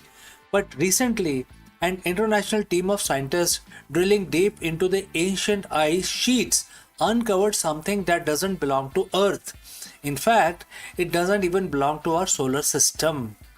Deep within the tens of thousands of years old ice layers, researchers found a steady, undeniable influx of a rare radioactive space dust. And the data tells us a story that sounds like straight up science fiction. Right now, you are actually sitting here watching this video. Our planet is sailing directly through a radioactive debris of an alien supernova. We aren't just looking at the remnant of the dead star through our telescopes anymore. We are actively breathing them in. We are traveling through cosmic cloud of stellar wreckage. So friends, if you have reached this far, please inform us from which city you have tuned in and in which language you are watching this video. This will help us determine the reach of our channel. Alright, let's proceed further. How did scientists figure this out from a block of ice? What exactly is lurking in the cosmic cloud? And should we be worried about radiation? Let's break it down. To understand how we know this, we have to look at the specific cosmic fingerprint. An isotope known as iron 60. Now, normal iron is incredibly common on Earth and also on Moon, and also on Mars and other rocky planets, also rest of the solar system. It's in our own skyscrapers, our cars, and hemoglobin carrying oxygen through the blood right now. But iron 60 is a different one. It's a radioactive cousin of normal iron, packing 4 extra neutrons in its nucleus. And here is the thing about iron 60. It is not native to Earth. It cannot be naturally produced by any geological or chemical processes on our planet. It can't even be cooked up by a normal process inside our sun. There is only one place in the universe with the chaotic energy, extreme pressure, and the mind boggling temperatures required to forge iron 60. The heart of a dying massive star during a supernova explosion. When these stars explode, they blast out heavy elements across light years of empty space like a cosmic shrapnel. But here is the real kicker. Iron 60 is radioactive and it has half-life of about 2.6 million years. Now 2.6 million years might sound like a long time, but in cosmic terms, in a universe which is 13.8 billion years old, that's a blink of an eye. If iron 60 had been on Earth when our planet formed 4.5 billion years ago, every single atom of it would have decayed into a stable nickel billions of years ago. There should be zero iron 60 left on Earth, and yet we just found it. Fresh, undecayed, and perfectly preserved in the snow of Antarctica. So, how do we catch this space dust?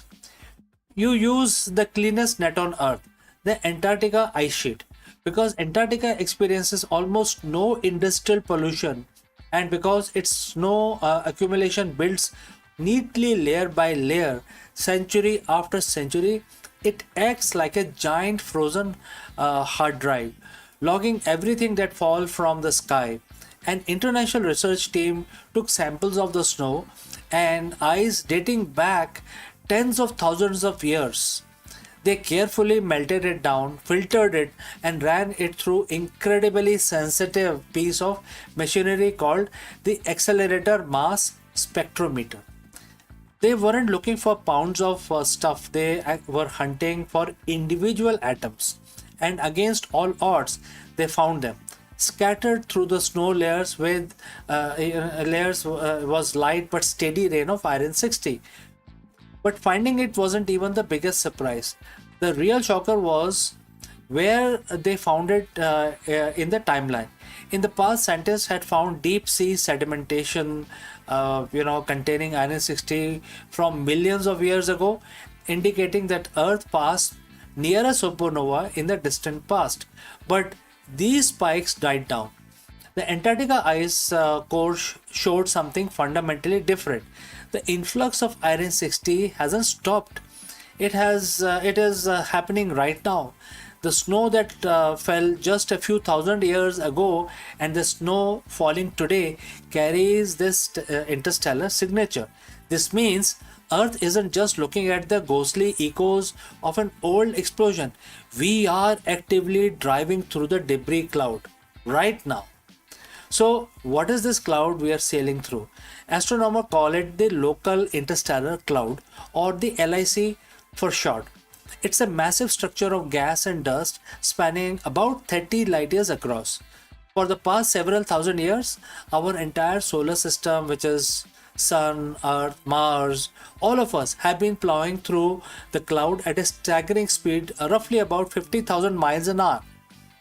For a long time, we didn't know exactly what the local interstellar cloud was made of or where it came from. But thanks to the Antarctica ice data, we finally have the answer. The LIC is the literal edge, the expanding shock wave of an ancient supernova, or potentially a cluster of supernovae that exploded millions of years ago in our cosmic neighborhood. Imagine a firework exploding in the sky. Long after the bright flash fades, a ring of smoke keeps expanding outward through the air. Our solar system has essentially driven right into the expanding ring of cosmic smoke. As our planet moves through it, Earth's gravity sweeps up the heavy dust particles, dragging them through our atmosphere, where they gently settle into the polar ice. Now, hearing these words like radioactive space dust and alien supernova debris might make you wonder, are we in danger? Is this radioactive cloud threatening the life on Earth? The short answer is no. We are perfectly safe, and we have two incredible shields to thank for it. The first shield belongs to our sun. It's called the heliosphere. The sun constantly blows out powerful streams of charged particle known as solar wind. This wind creates a gigantic magnetic bubble that surrounds the entire system. As we sail through local interstellar cloud, the heliosphere acts like the bow of a ship, deflecting the vast majority of interstellar gas, cosmic rays, and dangerous radiation around us. Only the heaviest, densest bit of matter like tiny grains of dust laced with iron 60 have enough momentum to punch through the heliosphere and make it to the inner solar system. And the tiny fraction of the dust that does make it to Earth has to face our second shield, our atmosphere and magnetic field. By the time these atoms drift down to the surface of Antarctica, they are also incredibly sparse that they pose absolutely zero health risk. Instead of a threat, this cloud is a gift. It's an unprecedented scientific gold mine. It allows us to study the chemistry of a dying star without ever leaving our planet. This discovery completely changes how we think about our place in the universe. We often view our solar system as an isolated, peaceful bubble, completely cut off from the chaotic deep space beyond. But the Antarctica ice has shattered that illusion. It proves Earth is deeply, intimately connected to the wider galaxy.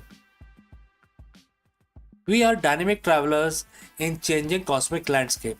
Astronomers estimate that our solar system will finish its voyage through the local interstellar cloud in the next 10 to 20,000 years. As we exit, we will sail into a new region of interstellar space, and the layers of Antarctica snow will record that transition too. It's a beautiful reminder that we are all quite literally made of stardust, and right now we are sailing through the very force that created us. And therefore, friends, if you found this discovery as mind-blowing as I did, make sure to smash that like button. It really helps the channel out. Let me know in the comments below, how do you feel to know that you're breathing an ancient supernova dust right now? Don't forget to subscribe for more fascinating space breakdown, and I will see you very soon in the next voyage, my friends. Before I go, a word about our affiliate partner. Stop settling for a good enough video. If your built-in laptop camera looks like a grainy mess, it is time for an upgrade. Want to instantly level up your video presence? I like to present the Lenovo Performance FHD webcam. This is a game changer for your desktop setup. Technically, this is packed. It has a very sensitive RGB sensor, very crisp photographs it takes. Also comes with two microphones on board, which helps you to record very clear voice in stereophonic format. And these microphones are very sensitive. You can actually move away from the camera up to 2 meters, and these microphones will pick up your voice without any problem. This is a very strong piece. This is very sturdy. Comes with tripod ready. Comes with a very long leash, so it gives you a lot of flexibility to place the webcam wherever you want to keep in your studio. And also it has a swivel base, which is also very handy. So if you want to basically level up your game, and you want to pick up this camera at a discount, please click on the link here or scan the QR code. Now let's get back to our video.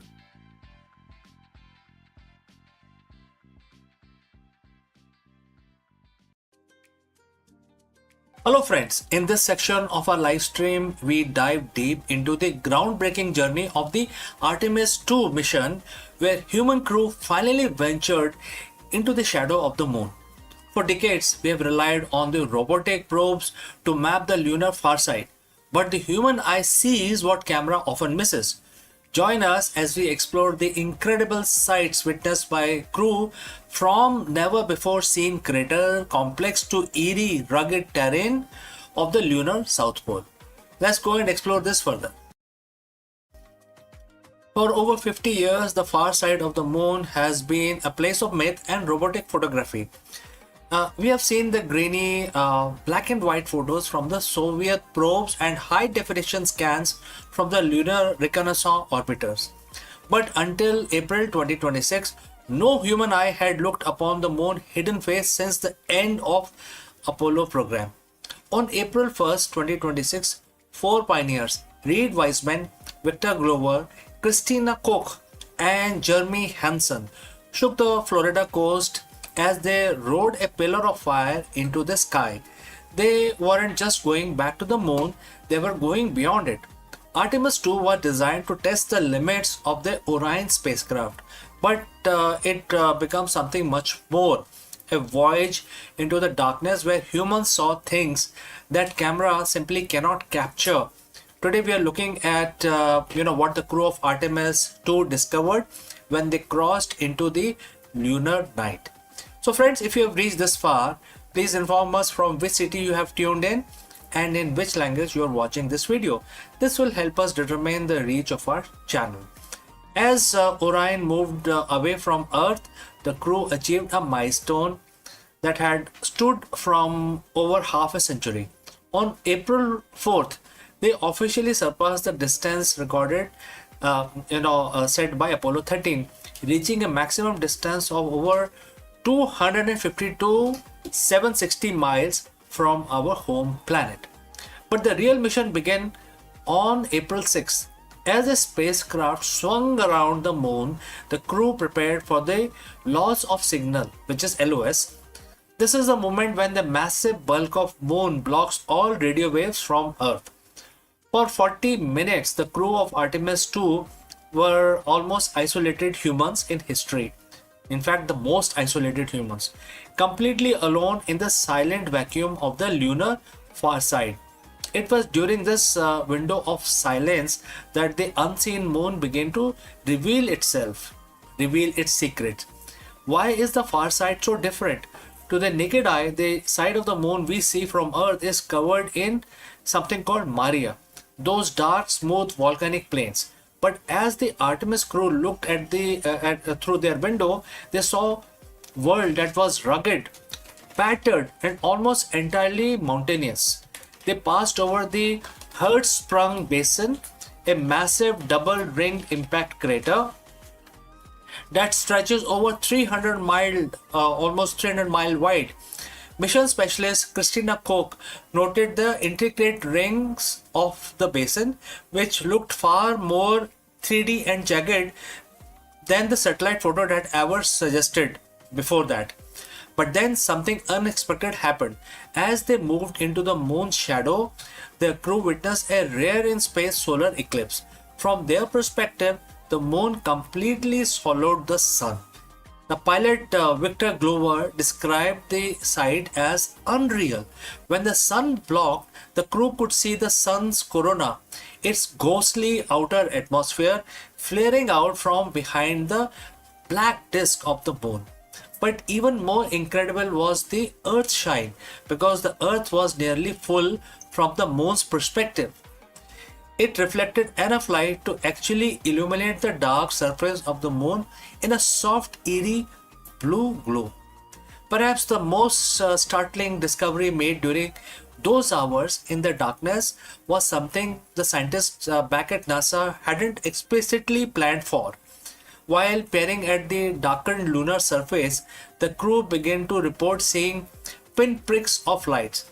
Commander Reed Wiseman radioed back once communication was restored, and he said, the quote start, that was definitely an impact flash. And Jeremy just saw another one. And the quote close. So in total, the crew reported 6 distinct meteoroids striking and hitting the moon in real time. These were tiny space rocks slamming into the lunar soil at tens and thousands of miles per hour, exploding in a millisecond long burst of bluish white light. Why is this a big deal? Because it proves that the moon is under constant bombardment. For future missions like Artemis 3, where astronauts will actually live on the surface, understanding the frequency of these impact flashes is a matter of life and death. The crew's eyes were able to detect this tiny, fast event that most automated satellite would have definitely missed. Artemis 2 splashed down safely in the Pacific on April 10th, 2026, but the data they brought back is changing everything.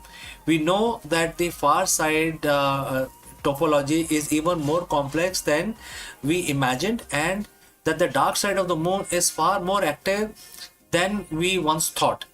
So as we look towards the future, to the first woman and the next man walking on the lunar South Pole, we do so with the knowledge gathered by 4 people who went into the darkness, came back with a new vision of our closest neighbor, which is the unseen moon. So the unseen moon is unseen no longer. So if you want to stay updated on the upcoming Artemis 3 landing and the future of Mars exploration, make sure to hit the subscribe button. The journey is just beginning, and I will see you in the next one. Before I leave this section, a word about our affiliate partner. Stop settling for a good enough video. If your built-in laptop camera looks like a grainy mess, it is time for an upgrade. Want to instantly level up your video presence? I like to present the Lenovo Performance FHD webcam. This is a game changer for your desktop setup. Technically, this is packed. It has a very sensitive RGB sensor, very crisp photographs it takes. Also comes with 2 microphones on board, which helps you to record very clear voice in stereophonic format. And these microphones are very sensitive. You can actually move away from the camera up to 2 meters, and these microphones will pick up your voice without any problem. This is a very strong piece. This is very sturdy. Comes with tripod ready. Comes with a very long leash, so it gives you a lot of flexibility to place the webcam wherever you want to keep in your studio. And also it has a swivel base, which is also very handy. So if you want to basically level up your game and you want to pick up this camera at a discount, please click on the link here or scan the QR code. Now let's get back to our video.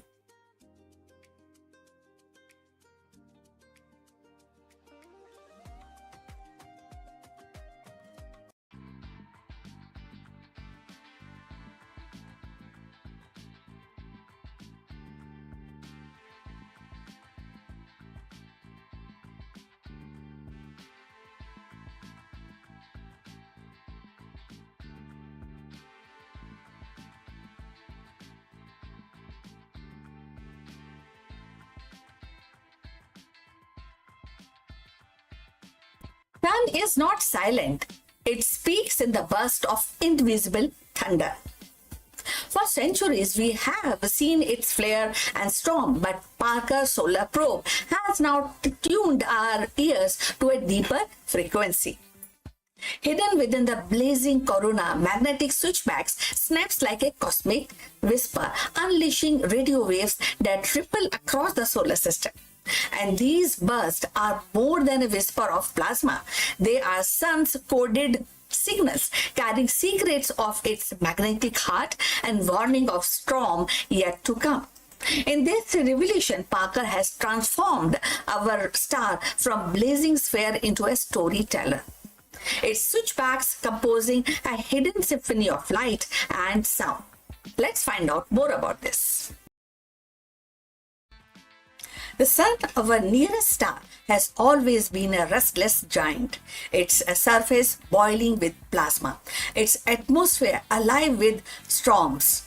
For centuries, astronauts have watched solar flares and coronal mass ejection ripple outward, sometimes striking Earth with a magnetic tempest.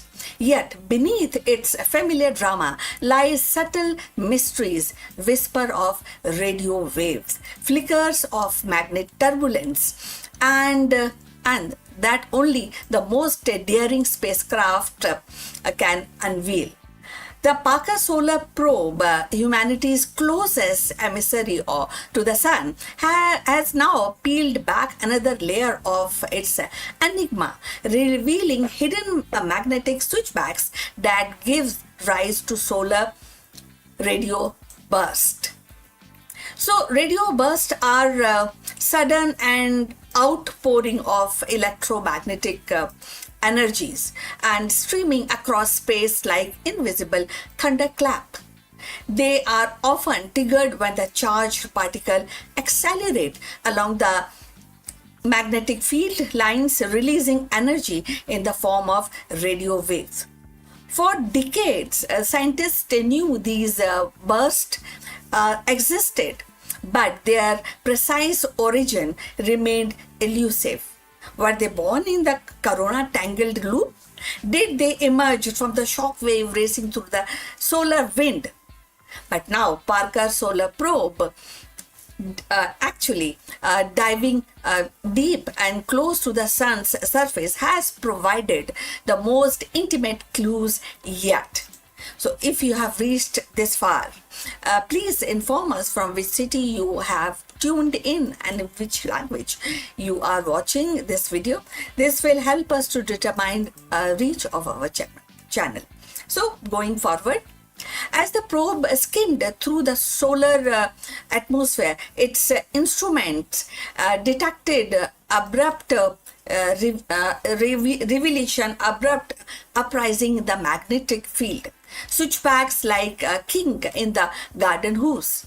These switchbacks are not gentle bend, but actually sharp zigzags, flipping the direction of the magnetic field from a brief for a brief moment before snapping back. Each switchback carries plasma along with it, accelerating particles and steering the turbulence. The new data suggests that these magnetic switchbacks are fertile ground for radio burst, miniature accelerator that hurl electrons into spiral, producing the radio signal that astronomers detect across the solar system. So these insight reshapes our understanding and space weather. Now going forward, the discovery is definitely profound. Its link with the two previously disconnected phenomena. On one hand, switchbacks were known as the oddities in the solar wind, puzzling features that hint at the chaotic dynamics near the sun. And on the other hand, radio bursts were catalogued as a distinct emissions useful for diagnosing the solar storm, but poorly understood in origin. The Parker finding weave them together, and the switchbacks are now not mere curiosities, but engine of radio emission, shaping the very soundtrack of sun's activity. So radio bursts are not just academic curiosity, as we have already mentioned. They are interface or with the communication, navigation system, even the spacecraft operations. By tracing them back to the magnetic switchbacks, scientists gain predictive power. If switchbacks can be mapped and modeled, then the radio burst and the storm they create can be anticipated with a greater accuracy. So, in essence, Parker has given us a new diagnostic tool, a way to listen to the sun's magnetic heartbeat and foresee its disruptive pulse. The implication extend beyond Earth. Radio bursts ripple through the heliosphere and the vast bubble of solar influence that envelops the planet. They may play a role for accelerating cosmic rays, shaping a planetary magneto atmosphere, and even the influencing the chemistry of atmosphere.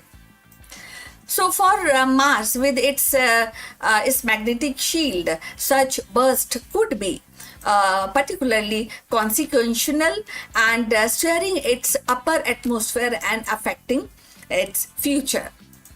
Human explorer, and that is a good info data for the human explorer and the astronauts.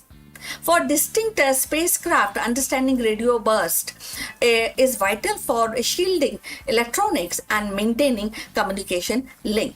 And this is also a poetic dimension to its discovery. The sun, often imagined as a blazing sphere of light, now reveals itself as a symphony of invisible signals. Its magnetic field twists and snaps like violin strings, producing radio notes that echo across the space. So, Parker's solar probe, actually braving the furnace of Corona, has become our ear pressing against the star, catching whispers that were once lost in the cosmic din. Each switchback is a stanza, each burst is a refrain and composing a hidden music of the sun. So looking ahead, scientists will combine Parker's data with observation from other missions such as the Solar Orbiter to build a full picture. Together, these spacecraft will actually triangulate the origin of burst and map the geometry of switchbacks and refine model of solar wind. So the ultimate goal is not to understand the sun, but to live safely within its influence. As humanity ventures deeper into space, towards the moon, Mars, and beyond, predicting solar radio burst will be essential as a forecasting storms on the earth.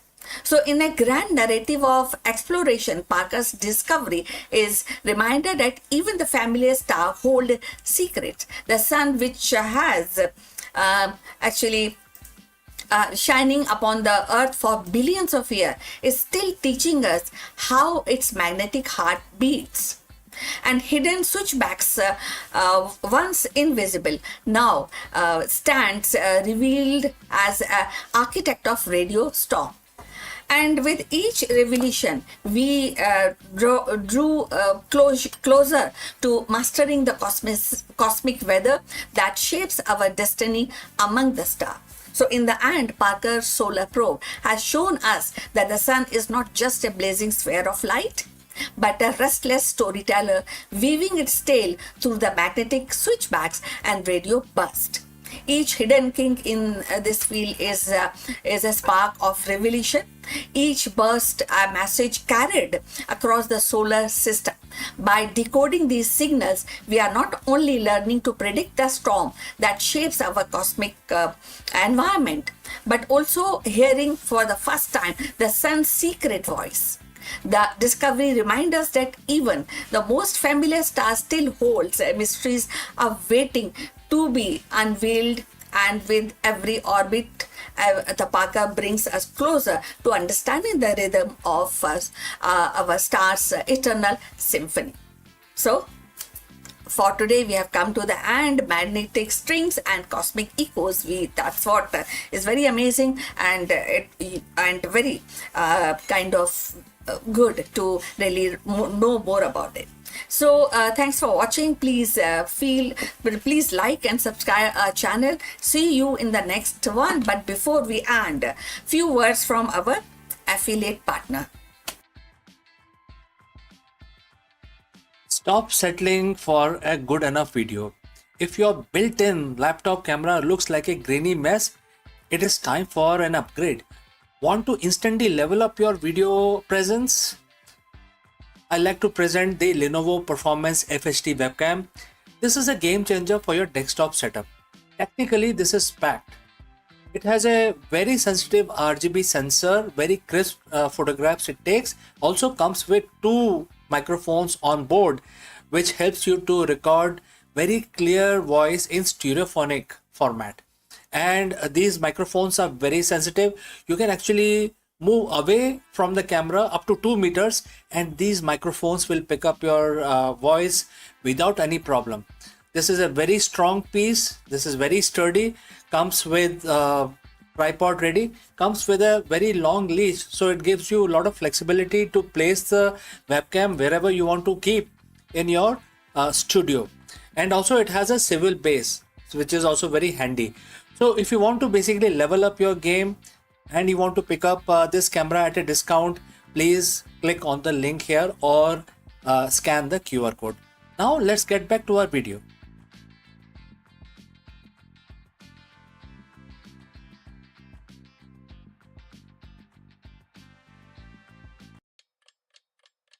Long before telescope pierced the sky, Lagarde's verses and the Siddhantic model dared to chart the dance of eclipse and celestial cycle.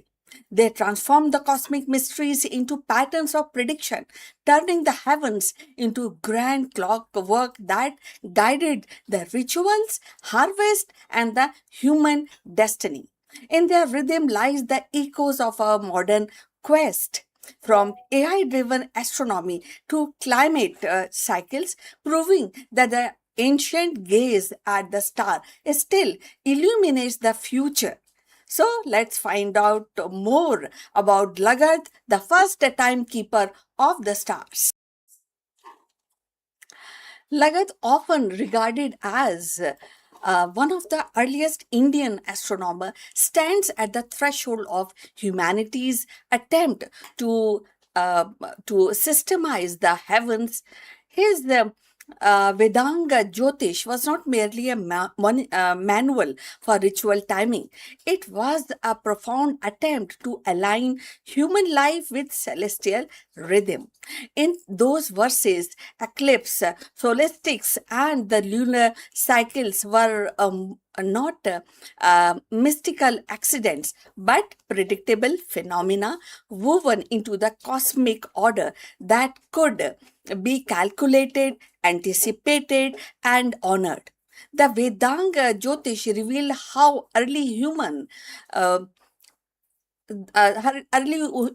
used to track the lunar month and aligned ritual calendar with the celestial cycle.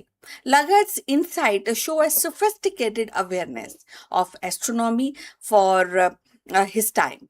He described the constellations, seasonal markers, and the method for calculating solstices and equinox. So, in this essence, he transformed the sky watching into a structured science, bridging ritual practices with cosmic order. This was the seed of what later bloomed into Siddhantic traditions, a lineage of astronomical trustees that defined the planetary models, mapped eclipse with increasing precision, and sought to reconcile the observation with theory. Thus, a Siddhantic model from Aryabhat to Varahamitra carried Lagarde's impulse forward. They treated eclipse as a natural event causing by the interplay of earth, sun, and moon, stripping away the superstition and replacing it with the geometry and cycles. These texts became the most kind of a standing trustees with the cosmos influencing even the Islamic astronomy and medieval Europe. And even the instruments of Jantar Mantar, which is in Delhi, centuries later. So they were not static sculptures, but evolving framework absorbing new observations and recalibrating the celestial clock. The Vedang Jyotish, a text that systemized the astronomical knowledge during the late Vedic period. And his work was not abstract theory alone. It was a deeply practical design to help priests determine the correct timing for ritual by observing the movements of sun, moon, and stars. When we talk about 26 and these theories, these all written text and the observation, they resonate even today, which is really very striking. As the James Webb Space Telescope peer into the exoplanetary system and AI model simulate the cosmic dynamics, Lagarde's vision of cyclic order feels uncannily modern. So, his insistence that the ritual, agriculture, and the society must be synchronized with celestial cycle even mirror today's quest for sustainability, where the climate model, satellite data, and ecological rhythm demand human alignment with the planetary system. The Siddhantic tradition's emphasis on predictive accuracy and which echoes in the contemporary algorithm and the forecast eclipse, solar storms, and orbital mechanics with a breakthrough precision. So, beyond science, these ancient trustees remind us of humanity and its versus its practices in an age where the technology attempts us to dominate. The nature, Lagarde's cosmic whisper of coexistence, the eclipse. So that is also very, very important when these actually all trustees, all ideas and observation, which were actually established way before all these modern science evolved. So all the basis of or the modern science actually take, which is built on the nested theories which has been established by Lagarde way back in antiquity in India. So, when going forward, the eclipse, once feared, became a calculable wonder. Today, it is the spectacle that unites millions across the continent. The cycle he mapped reminds us that the progress is not linear but rhythmic.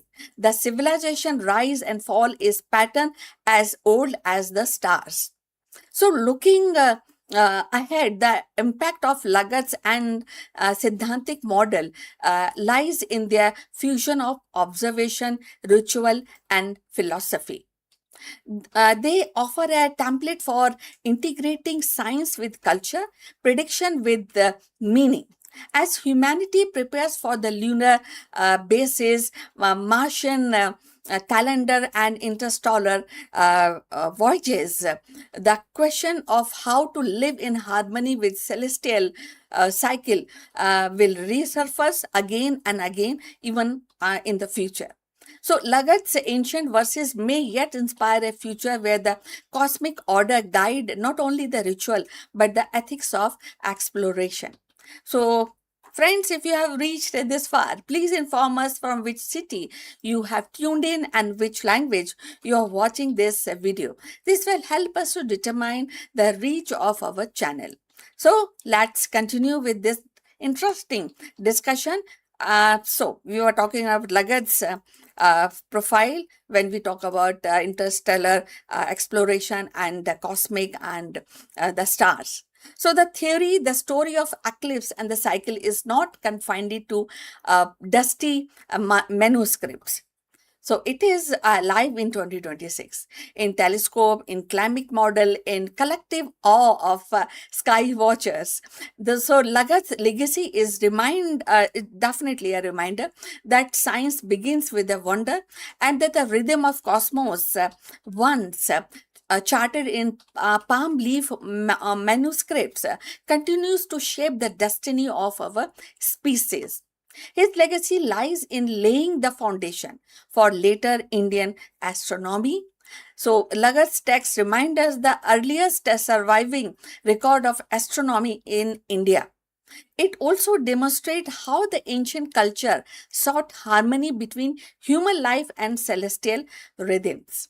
A theme that continues to inspire both historians and astronomers today. His contribution is significant because it represents one of the earliest systematic attempt to codify the astronomical knowledge in India. By arranging this knowledge into a structured text, Lagat helped establish the astronomy as a scholarly discipline and linking ritual practice with celestial observation. This synthesis of science and spirituality became a hallmark for ancient Indian thought. For from rituals fire the cosmic cycle, Lagat's vision still burns bright, reminding us that the wisdom of star is as eternal as sky itself. Though the centuries have passed since Lagat the first mapped the heaven, his vision endures. By turning ritual into rhythm and starlight into science, he gave India its earliest astronomy a legacy that still guide our understanding of cosmic order. So, in every calendar, in every calculation of time, echoes the wisdom of the sage who saw the universe not as a chaos but as a harmony. So now we have come to the end of this discussion, and please like and subscribe our channel, and we look forward your comments on this topic. In case if you want to add more on Lagat's legacy, we will be happy to read and share. So see you in the next one. Take care. Bye.